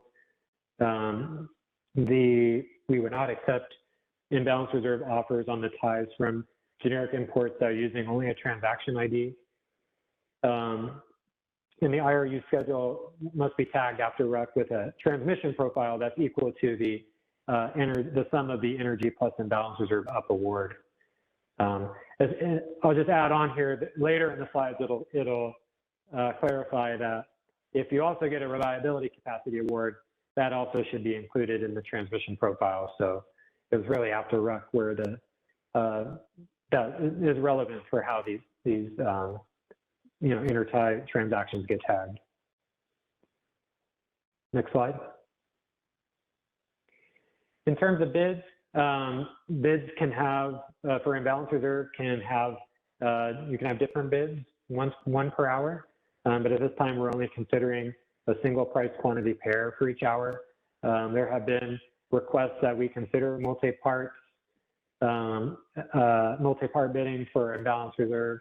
At this point, where the complexity of implementing that, we think, outweighs the potential benefit of that. So at this time, the proposal does not consider that. Resources that do not submit the required bids in real time based on their imbalance reserve awards will have economic bids inserted for them at their DEBs. So there's already sort of carrying on existing bid insertion rules to make sure that resources with imbalance reserve obligations offer what they're required to in real time. Next slide. In terms of how resources are paid for imbalance reserve, if you receive an imbalance reserve up award, your resource will be paid the locational marginal price for imbalance reserve up. Since imbalance reserves are nodally procured, there is a traditional locational marginal price by nodal location that includes congestion components. So the supplier would, the imbalance reserve up award would receive that payment. Same for imbalance reserve down. There would be a separate locational marginal price for imbalance reserve down. If your resource receives that award, you would get that payment times the quantity of the award. Next slide. So imbalance reserve charges, so how, how we pay for it. The charges are settled using the following cost allocation. So I'll try to break this down a little bit because there's a lot of text here. So generally speaking, the principle we're trying to accomplish is that if there is a market participant that's required or forcing imbalances in schedules between day ahead and real time, those would be the participants with which we would allocate these costs to. So for generation, if you have a day ahead energy schedule that your resource can't meet because it was derated, or if you're a VER resource, your real-time forecast is insufficient to meeting your day ahead schedule, that requires other resources to be dispatched upwards and the imbalance reserve up to be deployed. And so we would allocate those costs to those resources. For load, if you have, negative uninstructed imbalance energy, which is essentially, bids in the day ahead that are not sufficient to cover, real-time load, then that portion would be allocated some cost. If you're an import, that has a day-ahead energy schedule to provide a certain amount of energy, and then in FMM you don't have a tag transition profile to support that quantity of your day-ahead award, essentially you're not able to deliver your full day-ahead energy schedule requires upward reserves to be deployed, and those resources would be allocated some costs. Finally, if for exports, if you self-schedule yourself an FMM in excess of your day-ahead schedule, and you force the market to give you an additional award, that also requires deployment of these reserves in the upward direction, and they would be allocated some of the costs. And then to the extent that those sets of resources do not, the allocation of those resources don't get rid of all the money in the bucket, you have this final tier 2 allocation where you would just redistribute what's left over to meter demand. I'm not going to go over the imbalance reserve down only because it's the exact same concepts as imbalance reserve up, it's just flipped. So to the extent that you have FMM schedules that require the deployment of downward reserves, you would be allocated some of the cost of the product. Next slide. Okay, in terms of no-pay settlement, so if you are a resource that is not available to maybe you're derated or something happens where you can't provide the bids in FMM to support your imbalance reserve award, you are going to be subject to no-pay settlement, which considers both the cost of the imbalance reserve product itself, but also would charge back the higher of the RTPD FRU price or the RTD FRU price to the extent that your unavailable supply of ramp now drives up the price of flexible ramping product, essentially charging this resource the replacement cost of that ramp that needs to be procured now in flexible ramp. Same thing with down, if you can't provide your, resource can't provide its downward obligations, you would be charged back as the no-pay settlement, the higher of the imbalance reserve down price or the two sets of flexible ramp down prices in real time. Next slide, please. Okay, so we've talked about this concept of extending inter-SC trading functionality to include imbalance reserve. We've talked about it's a potential mechanism to facilitate transfers of duplicative payments that can occur as a result of market settlements. Essentially, the mechanism would go that two scheduling coordinators, presumably on different sides of a contractual agreement, agree on some sort of physical quantity to be traded within the inter-SC trade settlement system. This would represent the maximum physical quantity that can be traded, whereas the actual inter-SC trade settlement quantity would be determined based on the market award. So for example, if an inter-SC trade was submitted for 100 megawatts and that resource only received a 50 megawatt imbalance reserve award, then the inter-SC trade would only would only be facilitated at the 50 megawatt quantity of the award and not the 100. And in the opposite example, if the imbalance reserve award is higher than what is submitted in the inter-SC trade, the inter-SC trade submitted quantity sort of caps the maximum that can be settled on the inter-SC trade. So you would go no higher than what was submitted, the physical quantity that was submitted in the trade. The settlement prices would be determined based on the imbalance reserve up and down locational marginal price, minus the opportunity cost portion, in which we would determine what the opportunity cost portion is by comparing energy bids to energy LMPs. And that was sort of broken out in previous discussions, the previous stakeholder discussions on this topic. There may be potential to have a more, instead of comparing bids to LMPs, we're still exploring if there's potential to, identify opportunity costs in a more straightforward way, but that's at this point what we are thinking about. And then there could be issues where you have contracted resources or resources that are contracted with multiple load serving entities who each have their own inter-FC trades submitted. And so you need to decide what proportion of the inter-FC trades clear based on some physical award. So we would propose to settle those inter-FC trades proportionally to the megawatt quantity of the submitted trades for resources that are contracted with multiple LFCs.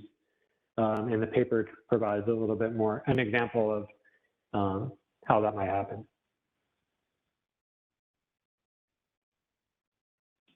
Okay, next slide. Generally, imbalance reserve would include or be part of the bid cost recovery in day-ahead market, where the revenues and bid costs from imbalance reserve would be included in the day-ahead VCR calculation. And just to note, the market services charge would apply to imbalance reserve awards, and so resources can incorporate that into their bids. Question? This is Carrie Bentley with the Western Power Trading Forum. I just expected for 2 more bullets to be here for it to say that revenues from capacity, reliability capacity, will be included in real time. Is that part of the design too? It is, but those 2 bullets are on a different slide by themselves. All right, sorry. So they exist, but yeah, only because we're talking, or I was trying to isolate all of the ISM related information. But yes, that's true. Okay, cool, thanks. All right, thanks. Okay, next slide. A little bit here about exports and imbalance reserves and how they're related. So we've talked in the past that the one benefit of the RUC adjustments can be seen, or reducing RUC adjustments can be seen in the sense that you have a smaller risk for export reduction in RUC because the RUC procurement is not inflated by the need to do adjustments, and therefore fewer exports are at risk of being cut in RUC due to that process. It's also discussed in the paper that non-RA capacity can simultaneously receive an imbalance reserve award at the same time that they're supporting a PT export. Again, the PT export validation doesn't link the resource and the export directly. It just requires that whatever resource is supporting the export provides sufficient energy bids. That can include imbalance reserve. And it could be that the optimal solution could be to award a supporting resource, meaning a resource that's supporting a high priority export. We could give them imbalance reserves and support the export with a different resource in the bid stack. And that's, that outcome can happen. But, in coordination with rules that we implemented under the summer 2021 enhancements, if you are non-RA capacity that's supporting a PT export, you have to bid reliability capacity up to the export self-scheduled quantity. So we can assure all of that physical supply is considered in the RUC process. So that just extends existing rules to Dane. Okay, next slide. All right, so now we find ourselves past the ISM and into the new market power mitigation pass for RUC.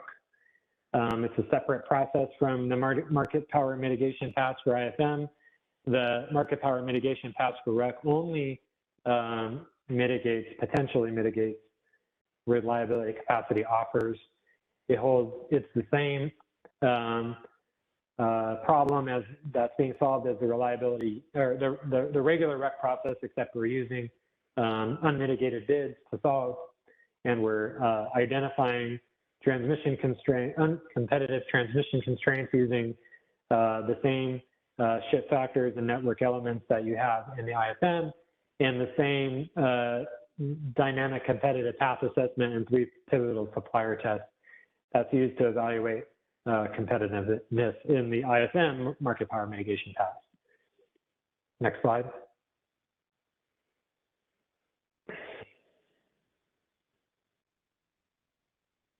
So again, the market will, if it decides that reliability capacity offers are subject to mitigation, it would potentially mitigate those offers to the higher of a competitive reliability capacity up locational marginal price, which, similar to the imbalance reserve, competitive LMP is just the LMP of the reliability capacity with the uncompetitive congestion component stripped away from the price. Or a default availability bid, which we've discussed, we would, based on a high percentile value of historical non-RA RUC supply offers, which we think is the best proxy for what costs may be for resources to provide this product that are able to bid whatever price they want. This default availability bid, same for imbalance reserve, would be the same price used for all resources and in all market runs. We're considering this as a mitigation floor in the short run, as we have time to assess after JM-EDAM is implemented what people are offering for this product under competitive conditions, and can evaluate whether or not to re-engage stakeholders to either develop a more robust methodology for determining the default availability bid used in RUC, or may decide that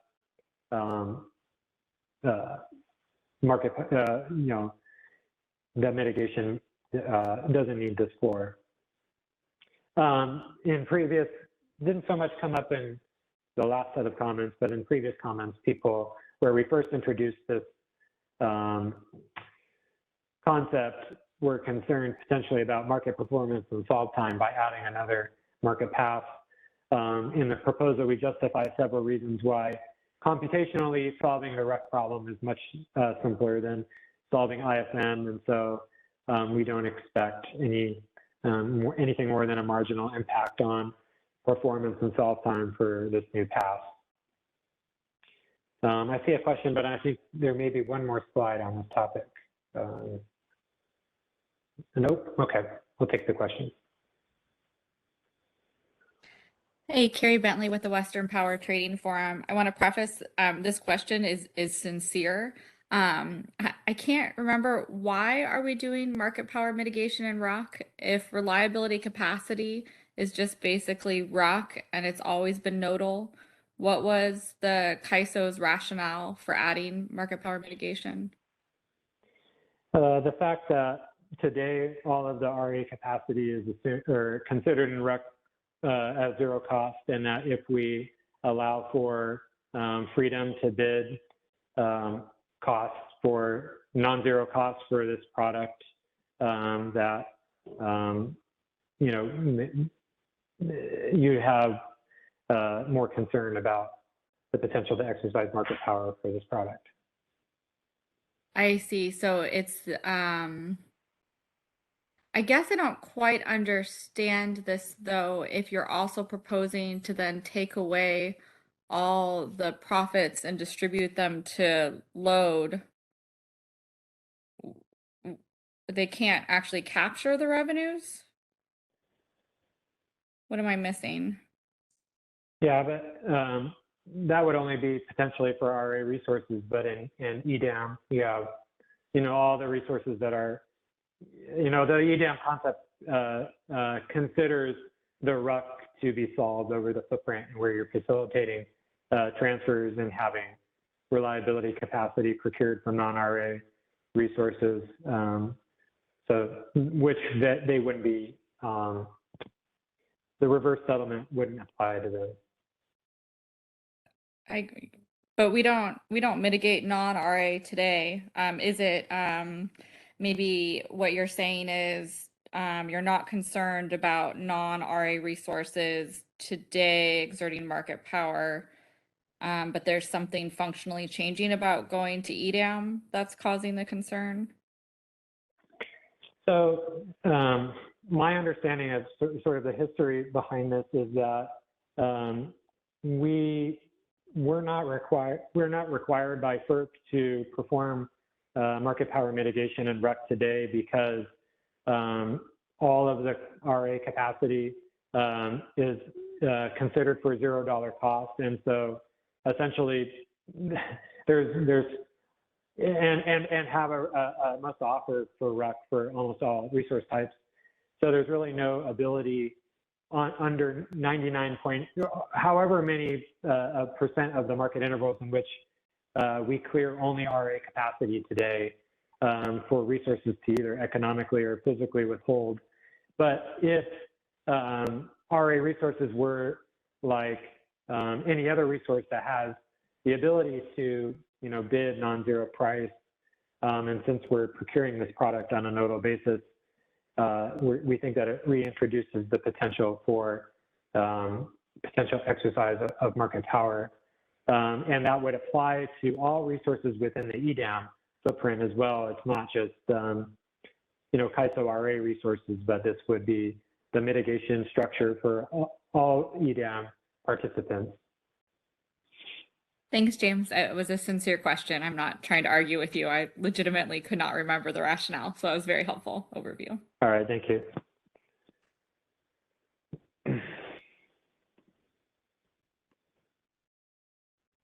Okay, let's move. Okay, so we're on RUC now. We're out of mitigation. So if any reliability capacity offers need to be mitigated in the previous pass, those are put in as inputs into the RUC process, which holds the schedules from the IFM fixed and just simply procures incremental or decremental supply called reliability capacity up or reliability capacity down, based on how the IFM schedules the physical energy in relationship to the BA's demand forecast. RUC, so the reliability capacity down, as we all know, is part of the enhancement to RUC. But in addition, we would include the functionality for RUC to transition MSG or multi-stage generator resources in the downward direction and establish their binding configuration, which today is determined after the IFM process, but RUC would have the ability to transition down an MSG resource if it needs to. Next slide. Some basics about reliability capacity up or down. Reliability capacity up, RUC can award reliability capacity up to a resource either as incremental supply for a resource that's already committed or has an advisory commitment, or can actually commit additional resources itself, which RUC already has the ability to do for long-start resources that can't be committed in the real-time market. Reliability capacity awards as reliability capacity down would be scheduled as decremental supply on units with energy schedules already. Reliability capacity down does not decommit units themselves. So you just take the IFM energy schedule, and if you get a reliability capacity down award, that's economic bids in the downward direction that you need to provide in the real-time market, essentially. Which is the third bullet.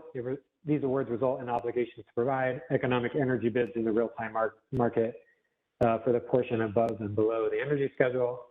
And the reliability capacity awards are limited to resources 60-minute ramp capability, which is the same as RUC today, and distinguished from imbalance reserve, which is a 15-minute product. Next slide. So I've mentioned that MSG configurations are decided in the IFM today. RUC would be enhanced to transition these units down, but not shut them down completely. In the paper, we write a section about how MSG that are used to support PT export, even if they're transitioned down in RUC, can still support the export because the validation refers to the MSG's IFM bids and not how it's participating in RUC. Next slide, please. Okay, a little section on RUC adjustments, which are the out-of-market actions that are taken by operators today in RUC to procure additional supply and increase the number of units that are committed.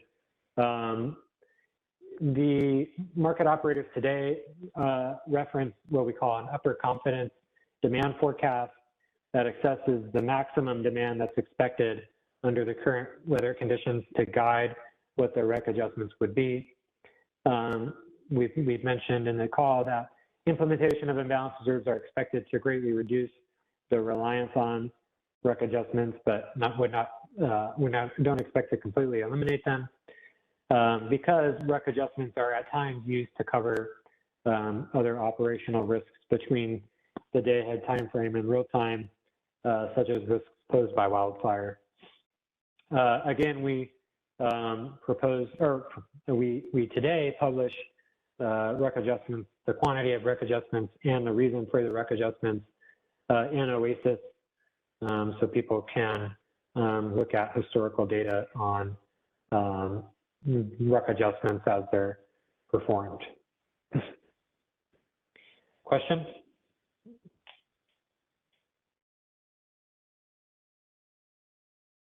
Unmute Alva. Hi, James. Just a question on the previous slide about MSG. So an MSG resource gets an IFM award in its top configuration. The RUC process takes it down to its bottom configuration. What is its RUC award? What is its IFM award in that scenario? Oh, I'm going to lean on George for some help. I'm not sure if the transition down is part of a RUC award or if it's a different function. That's what I'm asking. Yes. Yeah, it's otherwise correct. We could transition the resource lower. At least that's what we have said in the proposal. But we have also said that the energy schedules are fixed in RUC. Obviously, in this case, you have a change in commitment, so that may not be true. However, the day-ahead energy schedule will be what's coming out of the IFM. RUC will calculate potentially a different schedule in this case because of the unit commitment change, and the reliability capacity award will be on consistent with that new configuration. And this is something that we haven't thought about at Alba. Thanks for bringing it up. We need to think about how we're going to do the settlement in this case, because we always view the RAC being an incremental market on top of the energy market, and we wanted to have the ability, when we award reliability capacity down, to go down on the energy schedule from the IFM without restrictions other than decommitting. And we did say originally that we can allow transitions from the lower configuration, but obviously if the lower configuration does not support the IFM energy schedule, that may not be feasible. So we need to think a little bit about that and clarify in the final proposal. Great, I'd appreciate that. I think that one would hope that the resource would not be harmed, that the settlement would allow it to be compensated for that change. So thank you very much.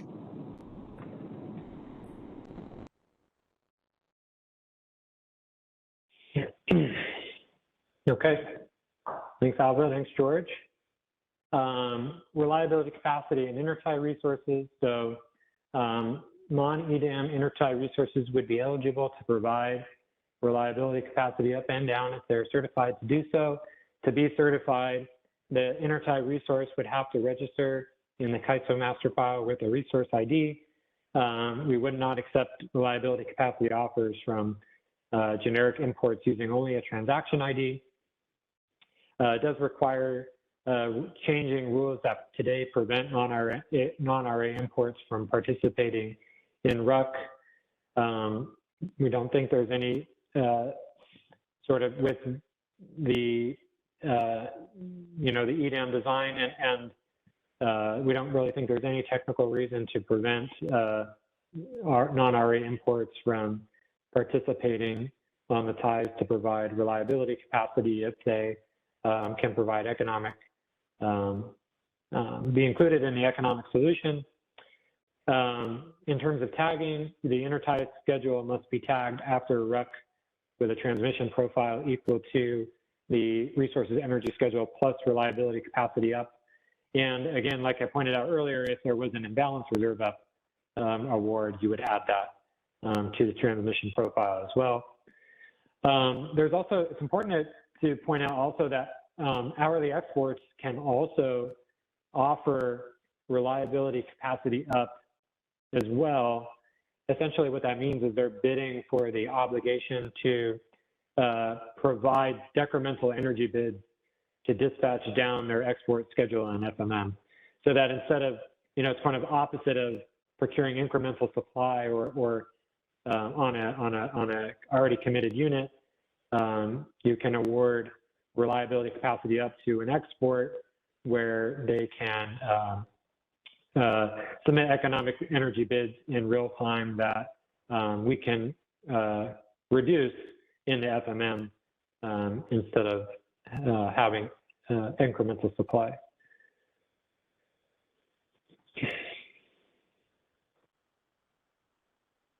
For reliability capacity bids themselves, similar to imbalance reserve, they have a single, they can have different hourly price quantity pairs, but only a single price quantity pair in each hour. That's consistent with all of our other reserve products in the day-ahead market.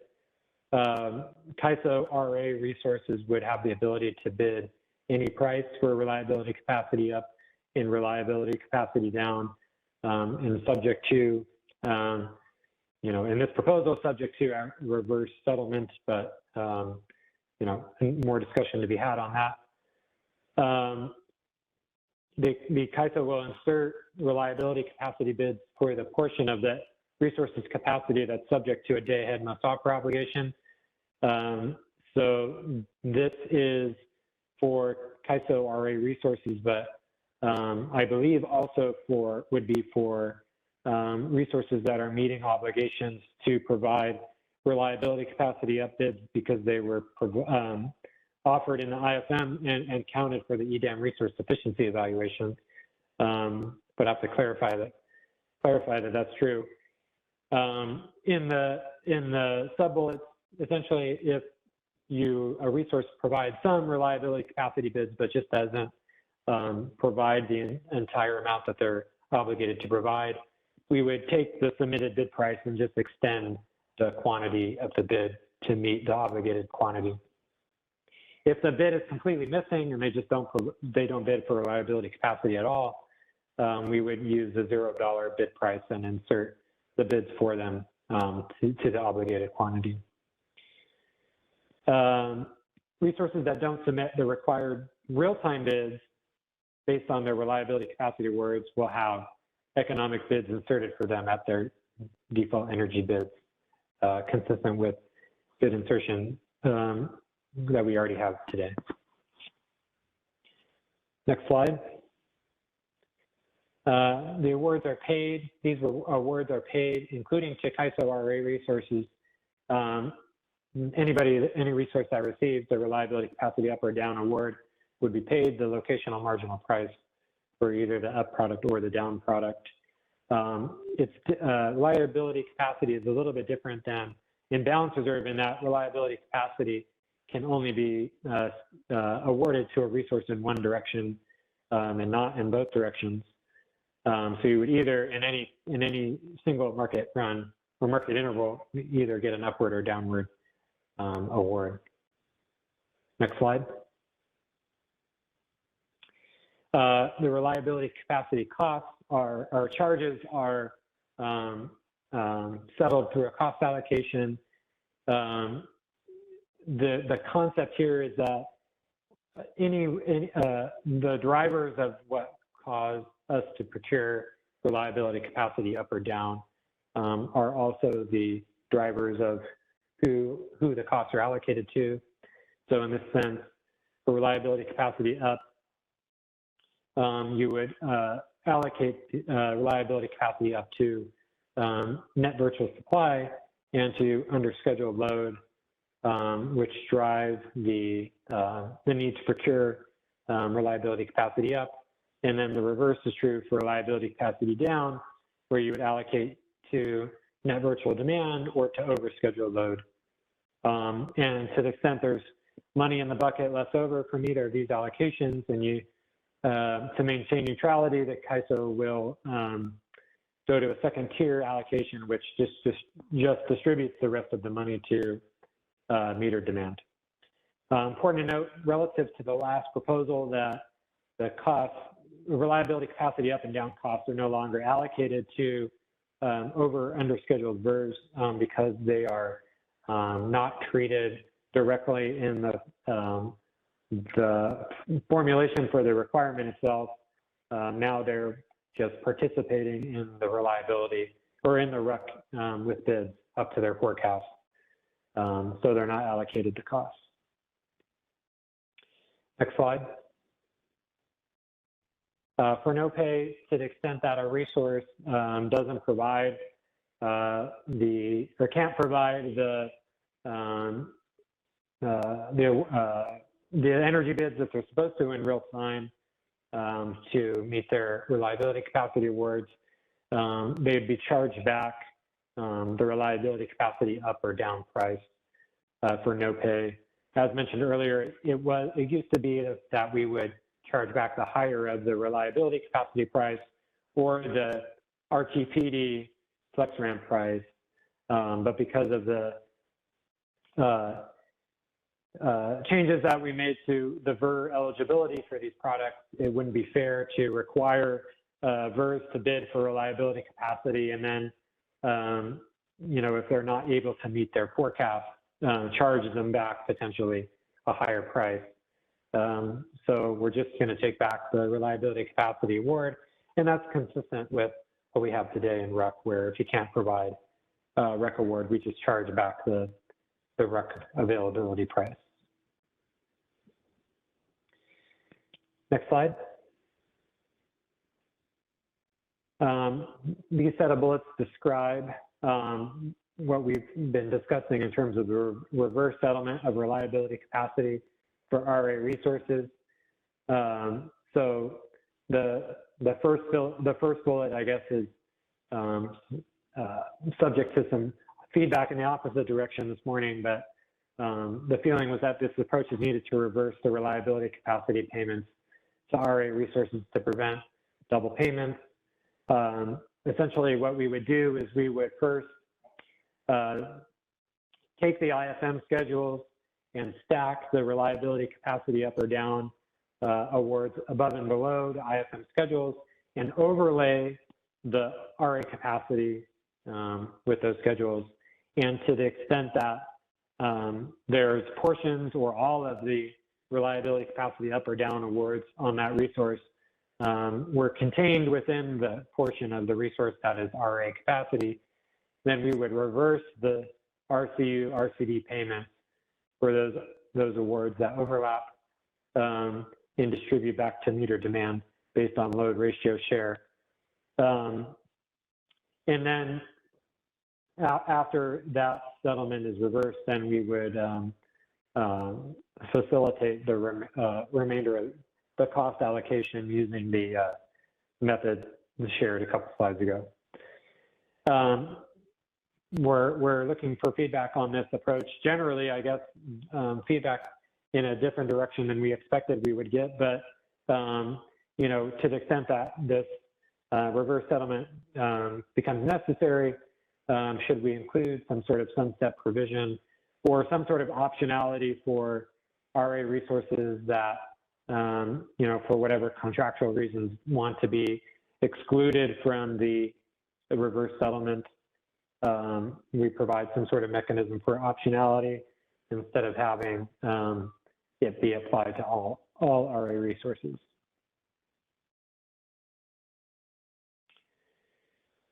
Okay, here's Carrie Bentley's missing bullets. Bid cost recovery applies for reliability capacity in the sense that reliability capacity revenue and costs are netted in the real-time market bid cost recovery the same way that they're netted for between RUC and real-time today. The BCR costs and RUC themselves, or I guess in the RUC real-time market, BCR costs themselves are allocated in alignment with the reliability capacity up cost allocation to net virtual supply and under scheduled load. And the market services charge applies to reliability capacity awards. It dawns on me in the proposal that we don't clarify how IFM BCR costs are allocated, which we should include in the draft final proposal. So I'm writing myself a note for that. Question?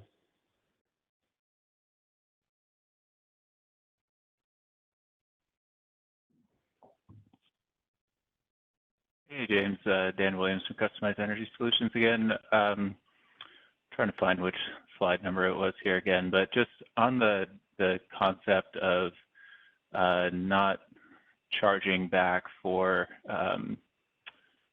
not being able to provide your reliability capacity in real time.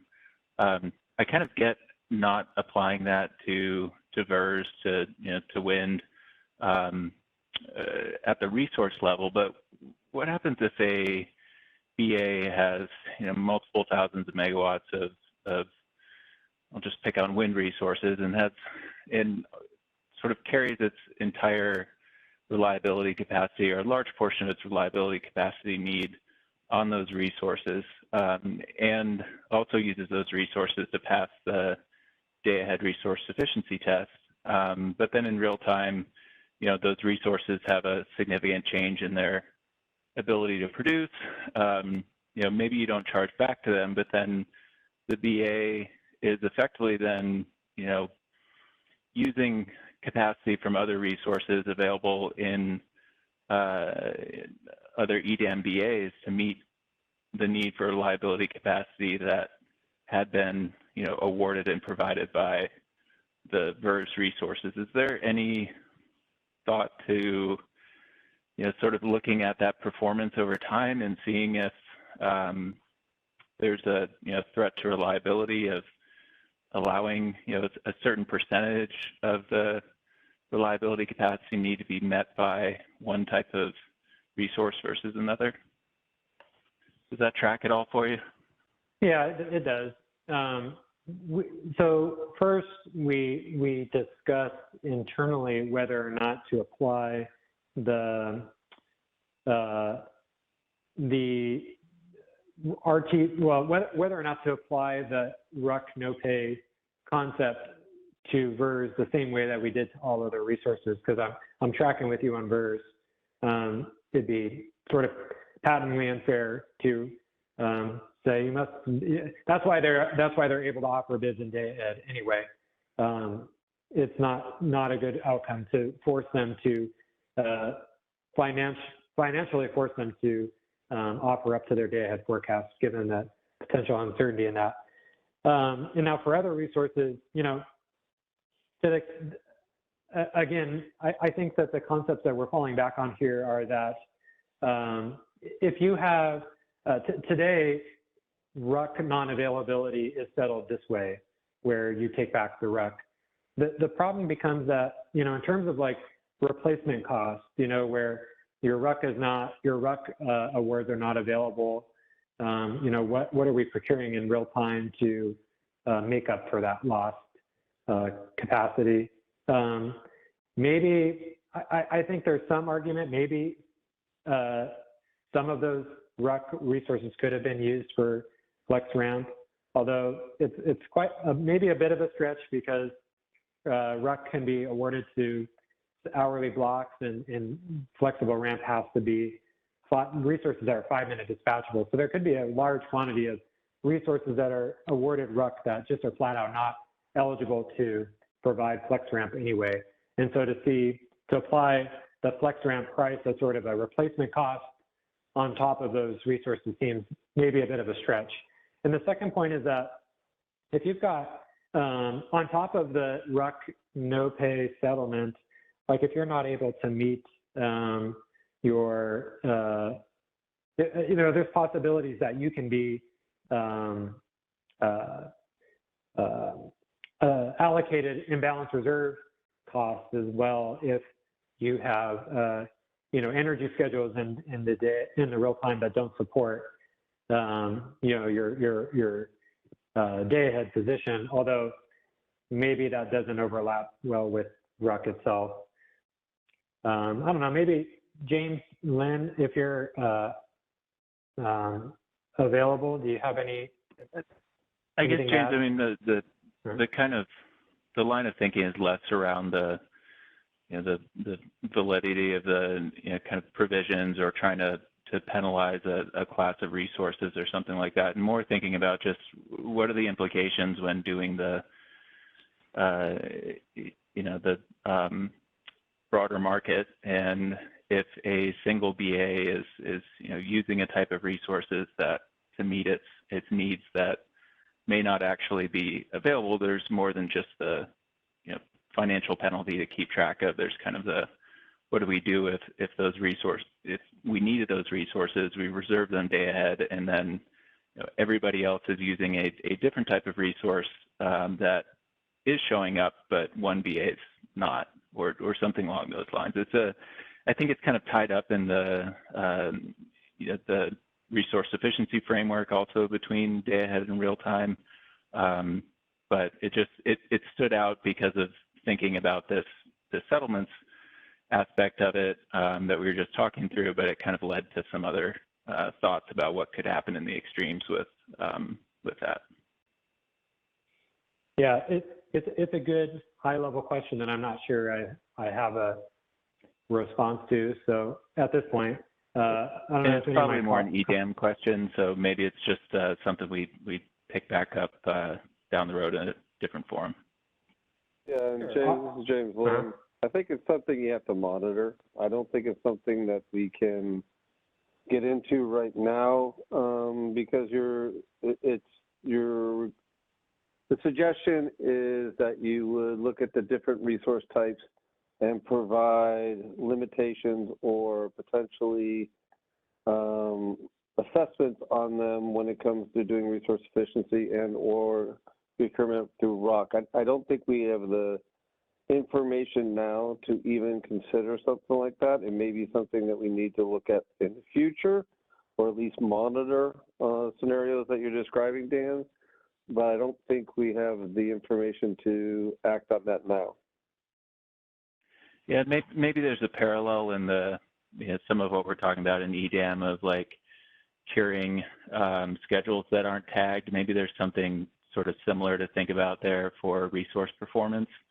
But I'll put some more thought into that and then pick it back up in the EDAM context. Mm-hmm.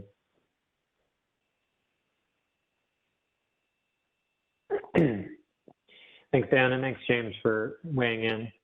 So we have about an hour left of our call. We'll get as far down the, outside. We've wrapped up on the day-ahead market processes and how reserves are, different awards are settled and stuff like that. And we'll move into some of the specific related day-ahead market enhancement design considerations, and we'll see how far we can get today. So we have in the proposal a deviation settlement for RAMP. RAMP is a more general way of, it's not just a deviation settlement relative to, from imbalance reserve relative to flexi RAMP. And on the next slide, we'll just show why it's not possible to develop a one-to-one relationship between the two products. But generally speaking, the market can procure RAMP in two ways. One, it can procure RAMP through forecasted movement. So in the day-ahead market, we procure energy schedules that change over the day, right? And in order to procure energy schedules that are changing over a 24-hour period, you have to have ramp constraints that make sure that you have sufficient ramp on these resources that are moving to meet those changing energy schedules. Same thing in the real time. You can have real-time market schedules that are moving as the day goes on, subject to ramp constraints on resources to ensure that you can meet future interval ramp needs with the resources that you have. But you can also get ramp through uncertainty awards, which in the day-ahead is the imbalance reserve award, which the deployment scenarios essentially assure you that you can feasibly deliver the ramp that's required to meet a high and a low imbalance scenario. So you have sort of an uncertainty envelope around the day-ahead energy schedule that is simultaneously feasible to ramp to any of the three locations that you see represented here by the green line, but also the up and downward dotted black lines. Same thing in real time with the flexible ramp product, where you have forecasted movement in energy schedules from interval to interval, but you also have procured flexible ramp up and down to meet possible unexpected changes in load that you need to ensure are feasible to ramp to. Let's go to the next slide. So the differences between imbalance reserve and flex ramp product make a direct deviation settlement infeasible. So here are the three major differences here that make it tough.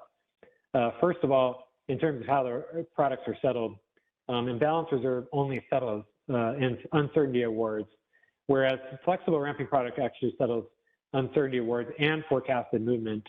So the normal interval to interval energy changes in energy schedules and the uncertainty awards are settled as side payments to energy in flex ramp, whereas for imbalance reserves, only an uncertainty award is scheduled or is settled.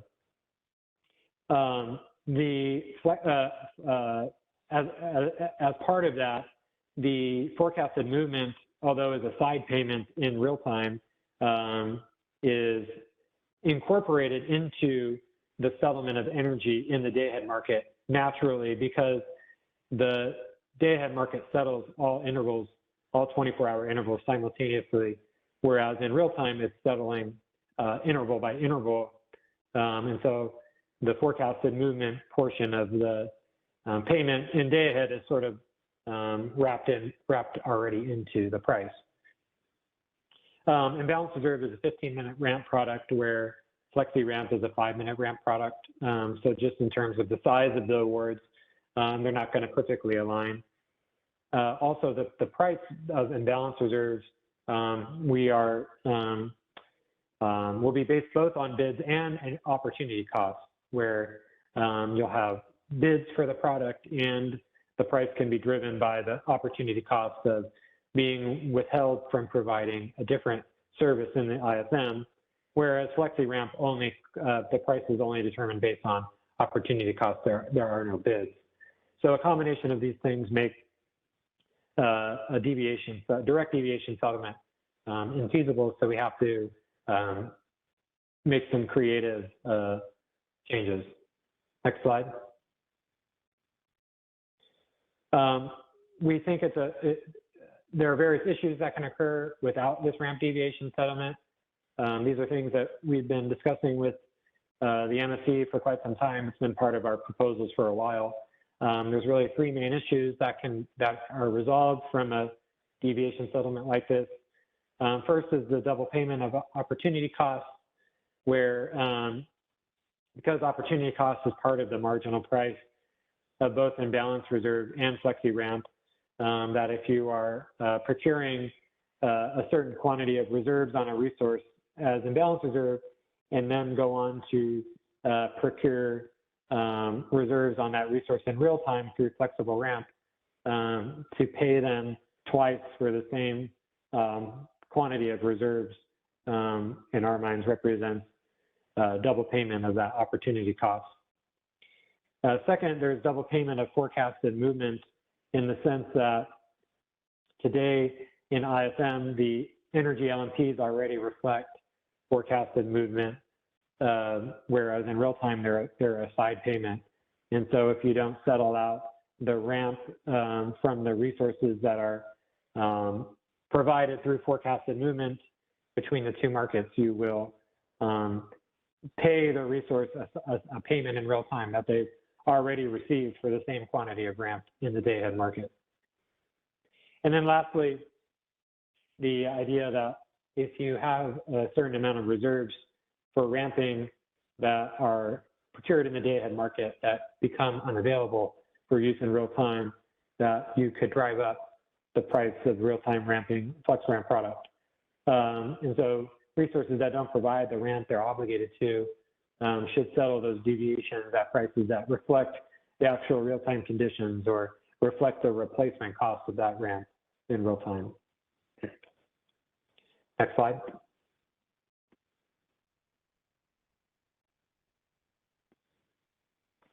So we do our best in this table to make it as clear as possible what the settlement would be for the different products here.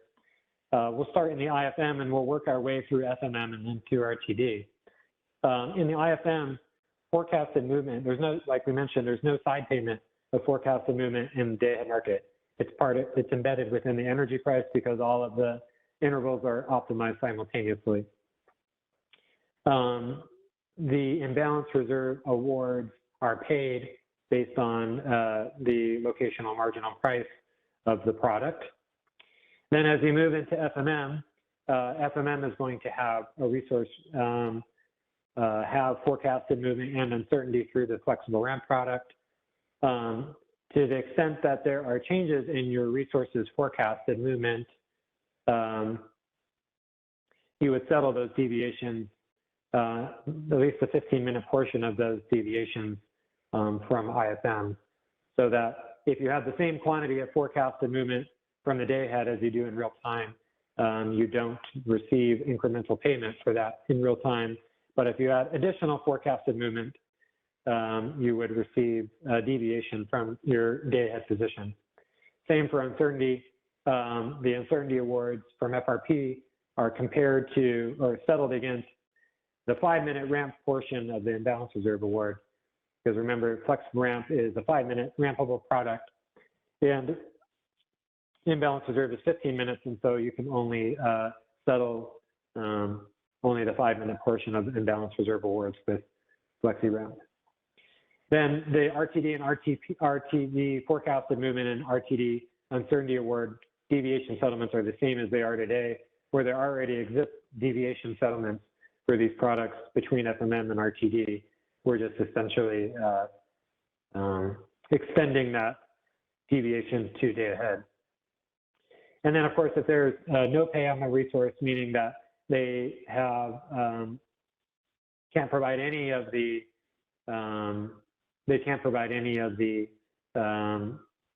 reserves that are procured in the day ahead, you would charge them.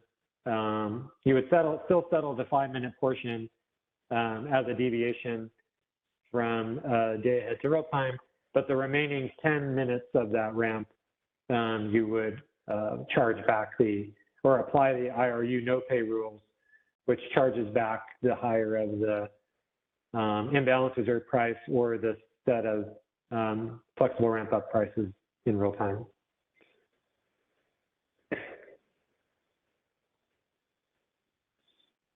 Clear as mud, I'm sure. So there have been impacts to the Western EIM for this ramp settlement. Forecasted movement in the day-ahead market is calculated as part of the energy locational marginal price. And so to the extent that entities participating in the Western EIM submit base schedules that have resources that are providing forecasted movement or changes in their schedules as the day goes on, would settle deviations of that forecasted movement in FMM, so that if their resources already in their base schedule being moves from interval to interval. And if the 15-minute market demands the same quantity of ramp as provided in base schedules, the resource would not get an incremental payment for forecasted movement. And of course, since Western EIM base schedules don't have imbalance reserve awards, there wouldn't be any deviation settlement that applies to the uncertainty portions of the deviation settlement. Next slide. There also would be impacts to convergence bidding to this settlement. Again, because convergence bids are settled at a day-ahead price liquidated in the FMM, the day-ahead price already incorporates forecasted movement into the price. And so convergence bids would settle,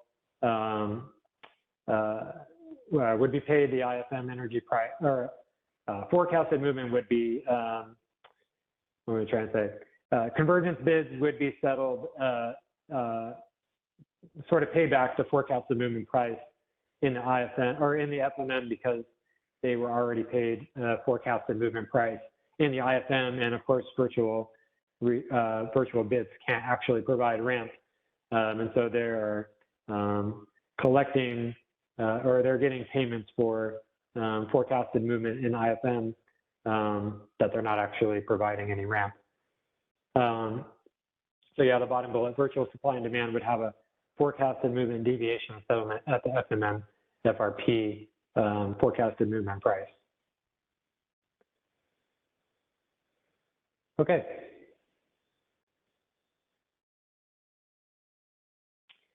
On congestion revenue rights, we have no changes to the proposal as compared to the last proposal. We continue not to propose changes to the existing CRR processes to account for imbalance reserves. We've acknowledged that imbalance reserve costs, because they're settled through an allocation instead of through a direct locational settlement, may cause CRR shortfalls because the congestion revenues are not collected on those imbalance reserve flows. We acknowledge this, and we are planning to monitor this and be prepared to act with whatever solution is necessary if this becomes a major issue after the product is implemented. Next slide. Okay. So this is getting into our real-time energy offer cap proposal. We've presented these slides a bunch, so I'm going to try to make them as brief as possible. The issue that we're trying to solve is in the objective function of the solution. The market considers only the bid price, the bid price of imbalance reserve and reliability capacity counting towards the objective function, and not the underlying energy price associated with that reserve. And so because of that, the optimization could award reserves to resources that have really high underlying energy costs on the reserves, even though the reserves themselves are low enough to be economic. This is true today for all of our day-ahead reserve products. The concern has arisen for reliability capacity, particularly because of the expectation that these reserves are more likely to be deployed in real time. And so the objective here is not to intended for any sort of local market power reason, but to simply prevent opportunities for resources that have high energy costs from being routinely awarded to upward reserve products when these resources would rarely be dispatched for energy in the real-time market. So I see a question, but I'll get through this series of 3 slides, and then I'll stop at the end. Next slide. Yep, so the idea is that we would propose a real-time energy bid price cap that's with the objective that it's consistent with the expected system price as the entire upward uncertainty requirement materialized. So essentially, the one way to think about it is if you need in real time all of the imbalance reserve and reliability capacity in the upward direction to be converted to energy, what that expected system price would be. The cap would only apply to resources that are awarded imbalance reserve up or reliability capacity up, and only for the quantity of their awards.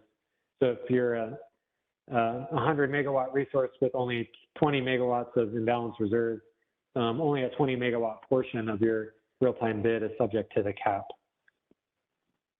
The bid cap would be published in advance of the day-ahead market closing so that resources could incorporate any potential risks they face of being subject to this bid cap into their day-ahead offers. The incentives sort of flow in this way in the bottom bullet, where if you are a resource with energy costs that are above the cap, you are risking being required in real time to offer those reserves as energy at prices below your cost. And so you would expect those resources to incorporate this financial risk into their offers for reliability capacity and imbalance reserve up. Those higher offers make the optimization less likely to award them for the reserves themselves, which overall meets the policy objective. Last slide. So at the recent stakeholder meeting and at a recent market surveillance committee meeting, we presented some preliminary analysis on developing a methodology to set the real-time bid cap. This analysis is in the works now, and we continue to test multiple combinations of inputs and regressions and outputs to see which combinations best align with the objectives that we set out on the previous slide. We plan to publish a companion document that will describe in detail all of these combinations and the results, the metrics that are used to evaluate different methods to see how they performed. We have not finished the analysis, but based on the options that we've tested so far, right now we're considering a single variable quantile regression that's based on natural gas prices to calculate what the hourly bid cap would be. And so you would get a different estimate by hour. And so every hour you would have a different bid cap based on this regression methodology. But we're, some of the MSC feedback was maybe we should test this analysis on the summer 2022 period to make sure that it's robust to the situations happening in September 2022. And then we would, as part of this proposal, implement functionality to turn off the bid cap during predefined tight system conditions. So if you had, say, maybe an EEA watch level, would trigger the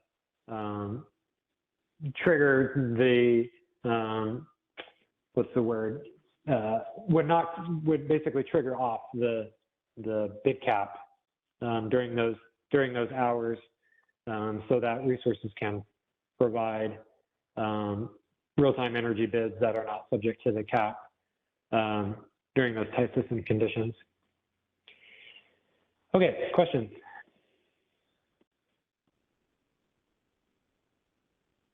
Hey, James, it's Callie Wells from WPTF. I will try and keep this brief. It's been a long day. But my question, if you can go back to slide 72, please. My question kind of starts on that, and perfect. So I was hoping you can kind of reconcile for me your second and third bullet point here. It seems like bullet number 2 is saying the concern is that there's a higher chance that these higher cost resources will be dispatched in for energy in real time. And then your third one says the concern is that these resources with high energy costs will be awarded the product, but then they won't be dispatched for energy in real time. So I was hoping you can help reconcile that for me. Yeah, good question. So I think your interpretation of the third bullet is spot on. And the second bullet probably could be clarified to say there's not a greater concern based on that high energy cost resources would be dispatched in real time. It's just that generally speaking, relative to like say contingency reserve, for example, spin, non-spin, that you're more likely to need the conversion of reserve to energy in real time from these types of awards based on what they're procuring the reserve for. So, you know, if you have a contingency only spin award, for example, you're not going to expect to be converted to energy in real time nearly as often as you would if you have a imbalanced reserve award, for example. Okay, that was helpful. I think my reaction to that is kind of the second bullet here. I think your guys' proposal to maintain the real-time must offer obligation, which we support, helps address that concern, because now you're going to have, you know, rolling into real time, not only the energy offers from all the resources that were awarded in the day ahead, these products, but also all other resources, RA resources that weren't scheduled initially. And so I think that in and of itself helps mitigate this concern. And on the third one, I think there too, maybe a more reasonable approach would be to, I think earlier we mentioned coming up with some sort of eligibility criteria if that, you know, if that is also of concern, rather than implementing this energy bid cap. I think our main issue with this energy bid cap in real time is it has some really significant price formation issues. So it, you know, has the effect of suppressing real time prices if these resources can't fully reflect their actual costs in real time. And then it also has this price distorting effect almost, because I know you guys on, I think the next slide, you offer up a solution. Well, if you can't fully reflect your costs in real time, just go ahead and price that into the IRU capacity offer. So you're almost suppressing the real-time energy prices and then in a way inflating potentially the IRU prices. So it's almost like this price shift or price distorting effect. And then, you know, if you continue down that path, also noting that you guys are also proposing to mitigate IRU offers. So now if a resource has gone down this solution that you proposed, inflated its IRU bid to reflect the cost it couldn't reflect in real time, but now it's being mitigated to a price that doesn't reflect the cost it needed to reflect in the IRU bid in itself, it kind of unwinds or makes that solution ineffective. And so it just, I think there's a more simplified approach to addressing these concerns. I think you guys have addressed that second bullet concern with maintaining the real-time moon. I think that third bullet, the concern there is just creating eligibility criteria, and then you wouldn't have to have this real-time energy bid cap in place. Yeah, so 3 points that I think I heard on there. So the first, I do think, I agree that the real-time move does in some way help this issue. It doesn't resolve fully the issue that you can still have resources with underlying energy costs of $950 being awarded the reserve products. Even if you're gonna get, you know, you're right that in the sense that without the real-time move, you'd potentially be relying on these reserves much more heavily than you would be with the real-time move. So the impact would be greater, but the objective of trying to prevent, you know, these high energy price resources from sort of being really competitive in these reserve markets, and then, you know, never actually being the resources that you rely on to provide the energy from reserves in real time. It doesn't fully address that issue in my mind. On the second point, it would be a simple solution. Admittedly, we're nervous about creating eligibility criteria based on cost or based on resource type for the fear of being discriminatory against resources that can have technical ability to provide the reserves, should have the opportunity to do that. So we've shied away from that for that reason. Then the last point on mitigation, you're right. I think we have some gaps to close in this proposal as it relates to mitigation. You know, you can incorporate you could be a resource that's following the rules here and incorporating your financial risk and bumping up your capacity or reserve offer, and then you just get mitigated down. And that's not a great solution. I think we also have to think about two other things in my mind, gaps that need to be closed. Something that was brought up last time is that is the bid cap of $247 sufficient that if we had a real-time, or if we had a day-ahead move for imbalance reserve where certain RA resources were obligated to provide imbalance reserve, is 247 bid cap sufficient to cover the maximum risk that a really expensive resource may be facing to offer the product, where maybe even that $247 bid is not sufficient to cover their risk. Obviously, they'd be really unlikely to be awarded, but if you need them at $247, their actual cost, given the financial risk, may actually be $500 or something like that. So that's kind of an open question in my mind. The second one also is, or the third one also in my mind is, in terms of bid cost recovery, how inflated, we'll call them inflated reserve offers they'd be incorporated into bid cost recovery. Potentially you would be making whole, or considering make whole payments for resources that, are reflecting costs above their actual, actual costs of providing the product in make whole payments, and potentially that's not a good outcome. But those three things I think are gaps that we need to close. So I'll agree with you there. All right, yeah, I really appreciate it. And if you guys can really kind of think about the price formation issues this bid cap has on the market, would be really useful. Thanks. Mm-hmm. Okay, next question. This is Carrie Bentley with Western Power Trading Forum. Sorry to tag team with Callie, but I just had an additional request on this. Given that you added the real-time move back, I think something that maybe hasn't been specific enough when we're discussing this is really you're only talking about long start resources, because everyone else is going to have a move anyway for the most part, and that's who you should count on are the RA resources. So like the subset of resources here in my mind is you're choosing between just long start resources who may get started up on this product and who may not. And then from there, you're only talking about resources that didn't get a day-ahead energy award.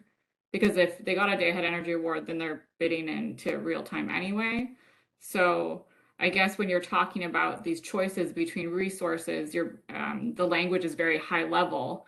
But like I think when you drill down to the specific examples, I get a little more lost in the incentives and what you're trying to prevent. Because in my mind, if you bid too high for your energy to not get dispatched in day ahead, well, the energy day ahead price is higher than the real-time price.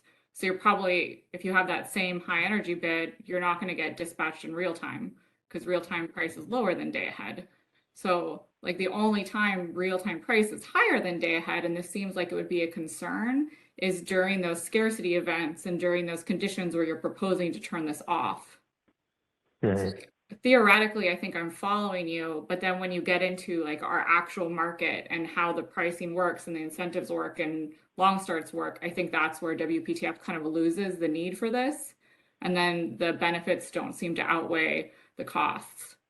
But I think it would go a long way for us to be convinced if you guys were more specific to our market, to our resources when describing these implications. Okay. It's a new way for me to think about this issue. So I'm not sure I fully captured, your suggestion. So maybe we can follow up on that point to make sure I understand.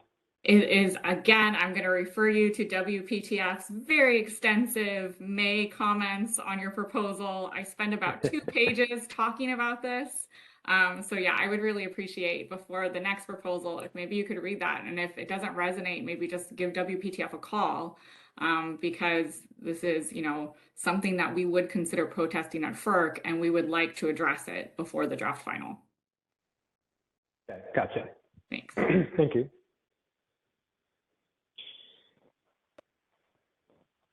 Okay, we have the opportunity to finish on time, so we only have a few slides left. Let's go back to the slide 75. This section of the paper essentially describes, again, what we've already described earlier in terms of how VERS are eligible to receive the imbalance reserve up and down awards and reliability capacity up and down awards by restricting their upper economic limits to the VER forecasts in both ISM and RUC to prevent VERS from holding reserves above their VER forecast, which would prevent, from our perspective, a reliability concern. And I'll repeat that the extension of reliability capacity bids includes VERS in the sense that they have to offer into their VER forecast, both because we think that it is necessary, even outside of EDAM, for VERS to be representing all of the available physical supply in RUC to make sure the RUC solution is solid, but also with EDAM considered in that the VER forecast is what is used in the resource efficiency evaluation, that since that's what we consider for resource efficiency, that's the quantity that should be included in RUC. There were concerns about in comments previous where certain stakeholders were concerned about, well, you've got this. It is a little funny to think about procuring an uncertainty reserve product on a resource that is driving some of the uncertainty, which I get that seems a little odd. But in any case, the VERS scheduling coordinator, I mean, there's a couple things to consider. One, since VERS all have extremely low energy bids, they're probably almost never going to be economic to provide reserves because they're going to be must take for energy in most sense. So I don't think we would expect VERS to be awarded these products very often. Second, that in the case, there are penalties for not delivering imbalance reserve in terms of settlement that a VERS scheduling coordinator has to assume. So if there are concerns about, if the resource is not able to provide the reserves that it's bidding for, it's subject to, potentially penalizing payments in real time, and that adds to the risk. And so, we'd leave it up to the scheduling coordinators for these VERS to decide what their appetite for providing these reserves are.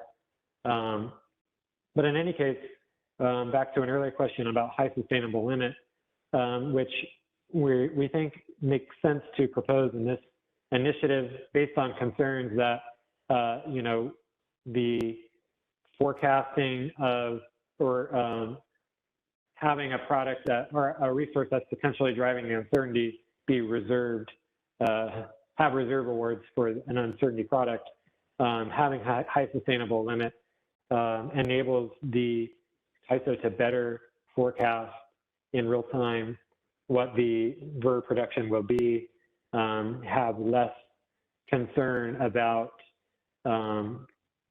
the impact of VERS not being able to deliver on their reserves in real time. So that's why we've included the proposal that VERS would be required to provide their high sustainable limit. I'll note, though, Alva's question earlier on this HSL process, we haven't really gotten a lot of comments in the written comments about this proposal, even though it's been in there for a few proposals now. So I do hope that if there are concerns or suggestions around this, that folks will pay attention to this part and put it in their written comments. Okay, next slide. So we have broken off the, in terms of energy storage, we've broken off the ESR model, the proposed energy storage resource model, into a different initiative where we would allow for storage resources to submit bids based on incremental or decremental state of charge rather than incremental or decremental capacity. So there are rules in the proposal where, we would align must offer obligations in terms of reserve awards with how a resource that's participating in this ESR model needs to bid consistent with its obligations, because imbalance reserve up and down and reliability capacity up and down are based on megawatt values, and ESR is bid based on incremental or decremental state of charge. Essentially, the resource has to do some sort of conversion to make sure that the state of charge that's bid aligns with the capacity quantity of their reserve awards. Next slide.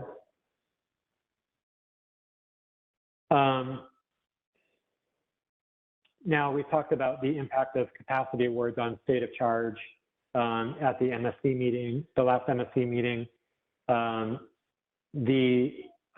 Basically a resource's state of charge is only affected by the incremental, decremental energy schedules awarded in an individual market, which is represented in this first equation here. And then the second equation is more of a capacity constraint that takes the minimum and maximum state of charge and compares it to the resource's current state of charge, and make sure that within any single time interval that the sum of reserve awards from the day-ahead market don't exceed the capacity that's available upward and downward by comparing the resource's state of charge to its upper and lower limits. But in the MSC meeting, we noted an issue where this applies fine within a single market interval, but between intervals over some longer horizon, some of these reserves are expected to be converted to energy, and that impacts state of charge. And the concern was that if you have energy storage resources that have, let's say, imbalance reserve awards over the period of a day, the state of charge constraint and this capacity constraint will, of course, assume that within any single interval, you have sufficient state of charge to meet that award. But it doesn't assume that if the reserves are used as energy in real time in an early interval, how that impacts your ability to provide the reserves later in the day if you were to have awards spanning several periods. So if we go to the next slide. So the constraints don't account for the deployed reserve awards that ultimately consumer produced energy. We feel dilutes the value of the reserve services because you can't sufficiently count on all the reserves to be there if some of the reserves are used as energy early in the day and then there's not sufficient state of charge to support those awards later in the day. And I think also creates sort of a disconnect in the way that storage resource owners and participants are incentivized to try to manage their state of charge in real time in ways where they're avoiding no-pay settlements and things like that, where that's not the way that we want them to participate from a system perspective. So this proposal considers implementing a more refined state of charge constraint where we would have configurable coefficients assigned to each of the reserve products in the day-ahead market to essentially within the state of charge formulation, assume some portion of the reserve products are either consumed or produced energy or state of charge. These coefficients would be configurable somewhere between 0 and 1, reflected to account for the expectation of the quantity of how these reserves get deployed as energy. As noted earlier, the proposal does initially consider the coefficients for imbalance reserve up and down to be set to 1, which is consistent with their full deployment in the deployment scenarios. Some early feedback indicates that maybe we should think more about that particular part of it.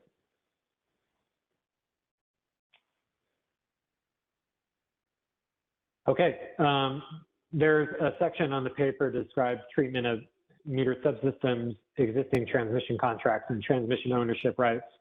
There haven't been any changes to those sections in some time, and they're the only stakeholder comments that we get on those sections are that we agree with what's in there. So I'm not going to spend time discussing that here, but we do have those sections written up for those interested. Okay, I think let's go ahead and skip this slide. There's a section in the paper. Let's skip this section. There's a section in the paper that has this pretty flow diagram that describes sort of start to finish from forward capacity procurement all the way through real time. How the RA program and DAME and EDAM connect, and also connect with the Western EIM. So I'll leave that for people to look at. That same diagram was also in the EDAM. This one right here was also in the EDAM revised draft proposal, so it's not completely new, but it essentially describes how all these things work together. I did want to talk about Western EIM governing body role because there were quite a few comments about this. So under today's rules, these are the proposed governing body authority, where there would be joint authority for the EIM governing body to consider the financial settlement of flexible ramping products, specifically the removal of the double payment of forecasted movement and how that impacts Western EIM entities. That would be a joint decision. There would be some advisory role for the Western EIM governing body as to certain changes that are made in terms of the settlement of flexible ramping product and how resources are required to bid in real time depending on their day-ahead market awards. So really anything that affects directly EIM entities in their, or Western EIM entities in their role as Western EIM participants would be subject to joint or advisory authority. And the rest of the initiative would not have a proposed role for the EIM governing body. That being said, if we go to the next slide, there are some commenters who propose that joint authority should apply to some or all of the proposal, which is similar with how Western EIM, the governing body's role is for EDAM. We acknowledge that we have comments like this, also not acknowledging that this sort of classification would depart from our current rules. It would require board approval for this, similar to what, how the board has made approval for joint authority classification for EDAM. So if stakeholders want to see the ISO board, if stakeholders think it's right for the ISO board to consider a larger role for the Western EIM governing body than the role that was presented on the previous slide, they're encouraged to state that in comments or any other aspect of the decisional classification.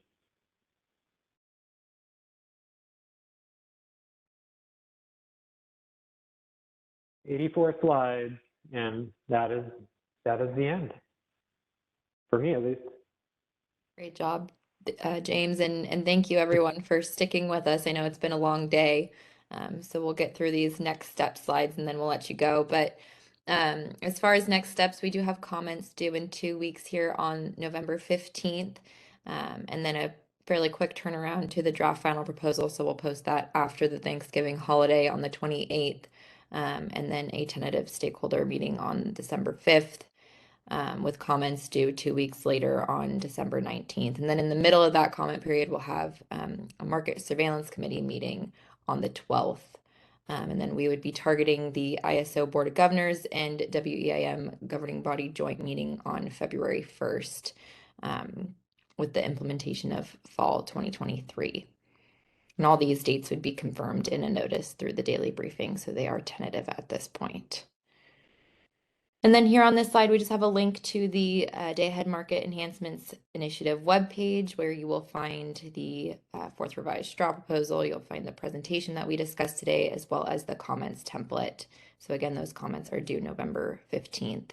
But if you have any questions, please reach out to me directly at inicasia@kaiso.com, or you can send an email to the ISO Stakeholder Affairs inbox as well. It looks like we had 2 questions popped up in the queue, so we'll take these final questions before we conclude. If we could unmute JK. Hey, thank you. This is JK Wong from PG&E. I just want to comment on the deadline for us to submit the comments. I want to point out that we have a EDM workshop the day before the comments due, and the week before we have the wet rain day, and 2 days of the KAISO stakeholder symposium. And because the EDM and DEMI, they are related, so we would expect the comments will also be depending, we'll actually refer to what's happening on the EDM stakeholder day. And we will very much appreciate if KAISO could consider extension to the comments due date for this DEMI proposal. Thank you. Thanks, JK.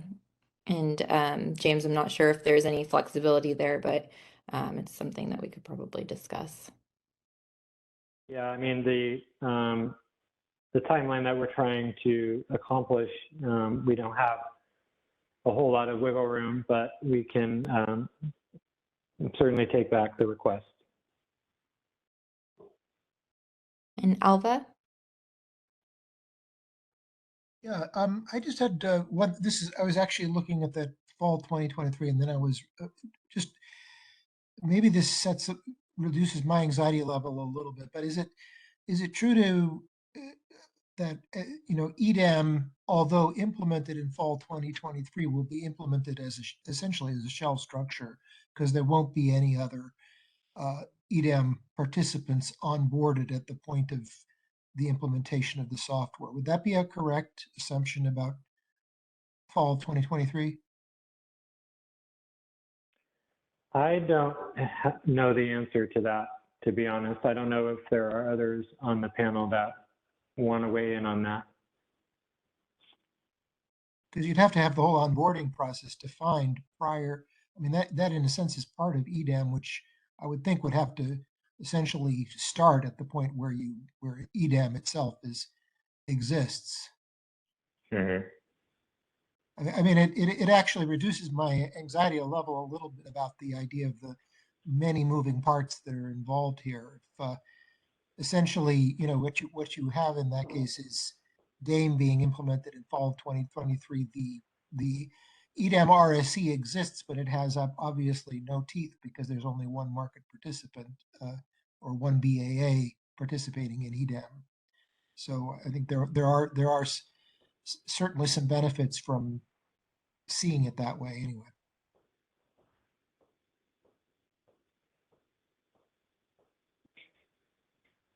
Yeah, I think we can.